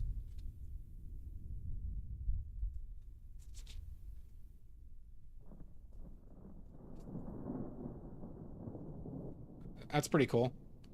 Yeah. Good for you.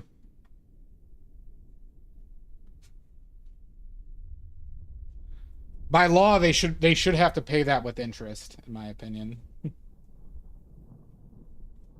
But at least they did it. Fucking low bar.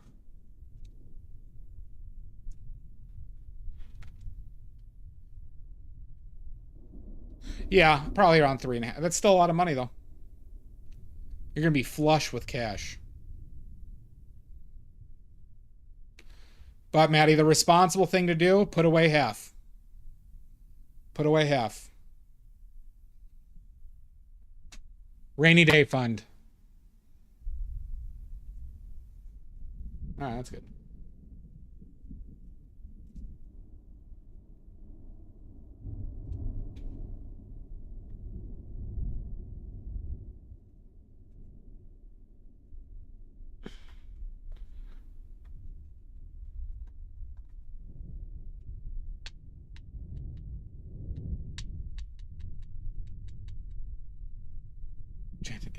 Invest.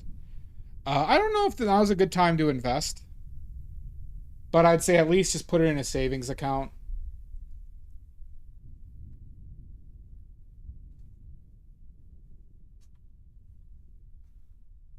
But put it somewhere where you're not tempted to just use it on like Taco Bell. You know.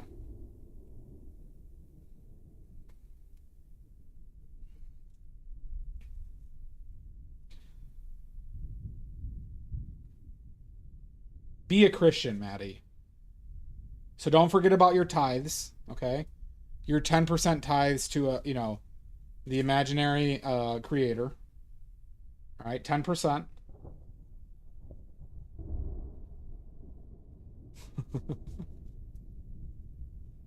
Maddie.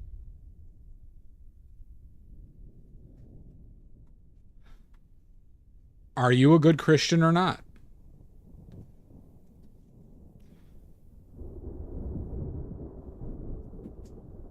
Not for 10%.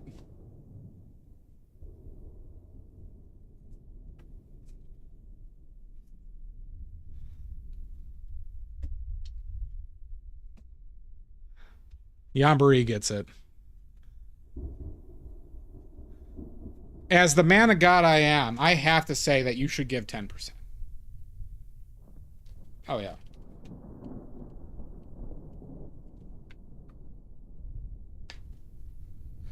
Yeah, I am glad that you are getting your back pay and you get a little bit of some comfort cash. That helps a lot. And now you'll be making more too. An extra $80 a week is nothing to sneeze at. Did you? Jesus Christ. What college did you go to? Or what college are you talking about?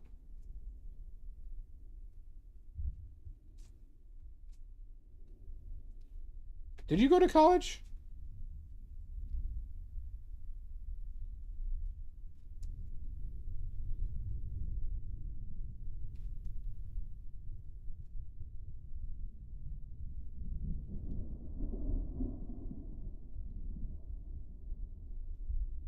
I am still painting Richards. Why is that so surprising at 4 hours? I went 4 hours last stream. Because the stream before I only went for like 3. Grossy. Super good engineering school? I have not heard of it, but...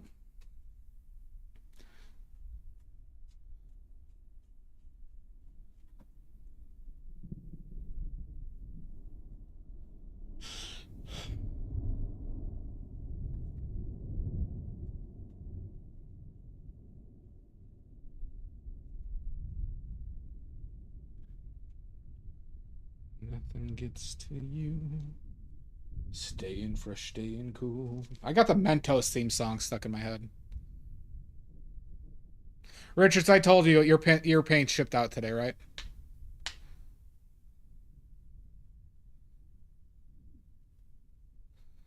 I mean, Maddie, I've heard that, like, you know, not to say that you're, you know, I believe that you're, you know, that's what, like, you were told, but I've heard that about so many schools. But I also doubt that that school is higher ranked than MIT. For engineering, at least. Cool.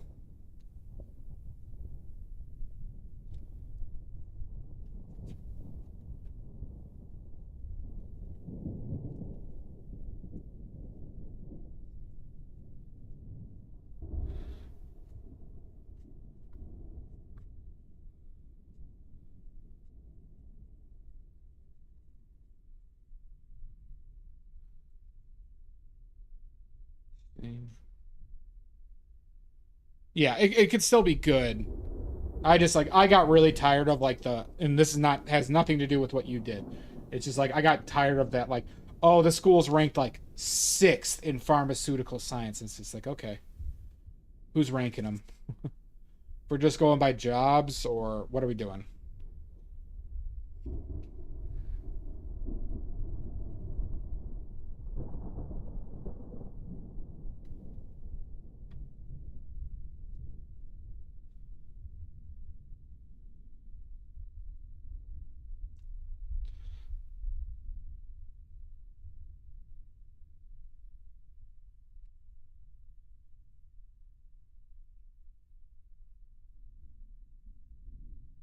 Also, Christian schools are very weird with that, even with some of those statistics. Fuck you.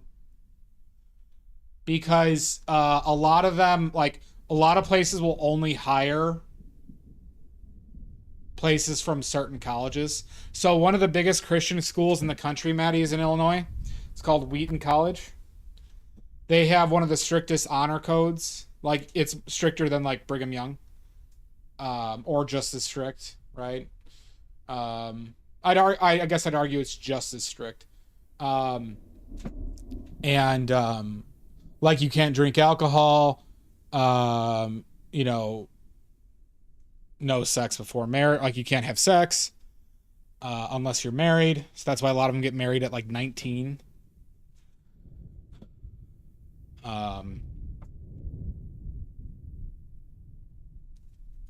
Shit like that. But I know a lot of businesses who went to Wheaton in this area who only hire kids from Wheaton for their shit.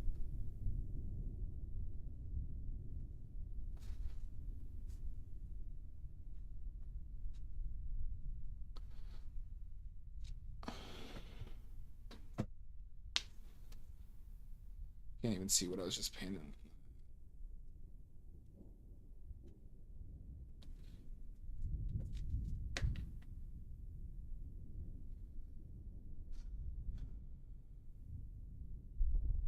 Yeah. I know, Maddie.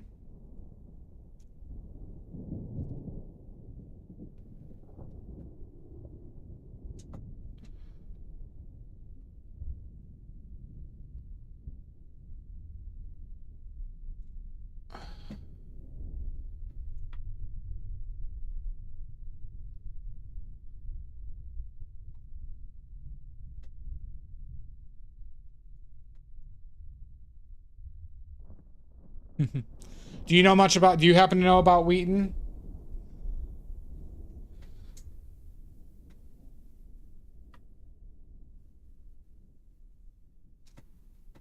all the evangelicals in our area like would go there or Taylor, and an occasional Baylor.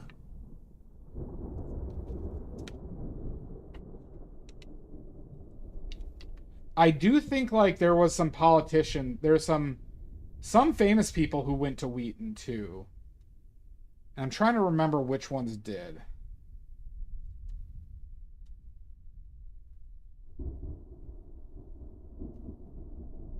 Yeah.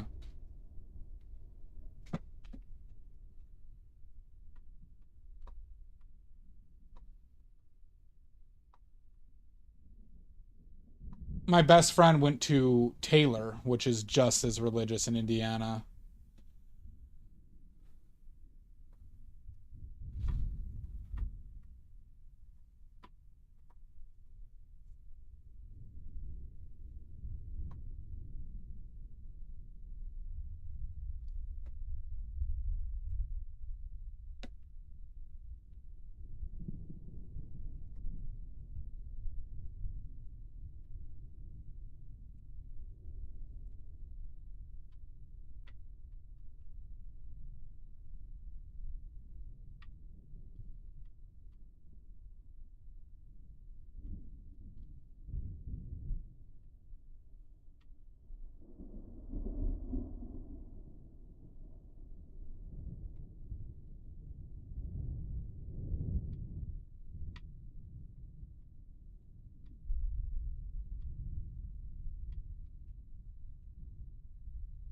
I don't need to put background there because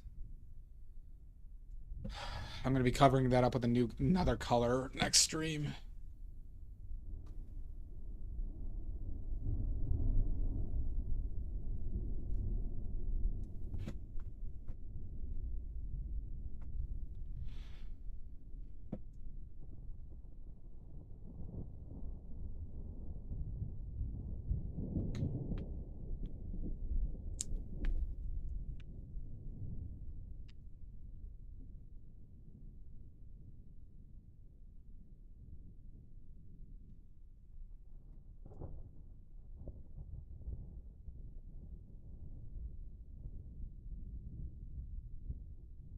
Nothing gets to you.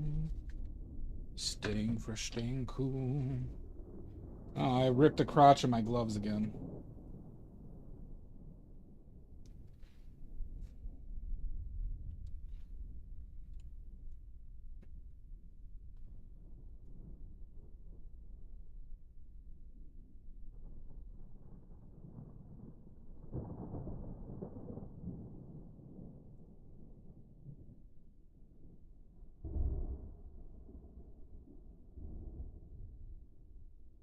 Oh, Billy Graham. Jamboree. Billy Graham went to Wheaton College. Dan Coates.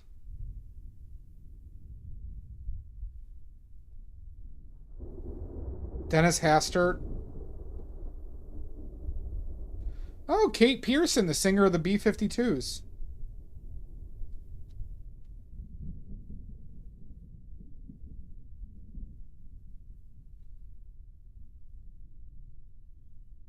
Yeah, I forgot about Billy Graham. But that's the type of, like, you know, Christian school that is.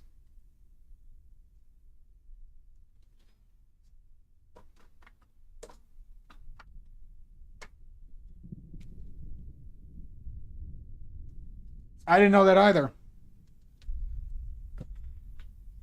That's a surprising one to me. I wonder if she, like, you know,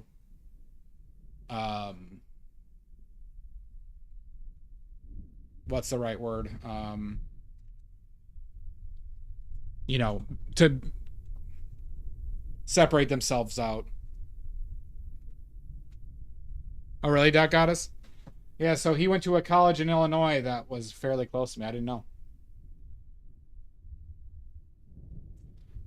Disavowed. Well, it's like the term for like deconverting. Deconverting is what I was looking for. I wonder if she deconverted.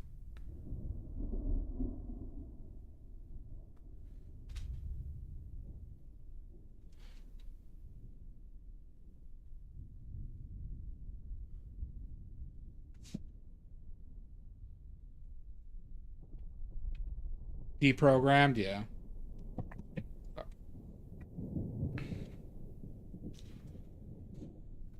Going clear. I'm running up that hill.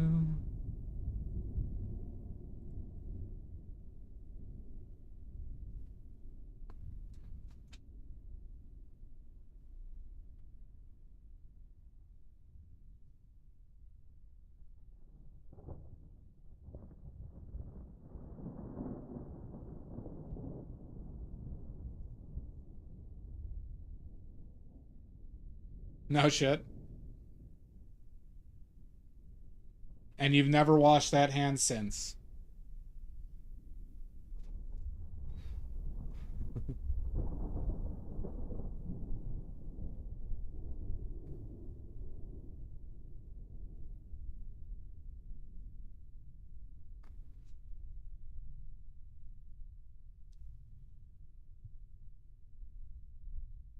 Boing, boing.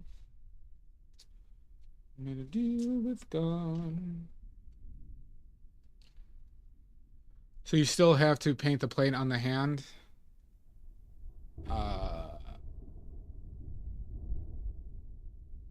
Wait, paint the plate on the hand. I got the hand on the right into an okay spot that I should actually readjust again. So now I see.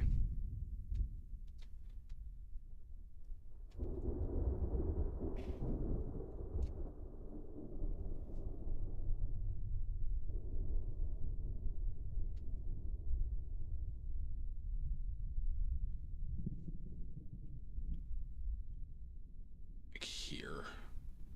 A little bit more of an angle to it. There we go.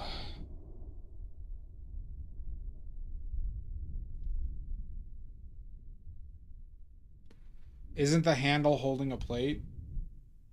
The... Oh, yeah.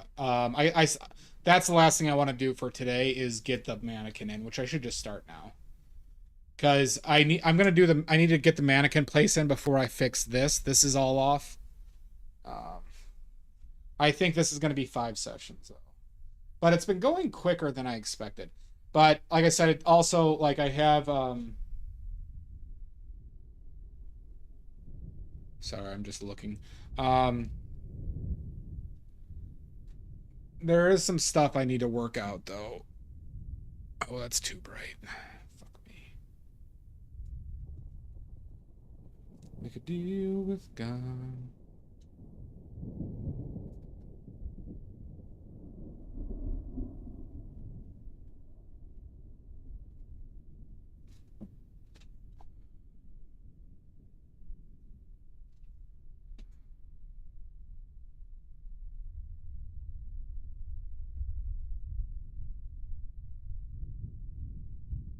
But we just keep on building up shit, you know. Just little details here or there, shapes, forms.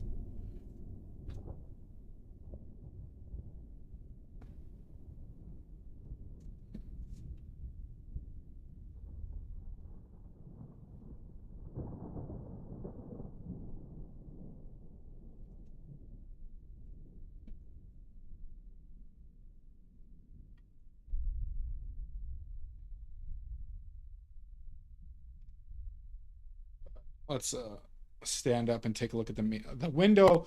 From my perspective, it's really hard to tell if the window is straight. Yeah, this one is 40 by 40. It's the biggest. No, the easel's not new. This is still the same shitty easel that has really fucked me. No. I need a...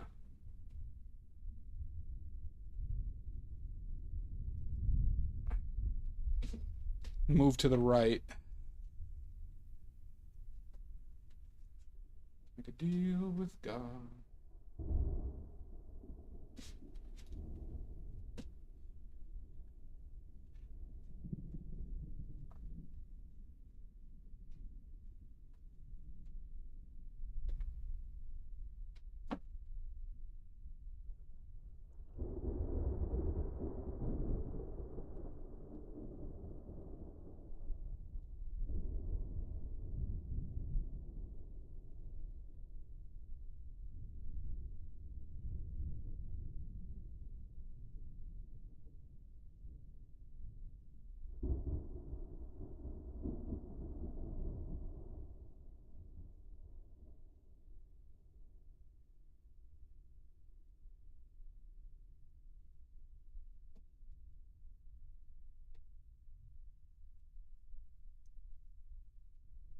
mean, I don't know why I'm focusing on this because this is gonna be partly blocked.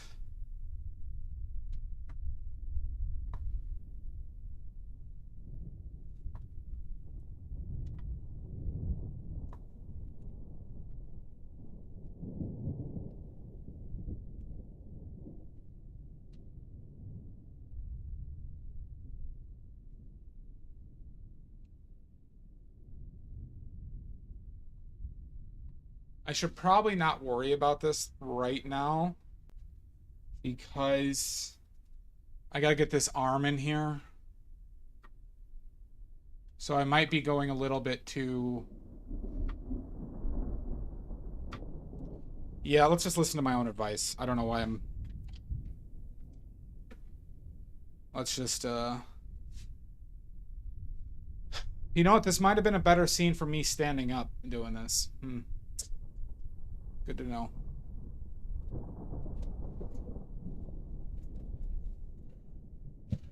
I don't know.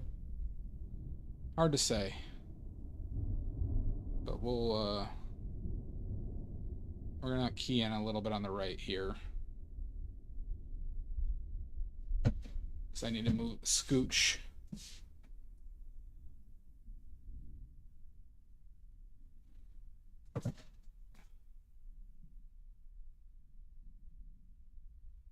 It was gone.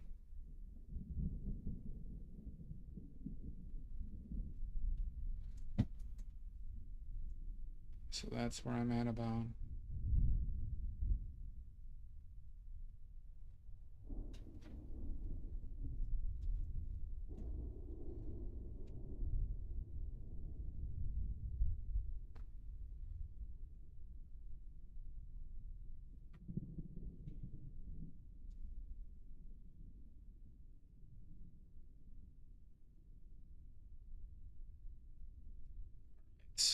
So now let's do hand stuff.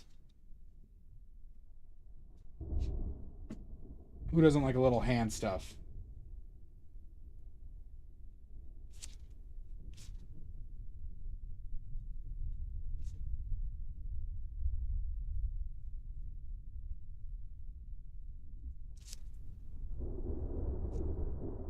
Jazz hands.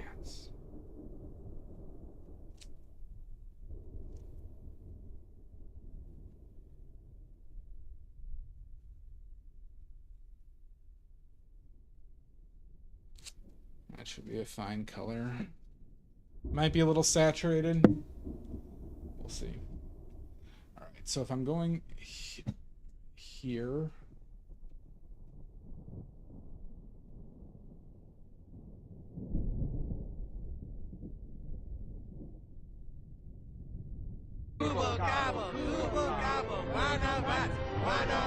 Do you, Maddie?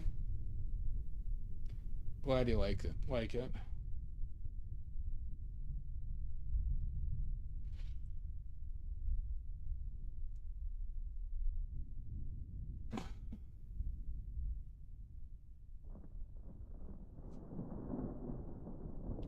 Do.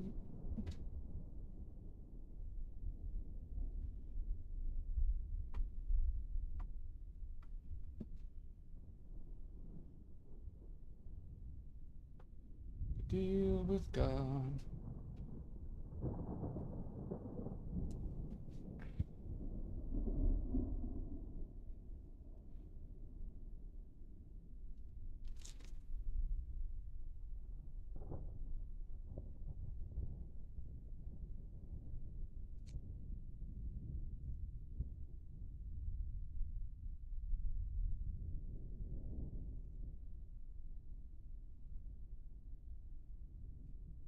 Thank you, Glitter Clitter. Thank you, Ankh.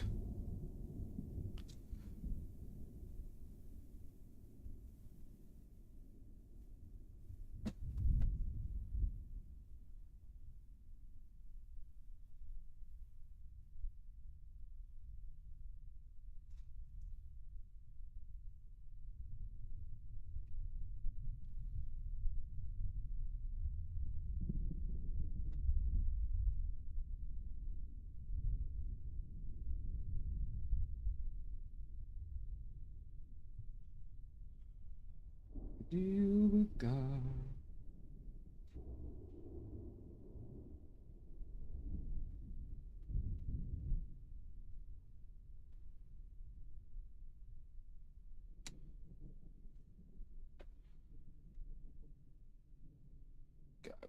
So, Richards, right now, this brush I'm using is pretty soft.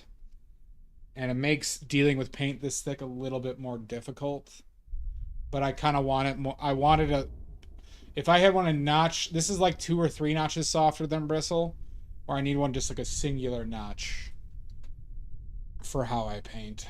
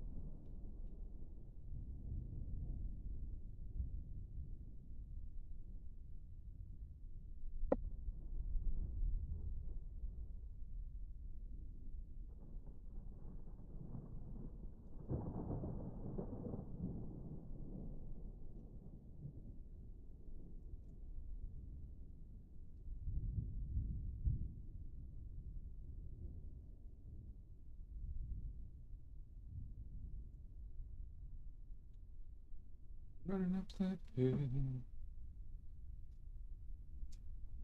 Welcome, you old man. Bury you like a fossil.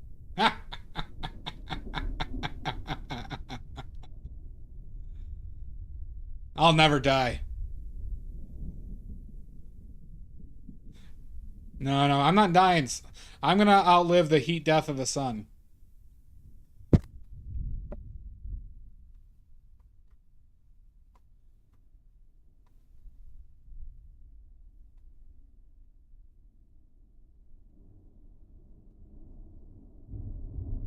But you should still buy my paintings in case I get assassinated.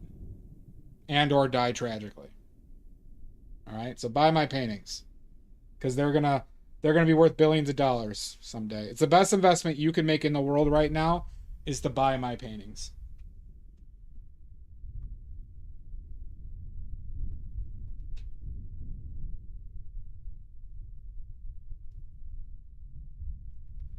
They're saying the bristles are too soft.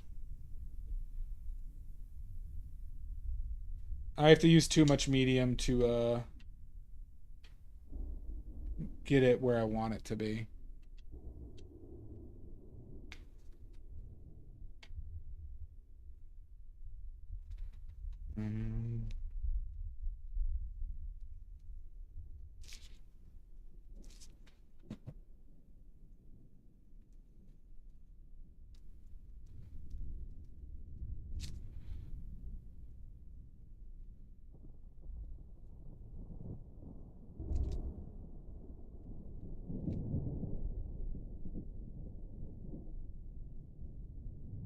Deal with God.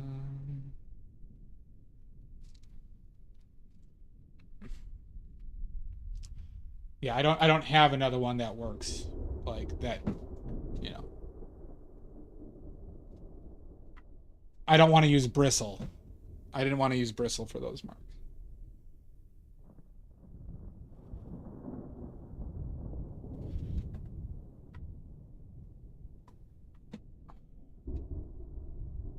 Interesting. Okay. So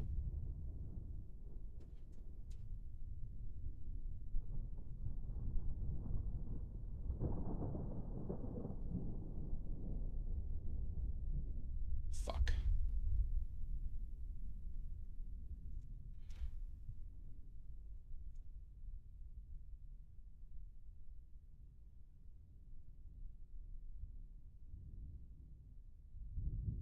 This needs to be like up here. Oh, it's really close. Okay.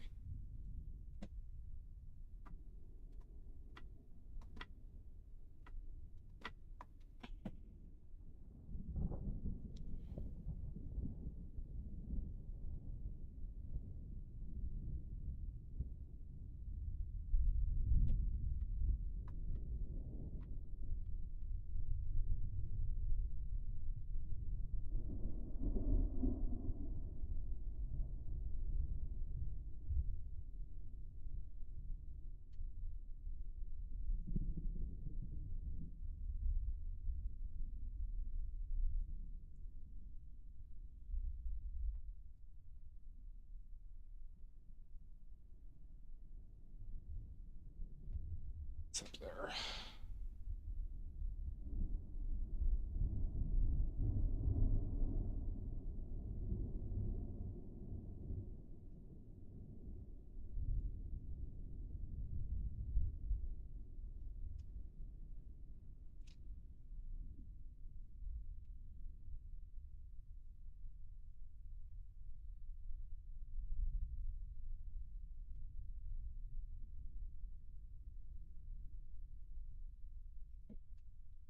We gotta clean up that silhouette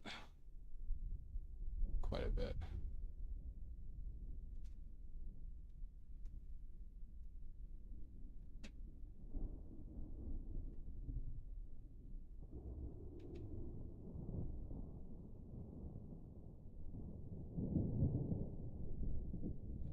I also think now, as a result, this needs to come lower, like right there. Yeah. Yeah, that kind of fix some of the things in my eyes.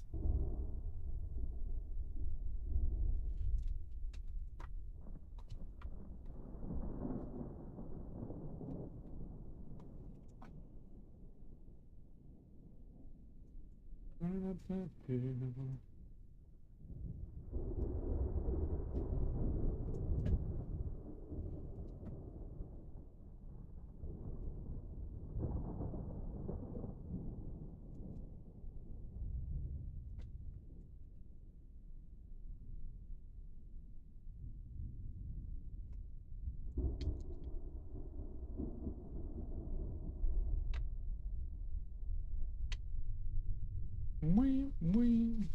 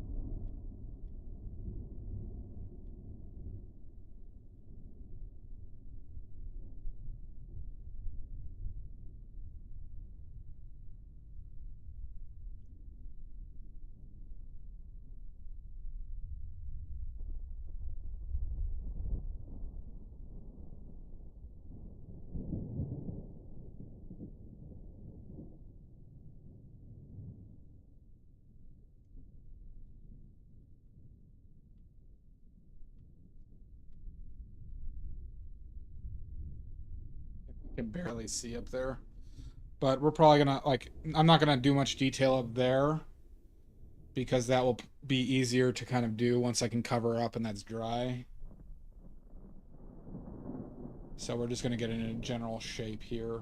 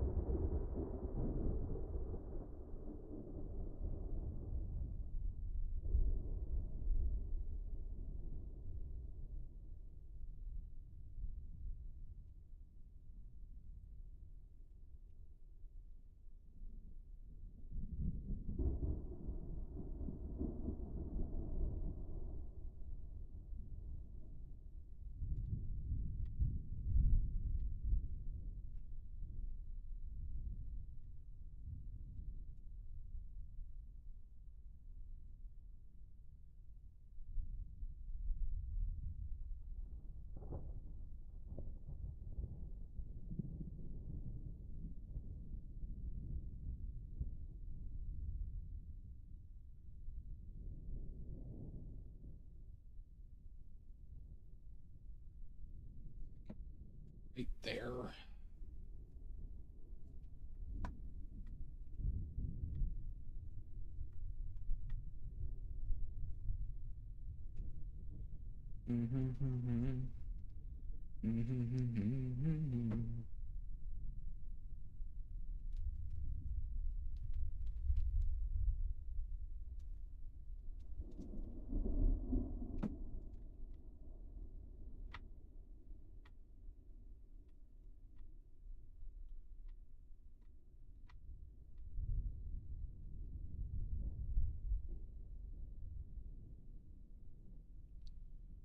Do do do do do do do do do do do do.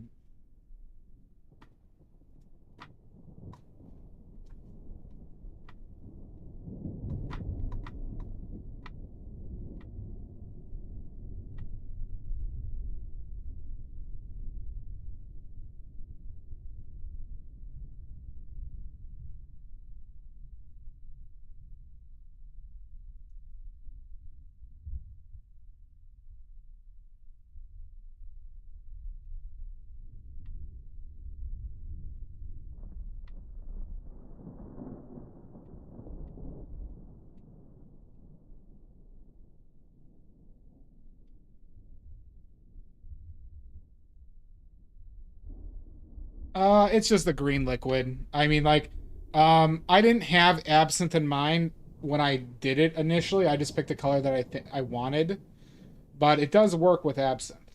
So, uh, but I'm not gonna take like credit, like, oh yeah, that's absinthe. You know, it was mainly just for the color.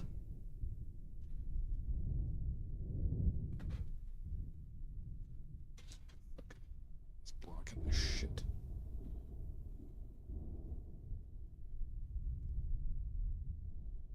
It's green pea. You know what could have made sense is green ham instead of the brain, but the brain was the basis of the idea. Bum, bum. E-oh.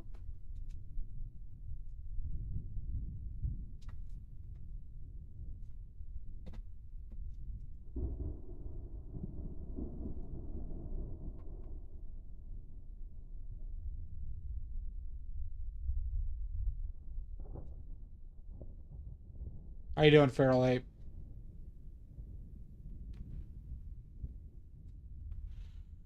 Do do do do do do do.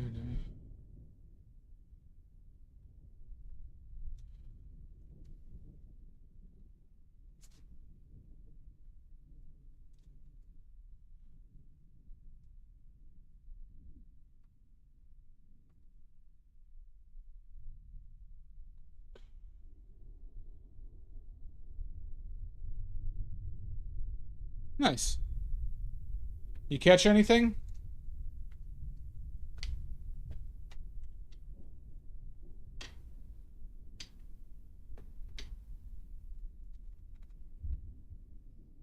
Did you catch a Loch Ness monster? Did you? You have to tell me if you did.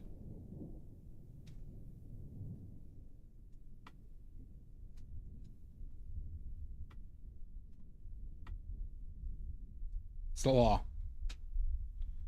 Caught weeds and a couple bass. Nice. Is it catch and release, or is it or are you eating those bastards? You should use. Oh, I have been using AI for this, Richards, the whole time.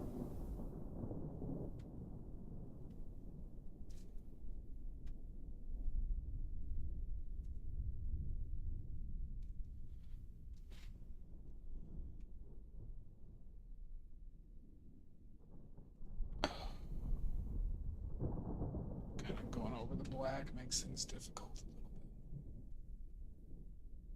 Only like was. Gotcha.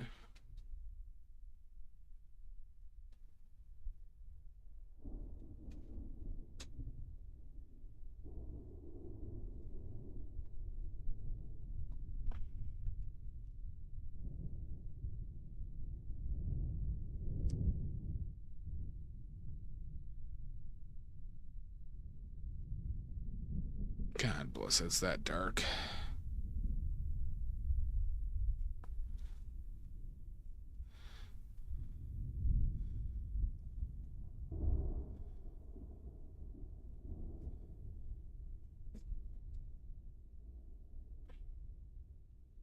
And I'm running up that hill.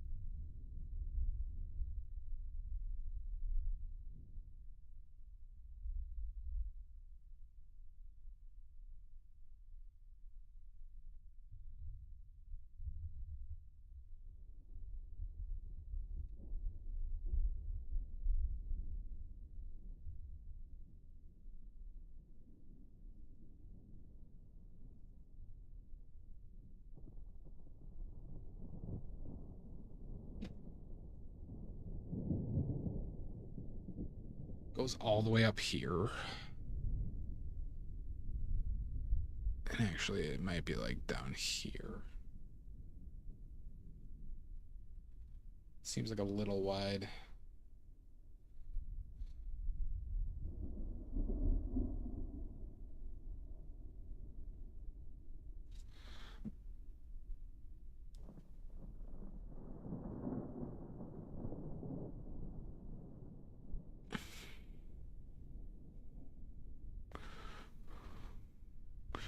Just mess up this whole area while I reposition this glass. Nice, Richards.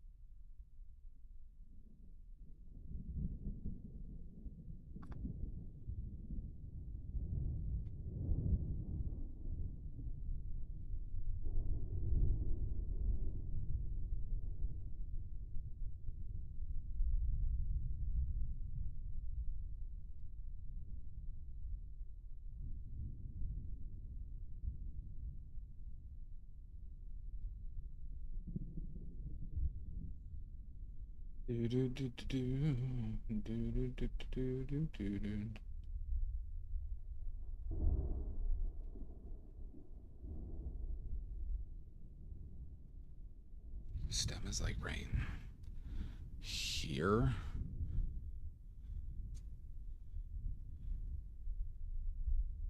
And this guy's like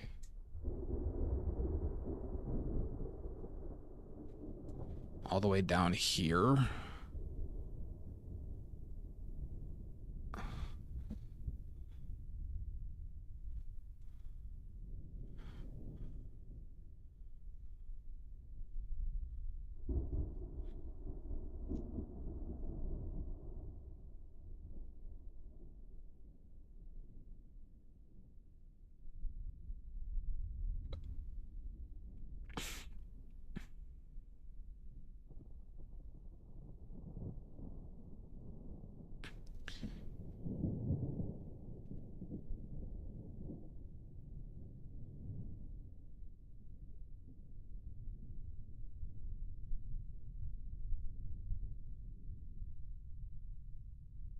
That's an interestingly difficult perspective for a painting.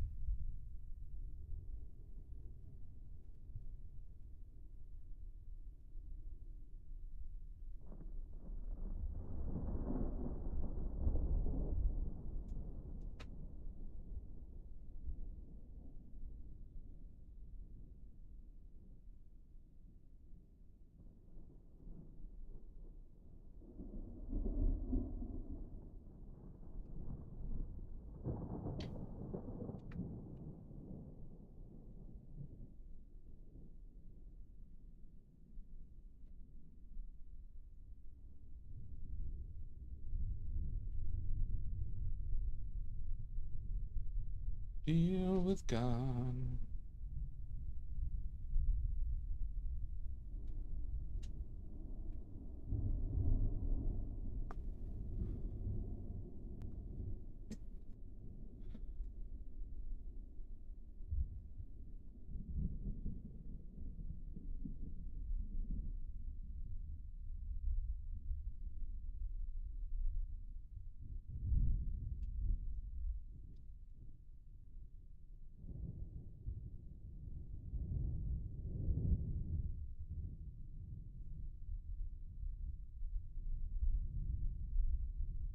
Have a good one, Richard. Sleep well, bud.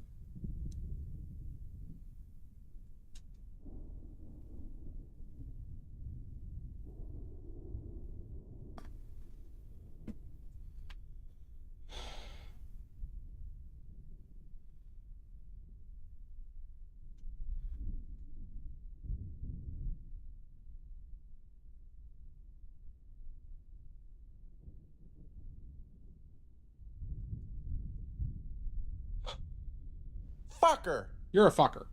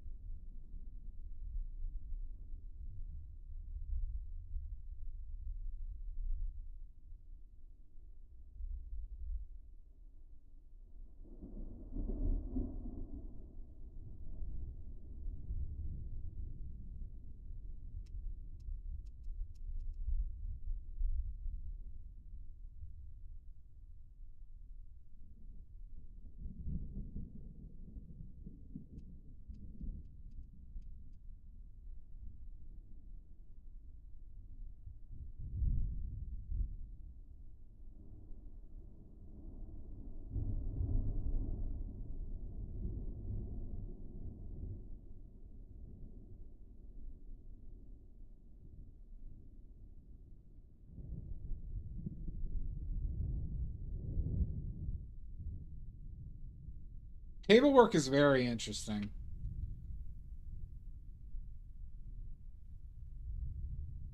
I'm getting a little bit mind fucked by this perspective, but I think I realized what I did just now. So.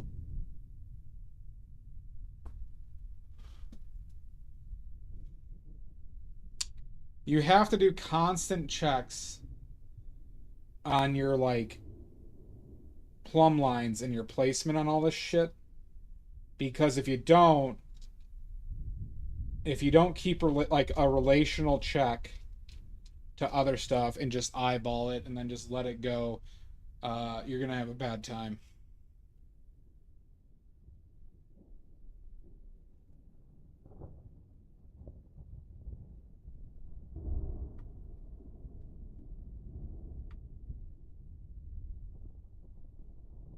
Like that sleeve needs to go up now.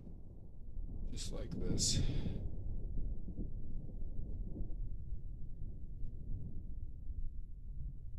Made that too low, it's too fat now. But we'll fix that.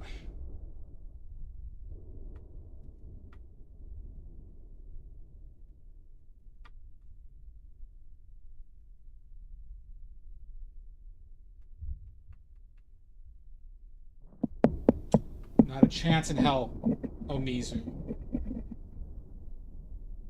You and your dastardly cubism.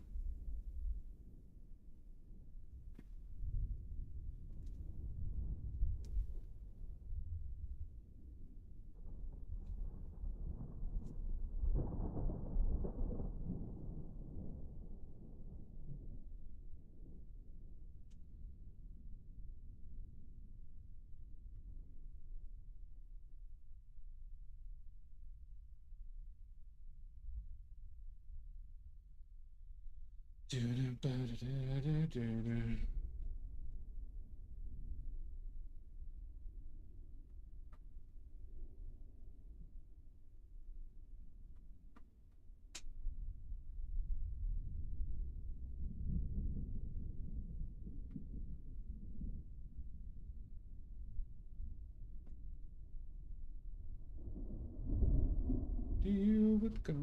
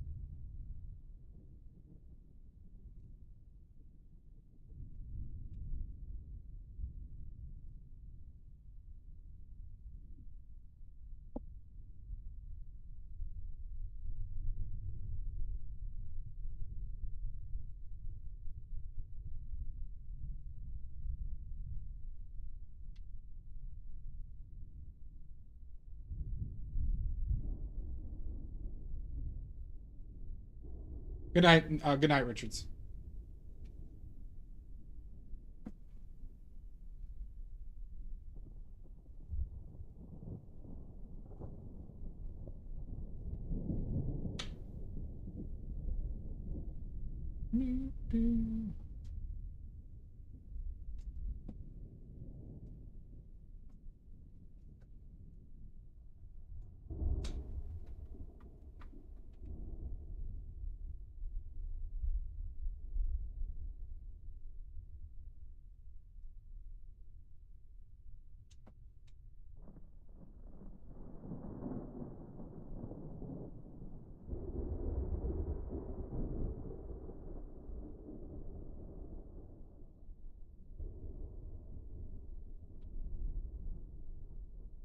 God, I had those colors are tough.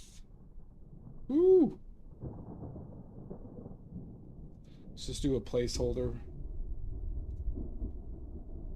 Just a milky mishmash.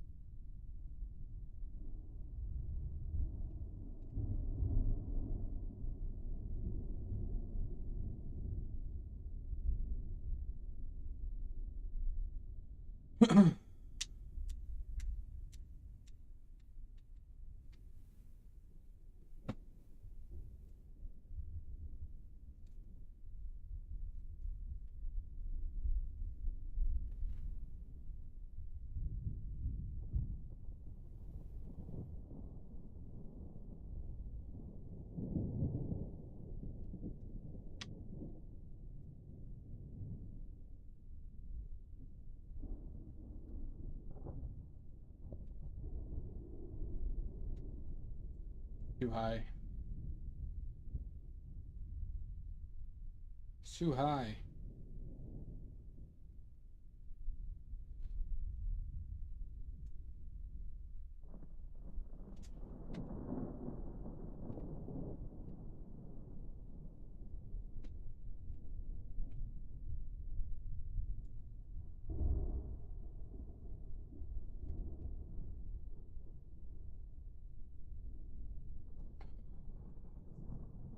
Sense.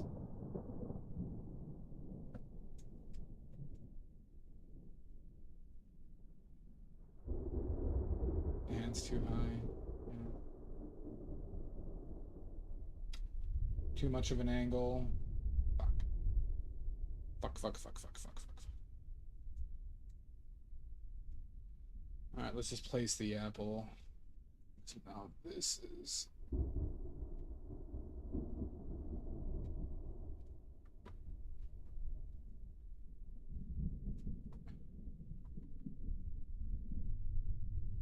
Gotta move it down that much.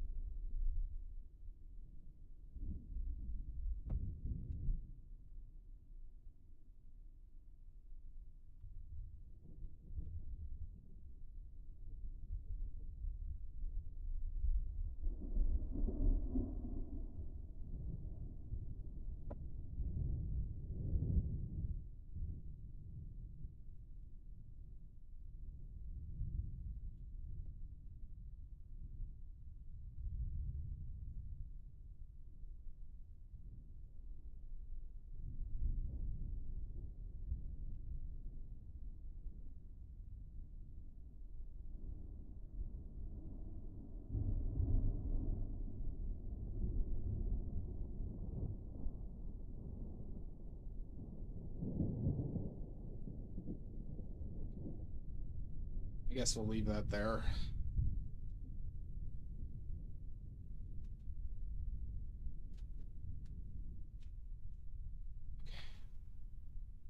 Do I want to do anything with Kevin right now? I'm afraid to do anything with Kevin right now because I haven't finalized the window frame yet or the background. I just got a lot of paint I want to use up. I could estimate the purple I'm gonna do.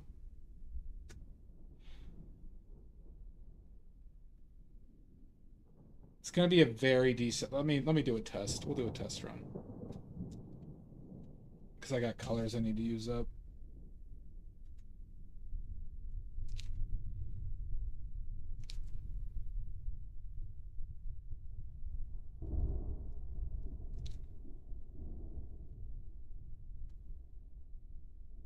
Okay, so that purple way too strong, right? So let's desaturate it with the yellow, some lead white.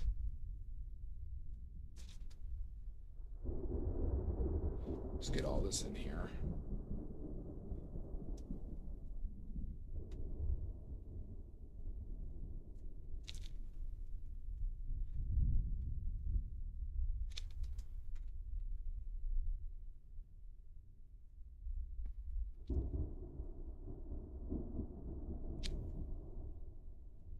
Oh, that looks kind of green. So let's add more magenta.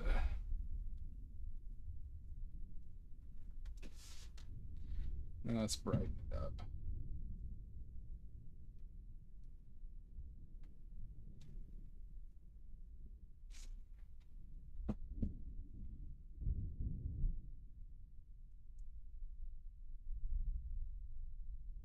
I think it's all going to be dark. But where some light like may hit it here.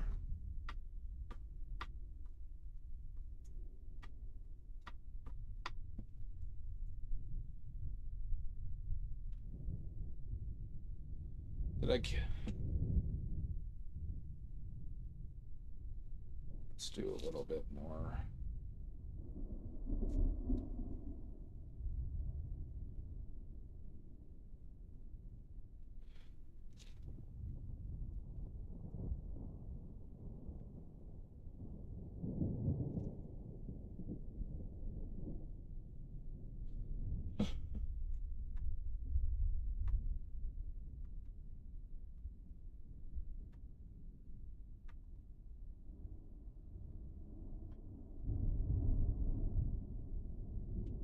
A little bit of a test run. A little bit of a test run. Let's also smooth out this silhouette a little bit. Some of these silhouettes will really benefit from being sharp. Others just don't matter, but this is one that will benefit if I keep it sharper.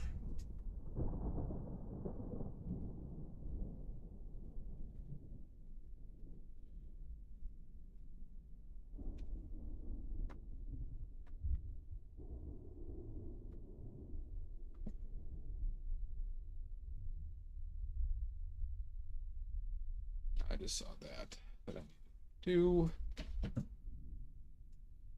It's good. I'm using up colors.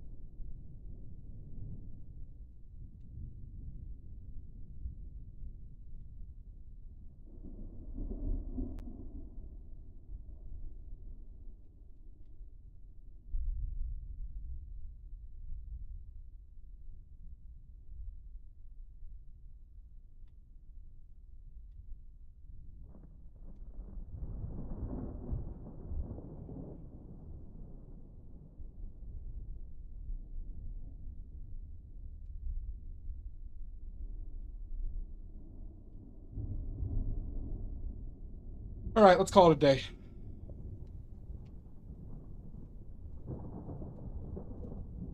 A lot of progress. A lot of good progress despite all the yapping I was forced to do.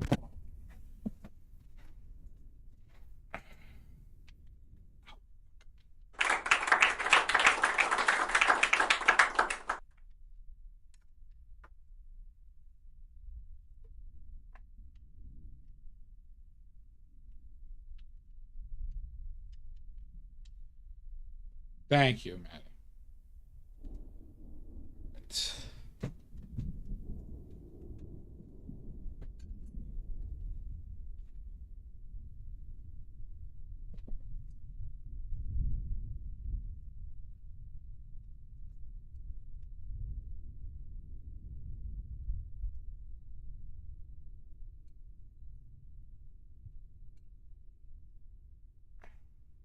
Wasted Wasted some paint today, but that's not the end of the world.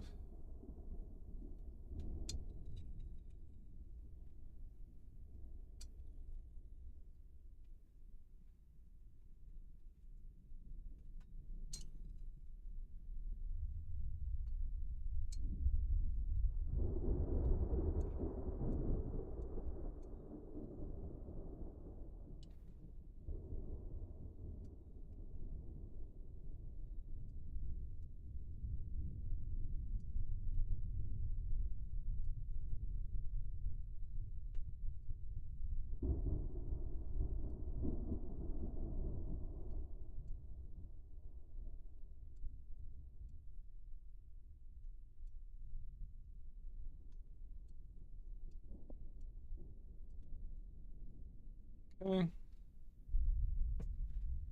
Thank you, Amizu. We're getting there. We're getting there.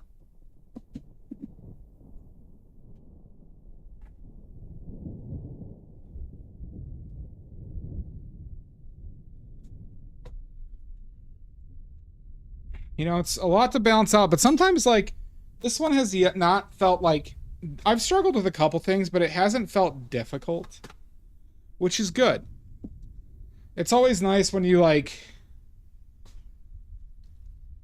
when you're doing something and it's just like, things are kind of like, you know, oh, you figured it out or you made the fix and you're not really having to do, like, several iterations on something. Like, I know the window is not there yet, but it's not like something... I feel like I'm just notching it closer and closer. And it's not like I feel like I'm doing stuff and it made it worse. Because that's, like, a really annoying position to be in. It happens a lot with portraits, mind you. At least with me. Where it's like, that didn't work, and now I don't know where I'm at, or I'm struggling with the color. But on this one, I know things have felt fairly comfortable, which is good, considering how difficult this piece is in general.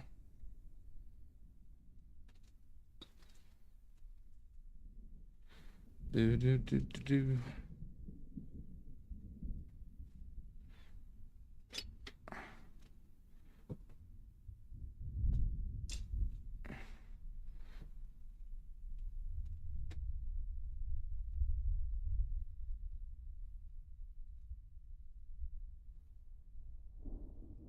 Could deal with them.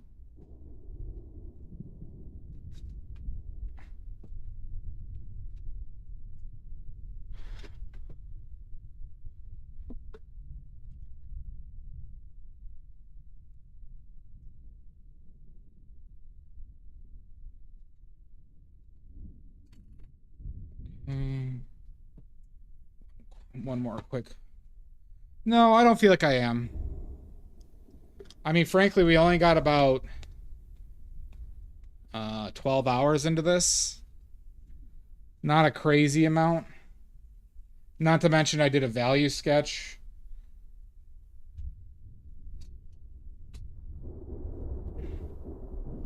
But I don't feel like I have any glaring, like, positional issues either. Which is something that can come up where you feel like something like, I'll just fix it later. But then you realize, like, oh, there's something really messed up with these relations. But...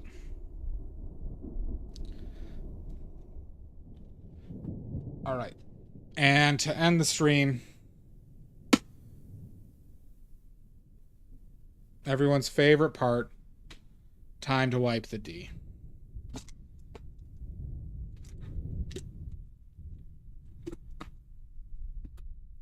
Oh, I missed the follow. Hero welcome. If you're still here, thank you for the follow. Right on time. Oh, God. Oh, this is disgusting. I'll write during ads. Quit playing with your dinghy. I will not, Stoic.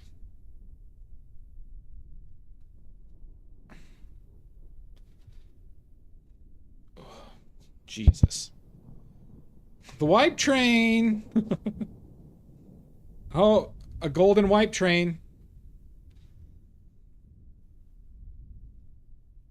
Oh, Lord. You know what? This is Shasta. This is how I have to get people to sub, so I can watch the de-wiping. I have to de-wipe. Help! I'm being repressed! I have to do my de-wiping during ads from now on. Oh god. This is just disgusting. Is that too cruel?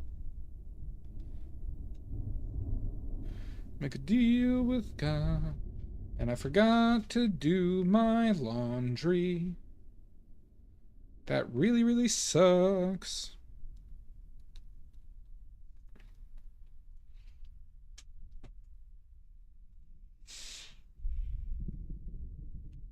We'll wait for ads.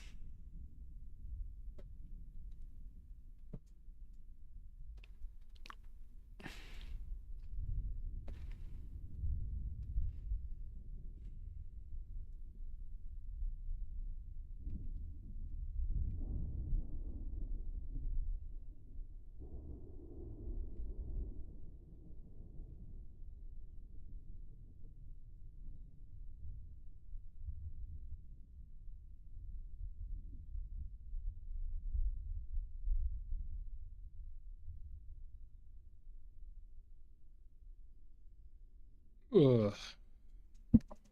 You too, Amizu.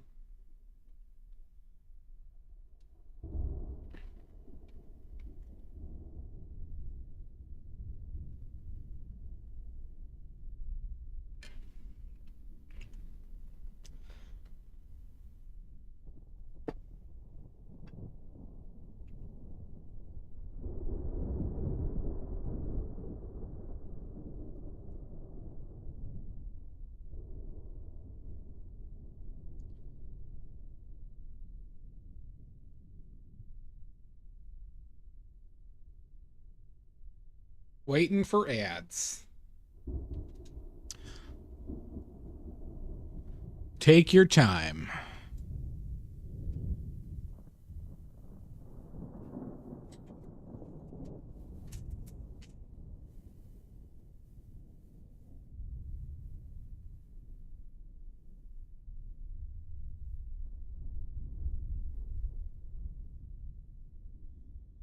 All right, welcome back, everybody.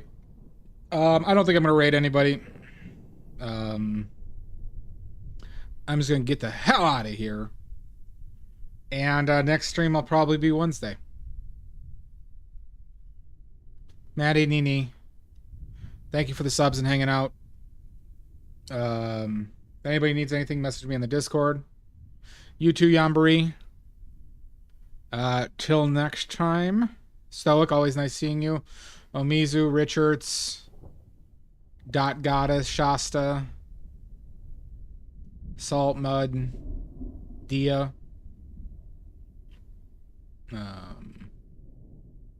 If I forgot your name, that was an intentional insult. Pickles.